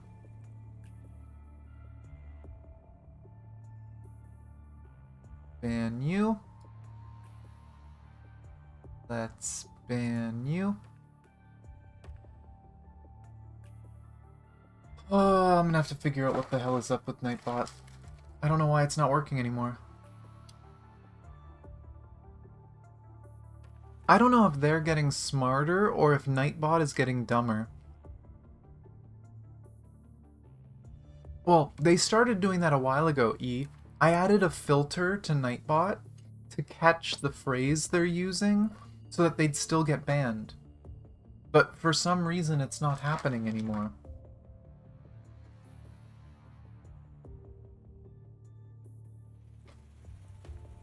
Because countless brave warriors fought for Kowloong. It is the will of Kowloong that they bear. They fight against the virus. They prove to the world those red eyes will rot and rust on Kowloong grounds. That voice. The KCC leader. 2. We bear the same pride. We hold the same beliefs. Kowloong is a crystal, nucleated from history. Kowloongers do not fear war, because war cannot break the will of Kowloong. What is she talking about? Is there a war? If my receiver isn't broken, yes. War is always fraught with sacrifices, but as long as one last Kowloonger stands, until the moment that we all back up our minds, then victory will be ours. And from then on, there will be no sweeter victory than this one in the annals of Kowloong. The Kowloong crew is the protector of the KCC. Every corrupted we destroy is another step towards our victory. They will pay for setting foot on this sanctum that is Kowloong. We will prove here that the virus can be defeated. Kowloong will live on until the end of the world. This is a KCC city. Kowloongers, let us show those pathetic machines. The broadcast stops and the machine runs out of power. This broadcast took place while we were deactivated for 14 days. During this time, Kowloong City has erupted into war. We must leave now. War broke out in just half a month. At present, my analysis has found no discrepancy in the audio. My highest level of analytic capability and possibility of error is 0.3852.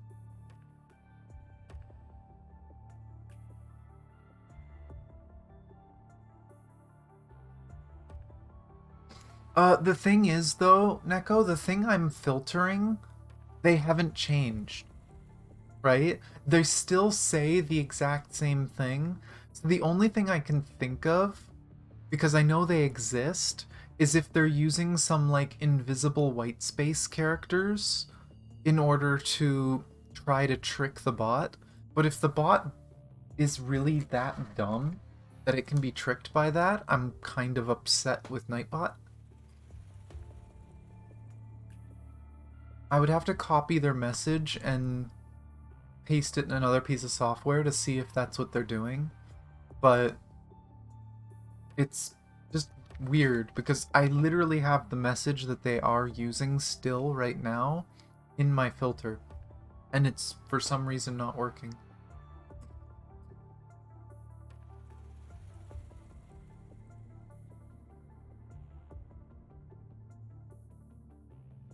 I am designed for strategic analysis. According to analysis based on previous data, the possibility of a war between humans breaking out is 12.252%.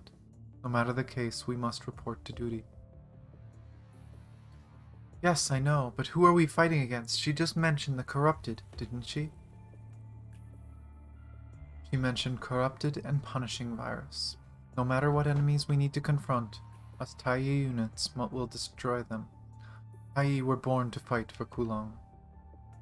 Alright, of course. Alright then, I'm ready. Let's report back to the KCC.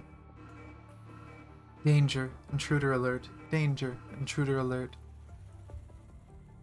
What could that be?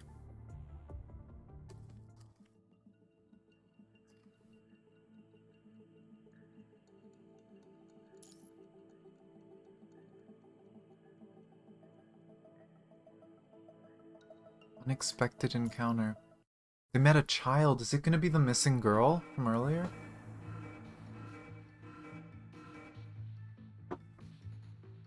The end of the passage glows red from the alarm. Ah, so we're fighting politicians, yeah? Corrupted. Thankfully the machines don't think that way, because I wouldn't be surprised if a person thought that way. Unable to see the other side of the wall, HNB1 readies his weapon and nods to HBG3. Whatever comes in will be destroyed by their coordinated attack. Wait! Ah! A stone flies through the dust, bouncing off HBG3's chest and rolling to HNB1's feet behind him. The dust disperses, revealing a human standing in place. Oh my gosh. Scanning. Assessing danger level. Don't attack. It's a human. Oh! No way! Wow! Well, that's interesting. I wonder who that could be.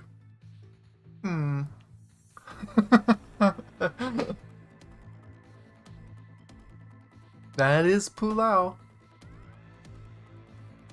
That is Pulao as a child. That's interesting. That she comes this early in the story and we get to see her.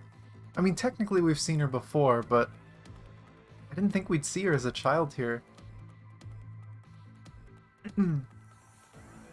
More precisely, it's a child. Don't come any closer. The child in front grabs a small stone beside her, holding onto it like a weapon. She clenches her lips and her eyes brim red. Eyeing the two Tai units cautiously, she seems to be looking for an opening to escape. Someone radiating that must protect energy. Greetings. We mean no harm. Did you come in from outside? Oh, hey. The girl throws another stone, but it bounces off H&B1's face with a clear ding. Hey, kid, relax. Do you know how expensive I am? Sensing increasing heart rate and breathing, emotional analysis indicates levels 1 fear. Possibility to attempt escape, 97.25%. We won't attack you, and you can't run away from us. Please, cease from resisting. HBG3 puts the weapon down and quietly steps back. Alright, guess there's no other way. Here, kid, I'll drop my weapon too. Where are your parents? Why are you here alone? Oh, you hurt your knee. Are you okay? Are you separated from your parents? What's going on outside? This robot needs to stop asking questions.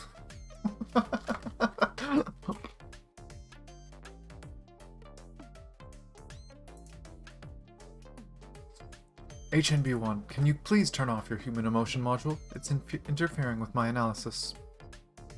If you don't bandage your wound, you'll get infected. Look. Hey, wait. Right as the Tai units are talking to each other, the girl uses this opportunity to slip between them like an alerted deer. That was hilarious. She just flew across the screen. Oh, that was funny. I didn't expect that. Please, halt. Hey, now you're kicking me. I'm expensive. HBG3 stretches out its huge steel hand and picks the girl up. The girl screams in the air and kicks her legs in vain. You're safe now, human child. We have rescued you. He doesn't feel that way. Let's see, there's sand in your wound. Looks serious. There is an 82% chance of scarring. Engie. Engie Pulao. Look at that face. Grr. Her hostility against you has increased. Thanks for the explanation, but I'm pretty sure she's trying to punch you in the face, not me. I don't care about... Ow! Don't move. We need to sterilize the wound, or it will get infected. Through my analysis of past human habits and behaviors, the non-therapeutic act of blowing on the painful wound can achieve psychological comfort. I mean, it's not like you can blow air. I have a ventilation system installed on my back. Want to give it a try?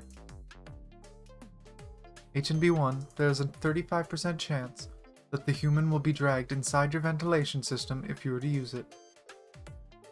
I'm just messing with her. I'm not one to hold grudges against some little girl. Alright, done. Here's a pretty bow tied up, and you're good to go. You two are weird, but you don't have the virus. Thank you, I guess. By virus, do you mean the effects of the punishing virus? May I ask, what is that? Daddy said the punishing virus will hurt people and make robots sick. Robots. Sick robots will attack humans. There are too many sick robots, so people have to fight them. We were supposed to drive to a safe place. Daddy said a big boat would take us away, but our car was stopped. So Daddy told me to run first, and he would pick me up. Daddy told me to stay away from mechanoids and to keep running to stay alive. So I ran the other way. I ran for a long time. The girl's eyes brim with tears, and her nose sniffles. She shakes her head. Well, they're more trying to figure out the specific virus. I ran for a long time until I ended up here. You just mentioned a safe place. Do you know where that is? I don't know. How does the virus spread? Is it airborne or... I don't know. You did run so far away.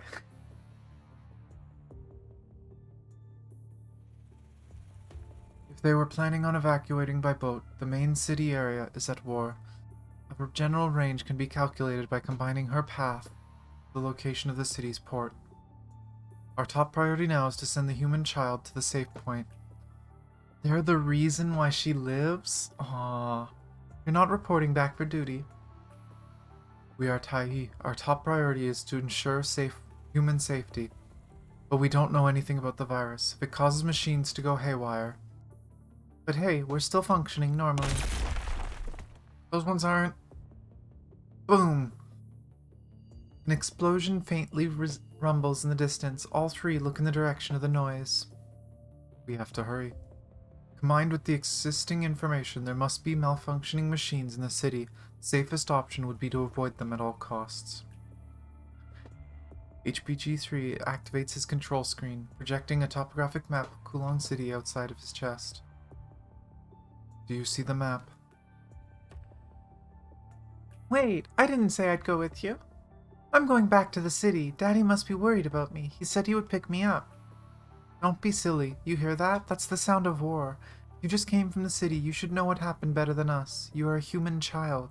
Even if we go with you, we can't guarantee your safety. I can protect myself. I know it happened. That's why I have to go back. Also, why would I trust you in the first place? Quit joking around. Regardless, Okay, then we shall go with you. It'll definitely be faster with us than just you alone. Hey, G3. Article 1 of KCC Pulao Crew Regulations. Tai shall not harm humans, or by inaction allow humans to come to harm. Ugh. These are instructions hardwired into our programming. I can't disobey, neither can you. Of course, I know that, but if she really wants us to take her to the battlefield... You and I don't know what's going on in the outside world either. Alright, you win. Okay then, kiddo, let's get you to your place. So, do you know how to read a map? Well, I can try. Oh, and this one's combat. If this shows Lucia, it's probably going to be us controlling the robots. Area of defense. It's probably us playing the robots.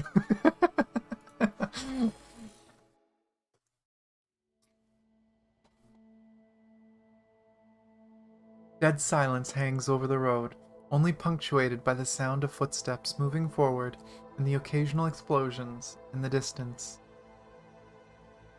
The smell of oil and rust fills the air. The world seems to have been frozen in place. It's so empty here. All of the large machineries were removed. Look over there. A wall by the road has been spray-painted with rudimentary images of robots, circled in red and crossed with an ominous X. Is that us? There is only a 14% match in similarity, but I calculate an 84% chance that they are supposed to depict TIA units.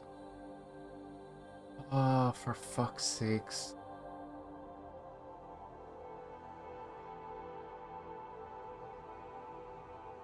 Stupid bots.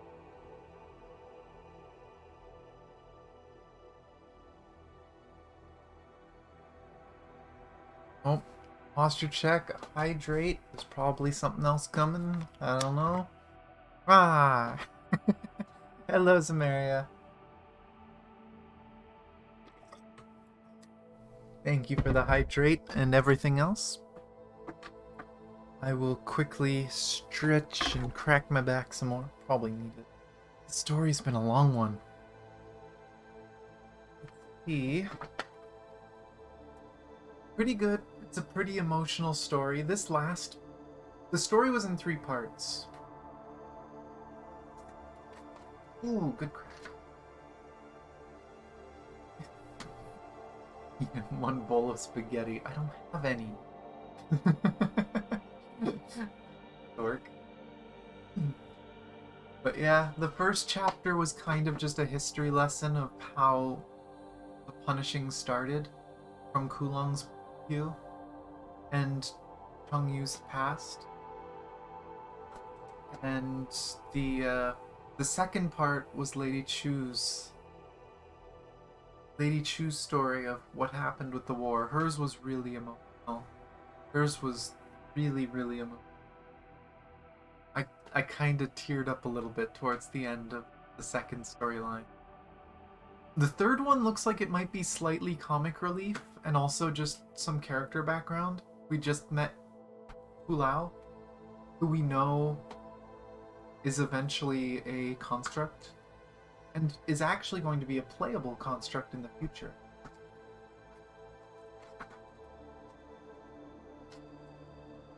Yeah, the little girl has a panda bear. Get one bowl. Eventually, maybe, I'll be able to go get some spaghetti, but I can't cook today because my mom's cooking today. I'll have to wait. Mark all those off. Well, that does me no justice at all. I'll show them who's the artist here. Me too, I want to try. I don't think we have time for that. Before HPG could stop them, HNB1 and the girl pick up a spray can on the ground.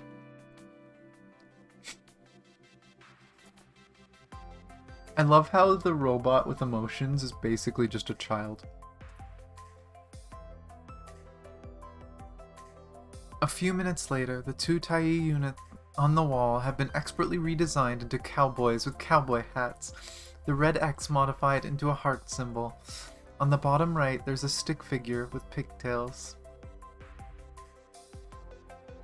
The girl sitting on HNB1's shoulders smiles. Uh-oh. Boom. A muffled explosion can be heard in the distance. Their brief playtime is silenced by the rumbling of explosions. We need to hurry. You're right, sorry. Hey, do you see that? There's a car up ahead. Yeah, it looks like Daddy's car. Oh no, don't find her dad dead. Wait up. Alright, we need to get going. The freaking happy face on the robot with an emotion module. The vehicle weaves throughout the lower city area and speeds out. Kowloong appears pale and hostile in the pallid sunlight.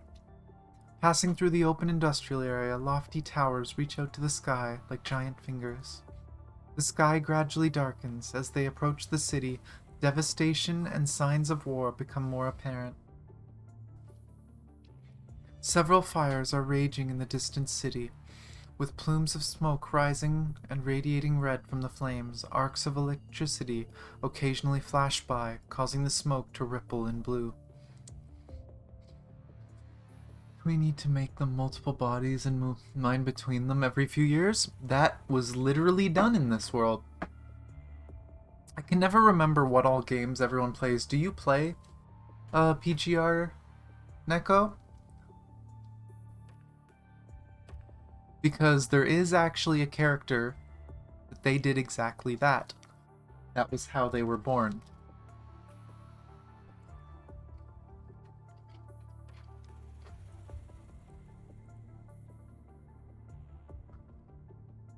You don't play mobile games? Okay. But there's a character in this who was part of an experiment. Apparently there was a lot of them, and they were all named after numbers. They all had very simple number names. She was, I believe, Nanami, would that be 73? I can't remember. But she was raised by human parents, even though she was a machine, but she didn't know she was a machine. They came up with the theory that if an AI was treated like a human and raised like a human, it would become like a human. And they kind of proved it. She was a little awkward, but she became a very human-like machine, basically. But she didn't even know. And the way they always did it is her parents would always tell her, make sure you get to bed on time or you won't grow. And so at nighttime, some nights, someone would come and swap her body to a slightly bigger model, and she slowly grew like that. And eventually, when the punishing virus stuff happens, people don't trust machines anymore, and she gets injured and sees that there's machines in her arm. Yeah, she became a professional memer. Probably because she just connected to like computers and the internet to learn everything, so she was just filled with pure, unfiltered memes. She literally says poggers in the story at one point.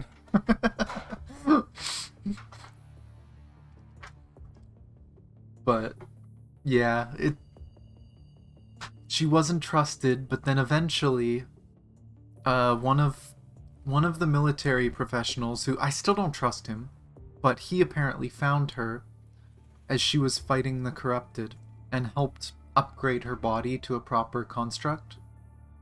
And she helped join everyone else. Most people think she's just a human. She was a construct like everyone else, but she was actually never human. She was always just a machine raised as one. But yeah, she's probably one of my favorite characters. Such a really well done take on that story, on that idea. Because I know that's a big thought experiment. I know I've heard people theorize about stuff like that before this game.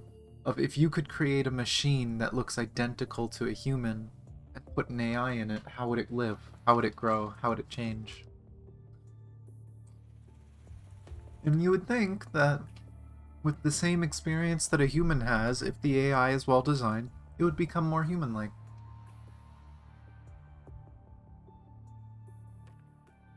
Yeah. It's a really good question. Good question asked by a lot of people who make games like this. This game asks it, Honkai asks it, we talked about it earlier. Yeah, respect life no matter what form it takes. Anyone that was there when I was doing the Durandal visual novel, I think was it 2 weeks ago? I was so worried because one of the characters in the visual novel was an artificial living thing created out of brains hooked up to computers. It was like a superhuman. Well, a superhuman intelligence, but obviously it was just a bunch of machines in a room. And I loved the character. I loved the idea. And I didn't want the characters in the game to basically just kill this character because, oh, you're a machine, you're not human. They didn't, thank God. I'm happy with that. But it's such an interesting thing. And yeah, humans are just biomachines. Yay, someone who agrees with me. We are big, fleshy robots. The brain is just a computer.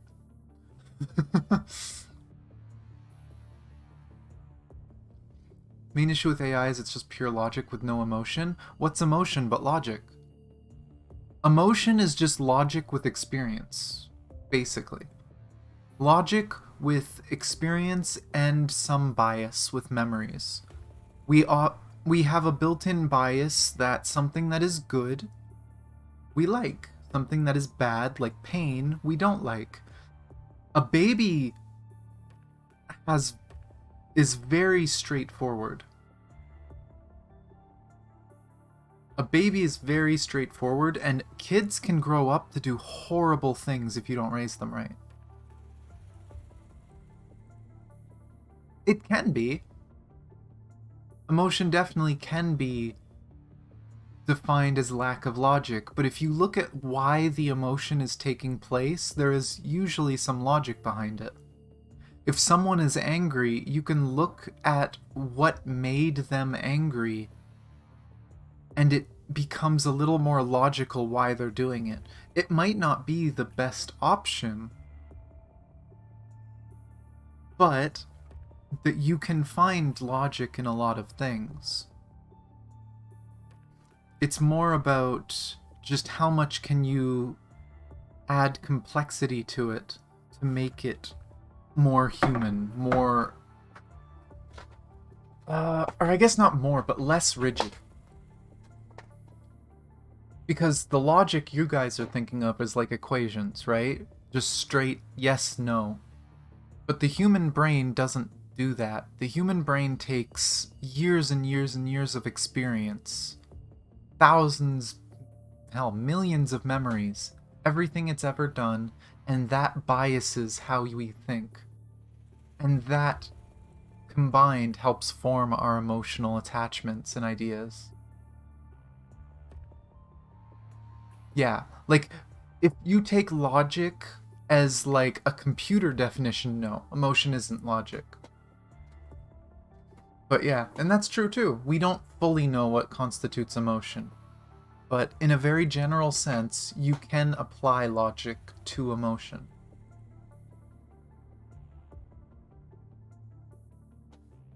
And yeah, emotions will generally have some sort of advantage to them.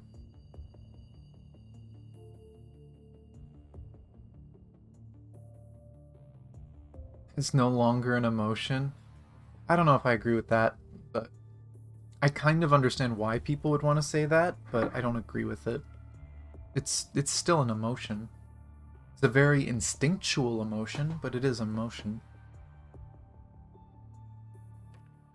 But yeah, it's some of the interesting stuff of the human brain. I love studying stuff like this, like psychology and whatnot. People are probably going to realize I'm a big nerd. I study everything. I study nutrition, design, games. I love psychology. I love history.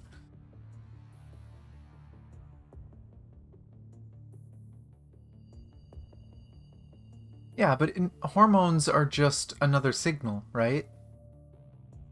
Hormones are just parts of that logic.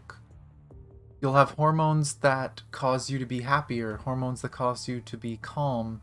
You have the fight or flight hormones that try to make you want to make quick decisions. They're still technically part of the logic, it's just a very complicated chemical machine.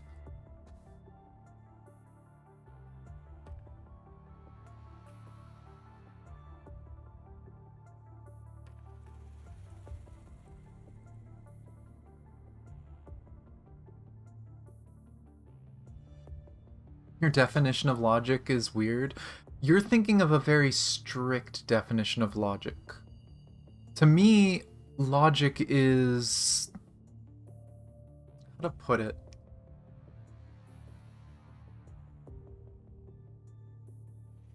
Okay. But yeah, like, I'm not thinking of logic as a very tight, very specific thing. I'm thinking of very generally, almost anything can be expressed. Maybe not as an equation, but as, like, a statement. Someone is stressed, something violent's happening in front of them, they have these hormones going through their body, you can probably guess how they're going to react if you know how they've reacted in the past, things they've been through. There's so many variables, though, no human will ever be able to do that kind of logic. No one will ever be able to process that as a human. You can come close, you can guess if you know a person really well what they're gonna do. But, in general, that's almost impossible. I mean, geez, even machines probably couldn't do it, because a lot of that's in their head.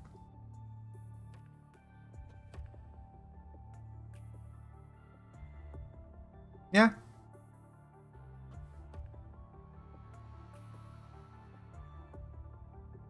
In general, yeah, I'd agree with that. I'd say most people think that way. Even if you see someone who refuses to make a decision, like they're sitting on themselves, they're refusing to make a decision because they feel like that decision, making a decision would cause a problem in some way, right? There's a reason they're not doing it. It's so weird, but that even a non-decision is technically a decision, and there's a reason why it happened that way. And then an external influence, another person giving them a bit of pat in the back, a bit of a push, might help them make a different decision. And that experience can change how they react in the future.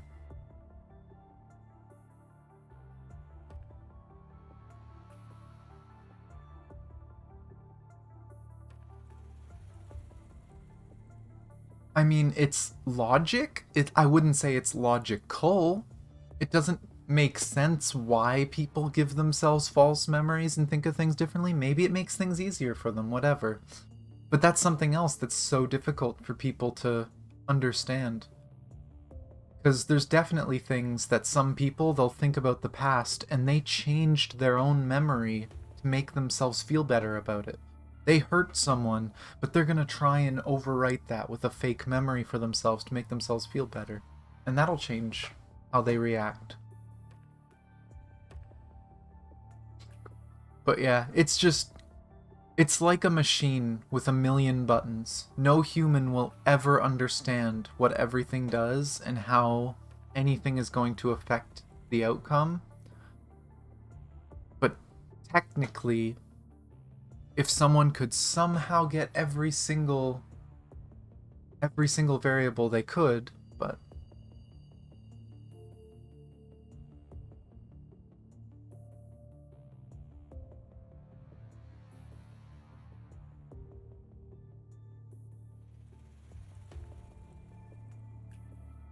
yeah. It is funny because if you actually study nerves and stuff, it does seem very simple. It seems so simple, and yet we have so much complexity. I mean, that's, I guess, part of the genius of evolution of what all happened.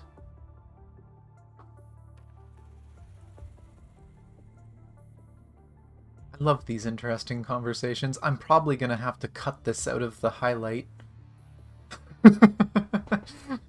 whenever I upload it to YouTube. Uh-oh, controller, you okay? Okay, it's fine now. I don't know what happened. But yeah, I love discussions and stuff like this. Okay, we did that one. And try and continue some more. Suddenly, the black plumes of smoke in the entire city all plunge into darkness from a blackout. Only the skyscrapers from afar can be seen fading in and out, illuminated by the flames of war.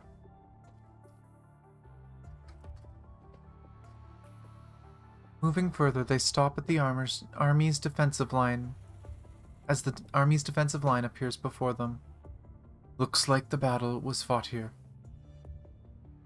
Should we just go to the evacuation point from here? There's no need to tell her the truth.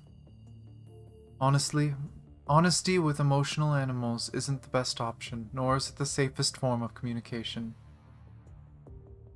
The controller's plugged in, so I think I wiggled the cable. Based on our current info, entering the war zone indicates a 98% mortality rate for her, with her father's survival rate being at 3%. Most importantly, I have already obtained the coordinates for the evacuation point. Alright, looks like this is our only choice. Then it's bye-bye to this fella.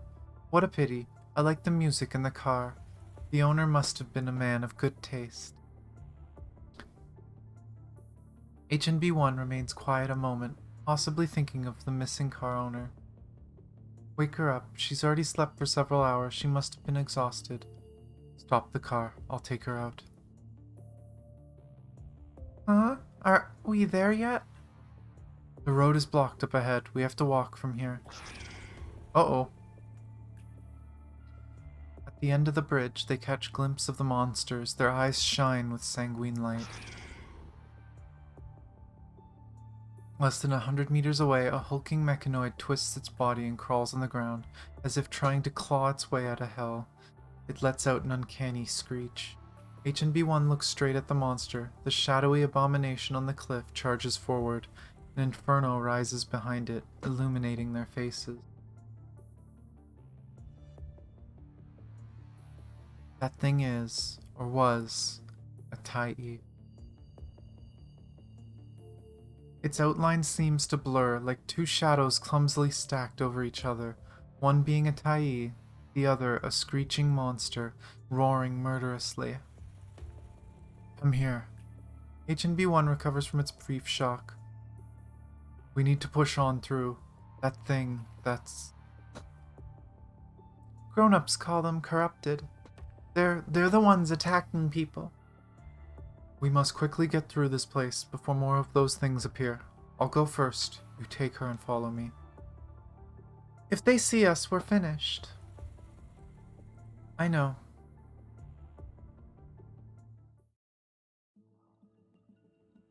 Okay. Robot gameplay.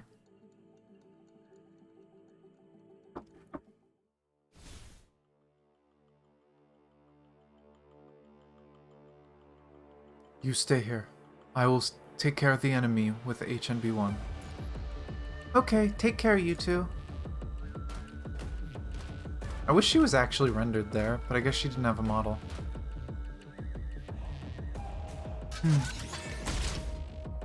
Oh, I didn't even see that.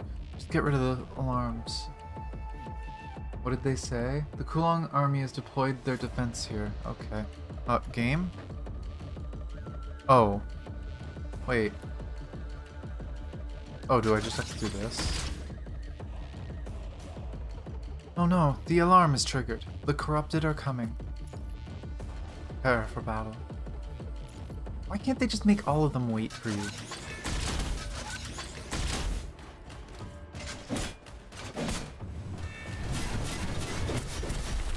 Oh, that wasn't too bad. We can't simply destroy the alarm. Gathering information, analyzing landscapes. And I missed the last bit of that. I did a scan. The control room for the alarm system is over there. I don't know if that was exactly what they said.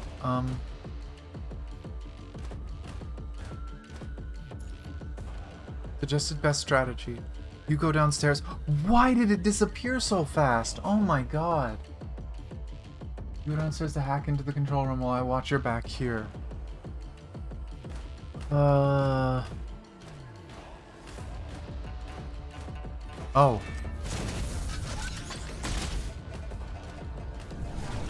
Bonk.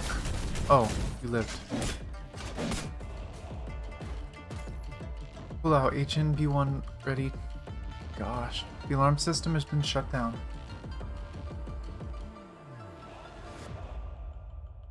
This kind of stuff frustrates the hell out of me because it's so obvious. Like, this tells me the devs didn't try their game at all.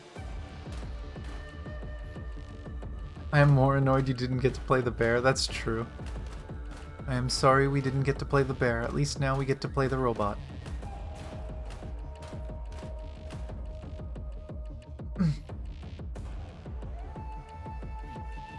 Yeah, see, that's the thing though, Arsham, is like, it shouldn't matter. If they're making the game globally, they need to test it and see if it works. It doesn't work. Especially reading it out. Can you keep going? I'm okay. All of this is too much for a human child to handle. Let's find a place to rest. No, I'm okay. You've already done great. Seeing the sad look on the girl's face, HNB-1 pats her consolingly on the head. A few hours of rest won't hurt. Are you hungry? I heard your stomach growl. I'm not. My tummy didn't growl. Her face. I love Pulao's angry face. It's so cute.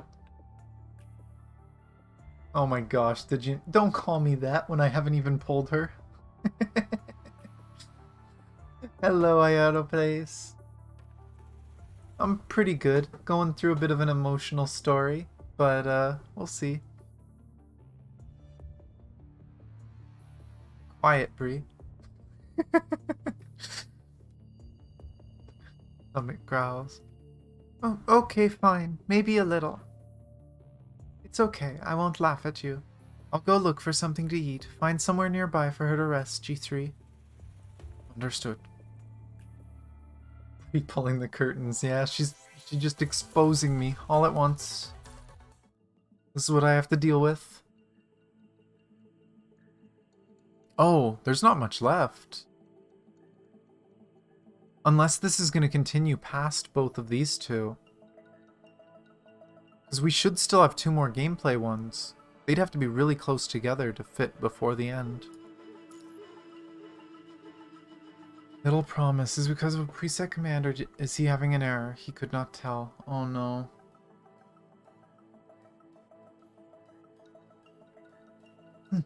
Yeah, I think it's just a stereotype. He didn't bother to fix a trial stage from 2 years ago. Do you expect them to... Oh my gosh. See, the difference is this is main story, Arshem. This is a major part of the story that's never going away.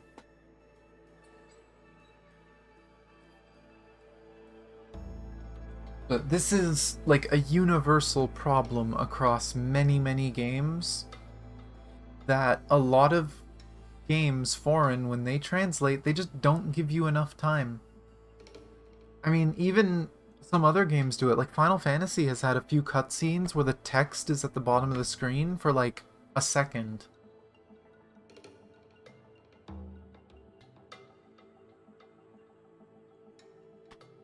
But, meh.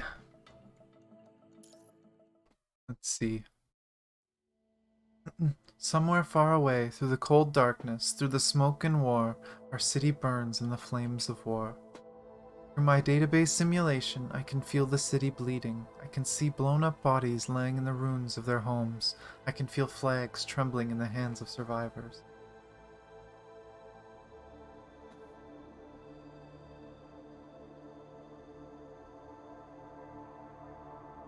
Hang together, and one fish turns the other. You know what he says? How do you drive this thing? God.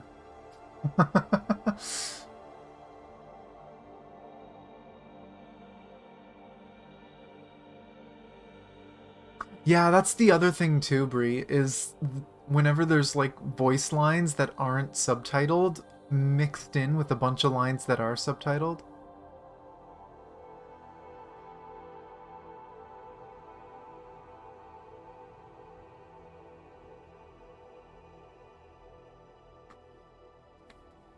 Just talking about just dialogue in games.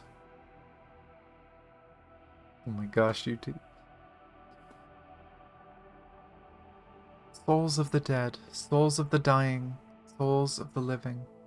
Is this just an emotional simulation, or is there an error with my programming? Mr. Robot, I don't know what to call you. Anyway, what are you doing here? I'm keeping you safe through the night. Oh, just call me HNB1, just like how HBG3 calls me. That's not a name, that's just a number. Don't you two have any other names you call each other? You mean B1 or G3? That's a name we call different Tyee series with. Sometimes our bosses call us by nicknames to tell us apart, but that new hunk of steel doesn't like calling me that. Are you friends?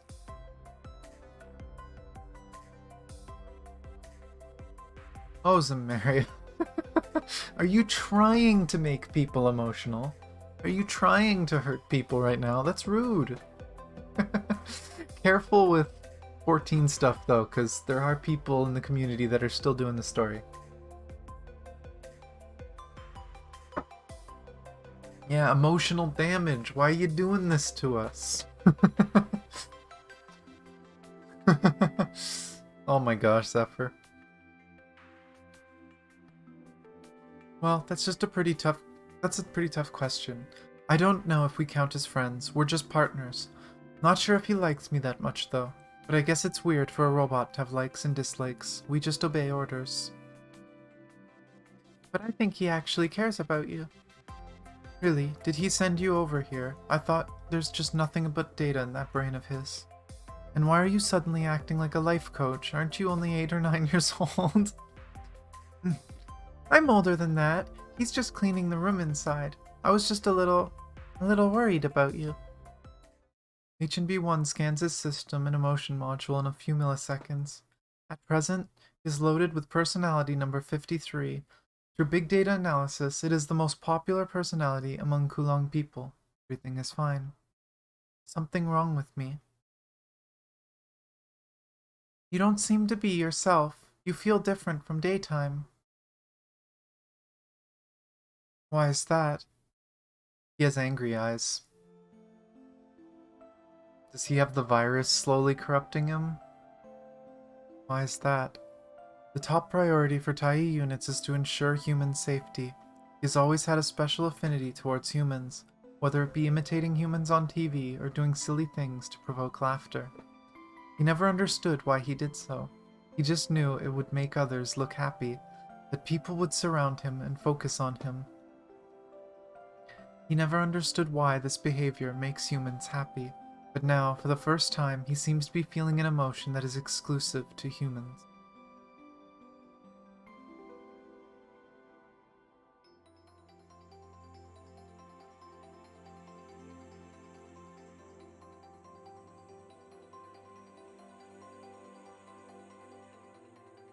He feels...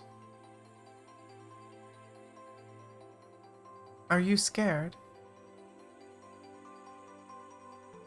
Robots can't be scared. Is this feeling fear?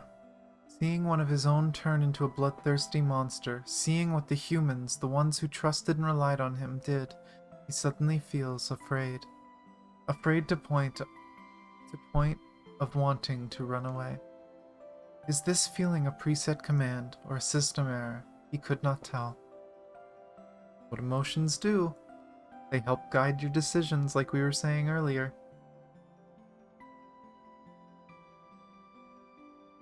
A sudden hand wraps around HNB1's thumb, lingering with an all-too-human warmth.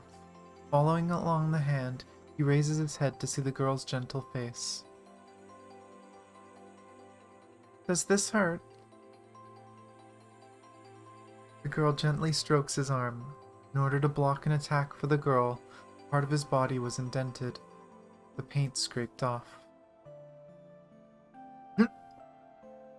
Ow, that hurts. Really has pain? What? The thought of telling her that this series of Tai units do not have pain receptors crossed his mind, but it came out as an exaggerated yelp of pain. He meant to make her laugh, but instead she takes off one of her ribbons and carefully wraps it around the damaged part. Aww. Sorry, I actually can't feel pain. You keep talking about how fresh your paint is, and you bandaged me up earlier too. Aw, now her hair's down. The girl carefully wraps it up and blows on it. Oh, that's so cute. Thanks.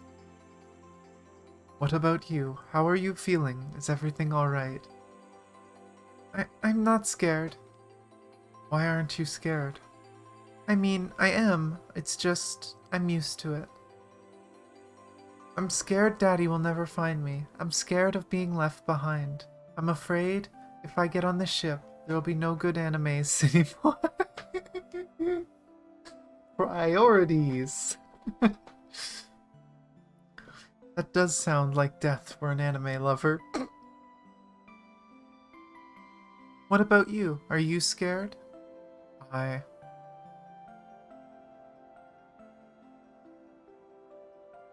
afraid of those monsters. I'm afraid of becoming like them. I'm afraid of losing control and killing those around me. Did you forget what I said? Robots can't get scared. That's nice. I also want to be brave. My daddy always tells me to be brave. He also said that if I learned to swim, he'd buy me another doll. I almost can swim now. Did your father buy you this? Yep. Cute, huh? Cute. What are you talking about? Nothing. Alright, let's go in. You need to rest up. Okay. I clean the room up a bit. Lock the door. We'll stay on guard outside. If something is wrong, if you think we... run away by yourself. Just like your father said, stay away from mechanoids. Keep running and stay alive. Okay. Oh, yeah. Yeah? If we all make it out okay, can I give you new names? Alright. It's a deal. Deal. Okay, good night. Good night. She's gone. While she's sleeping, we need to gather supplies from nearby for when we leave tomorrow. Also, HNB1, there's something I need you to confirm. Oh, it goes past it. Okay. Apparently this one just goes further. I want the robot to be named Jeffrey. Well, I'm rooting for you. Oh boys, Maria, we did that recently. That hurt. I recently was scrolling through YouTube and saw, I can't remember which streamer it was, but there was a streamer doing chapter 11 EX and literally put the scene as the thumbnail, and just my jaw dropped. It's like, you're really gonna put that as your thumbnail? Of all things?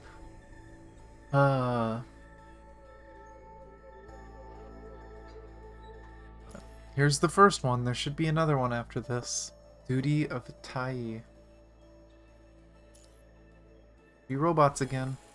And as far as we can tell, it looks like B1 is starting to turn.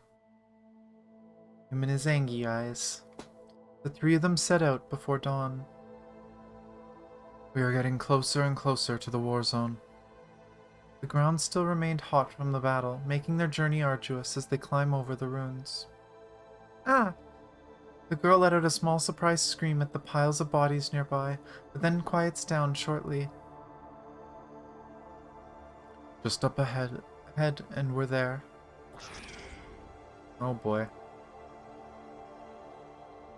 A mechanical monster jumps down from a tall building and roars, alerting more machines to come out from the surroundings.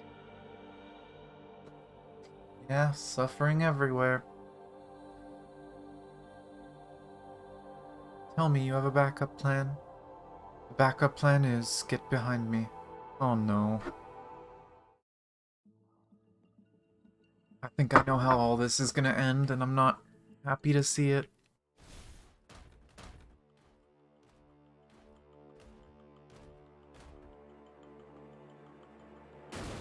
Oh.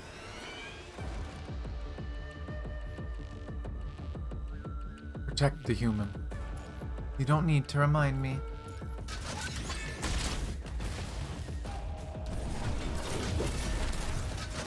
Like nothing.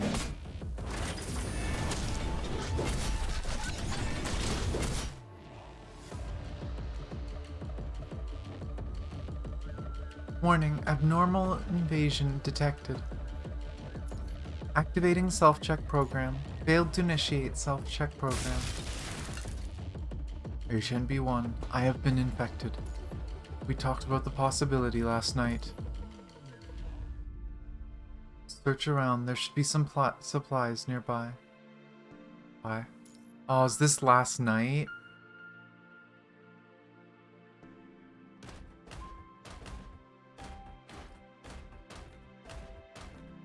Here comes the emotions, they're even playing the song. What did you want to say just now? I saw multiple terminated mechanoids and androids in the underground tunnel while you were searching for food. Mechanoids are the main enemy of this war. There's no way humans will just sit and watch us getting infected.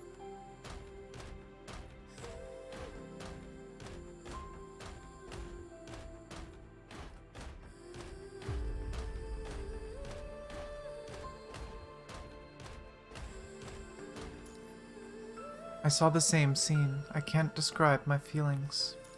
I don't understand. We machines only need to follow orders. Abnormal mechanoids detected, preparing to engage. Oh, was yellow the dash? No, it's a gun. Bonk. Okay, these are resistant to orbs. So just normal attack. Oh, you pushed it away from my swing. At least I'm assuming that's what that debuff was. They just keep coming. What were you saying? I have a request. To the tree.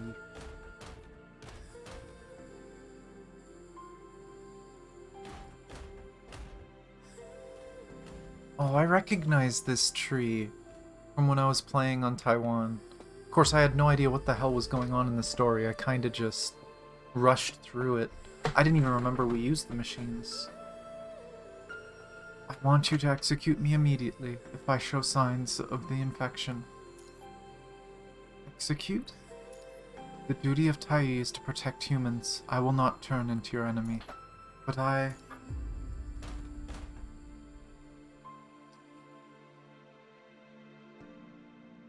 Remember how we said earlier that they made you think quickly or you were gonna watch your friends suffer? Here's one where they don't do that. They make you sit here and just look at the suffering. You can sit here as long as you want, but the only way forward is to put the poor guy out of his misery. We literally just talked about this earlier. Thank you. I would like to think that I made... What did he say? Dang it. I made the decision myself. I will fulfill this duty of Tai.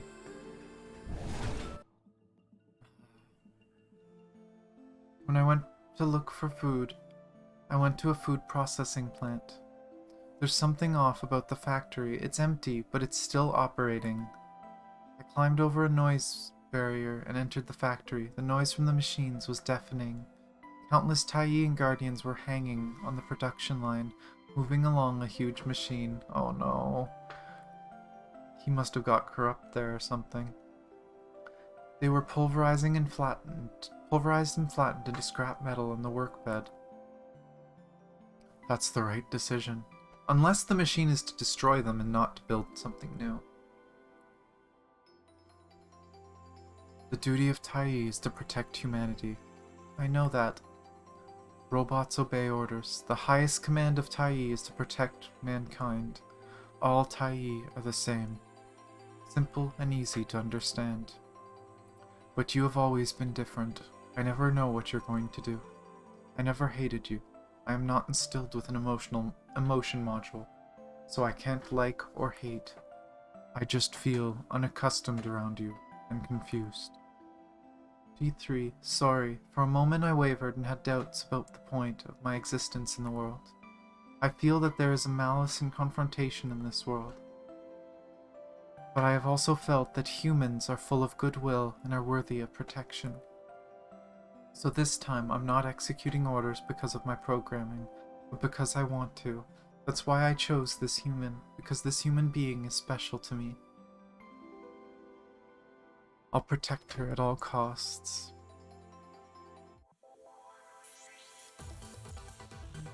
Wait. Last one. The end of the story.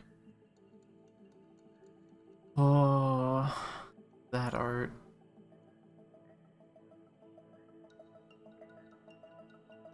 Farewell.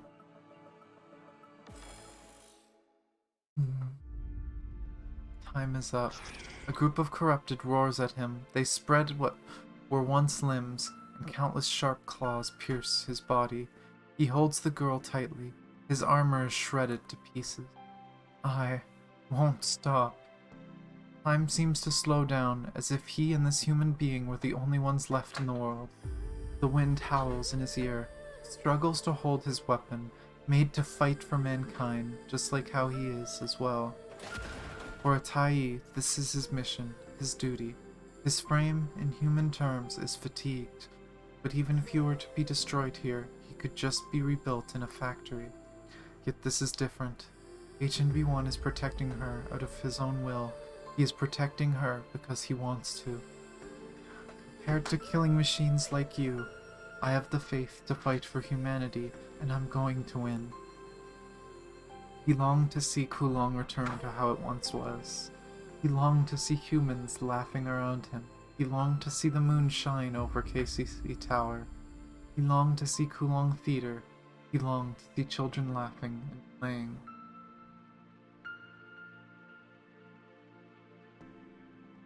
During his service in Kowloong, he might never have done anything exceptionally worthy of praise.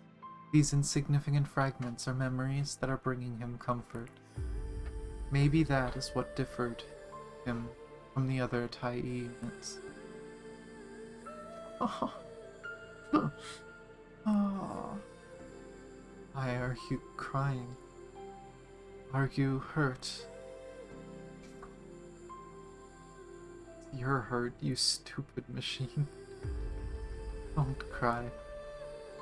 The fear that she might be hurt, that she might be in pain, or stricken with sadness, seemed to be tearing apart something in his emotional module.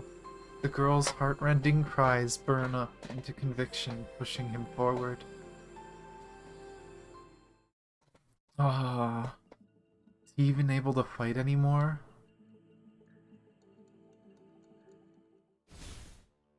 The defense left by some human army should... Oh my gosh. Let me wait for it to show up on my stream preview. Buy some time for me. Okay. Punishing level? Oh god. Do I have to defeat them? Okay. Don't hit me. No. No punishing level. Watch out! Continue forward. Oh wait, no! Buying time! This way forward! Uh-oh. Punishing level 5%. Ah! Oh god, these can charge. Oh! Yeah. Okay, getting hit doesn't increase punishing level. That's what I was worried about. I'm assuming punishing level is just a time thing. And maybe a story thing. They're still attacking the boxes. Punishing levels reach 40%. Your legs are getting heavy. Okay, it's story. Which tells me it's gonna get there at the end of this story. Damn it, they've breached the obstacles.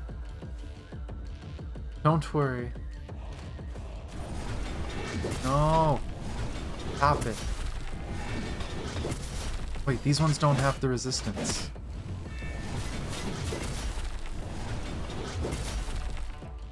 Punishing level has reached 80%. You can hardly walk. Warning, warning. System compromised. I wait for stream again because... Connect to a power source immediately. And I think it said something about a self-test. Walk to the end. The escort. Failed to launch self-check. Hibernating. Oh no. He's gonna fight it, isn't he? I will not fall.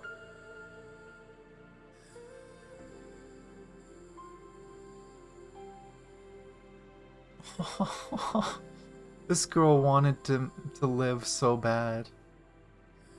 To her, she's losing a friend. Are we gonna run into humans? Don't cry, I am here to protect you. I will fulfill the duty of Tai.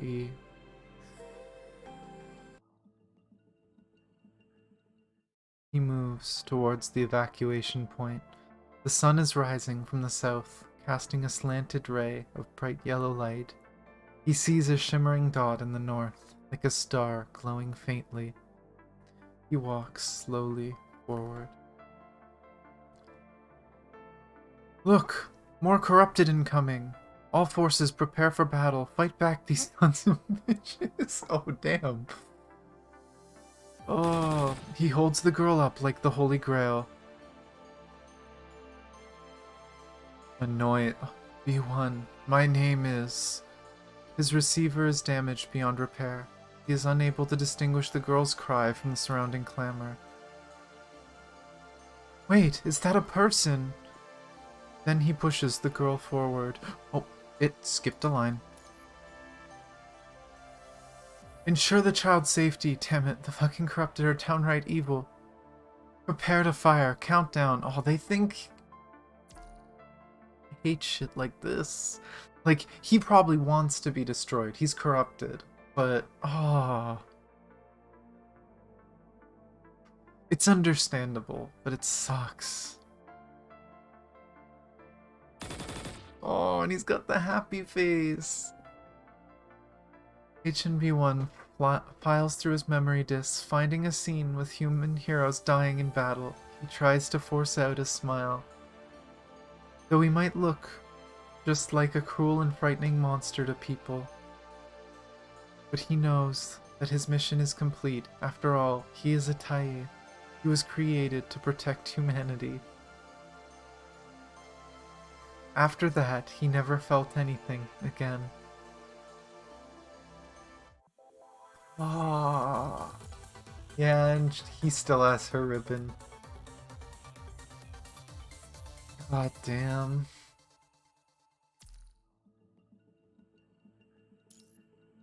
He fought for her to the end. And I mean, it's probably a good thing that he was stopped. H3. I don't think the hidden is available yet. Yeah. One more day. Technically, I think it's more like 2. Wednesday or Thursday it's going to unlock, so we're going to do the hidden chapter on Thursday on stream. Oh, that was such a good story.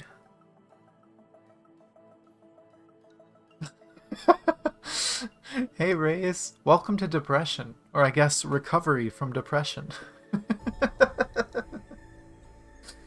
Oh, boy. Oh.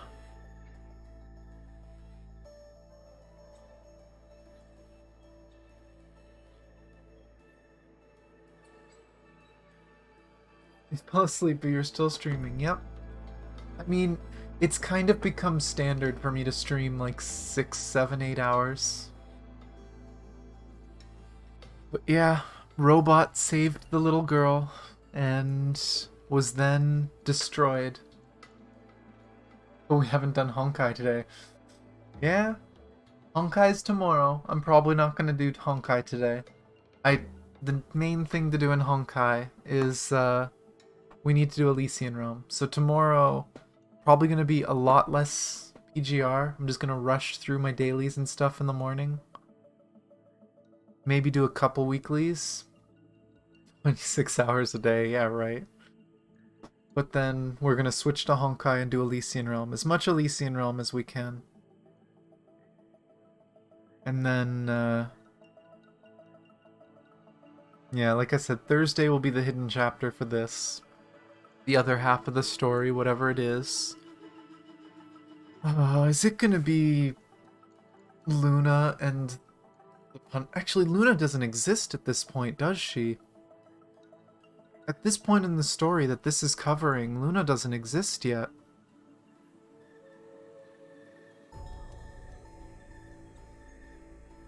That's actually kind of crazy to think about. But maybe it's going to be somewhat related to the punishing virus, or maybe it's going to be a future view of people reflecting on everything that happened. All the games are depressing though. Yeah, they kind of all go that way. Emotions make a game better. If you just have a flat, boring game of just go do this, go do that, what's the point of playing, right? Oh, this was such a good chapter though. Such a damn good chapter, holy crap.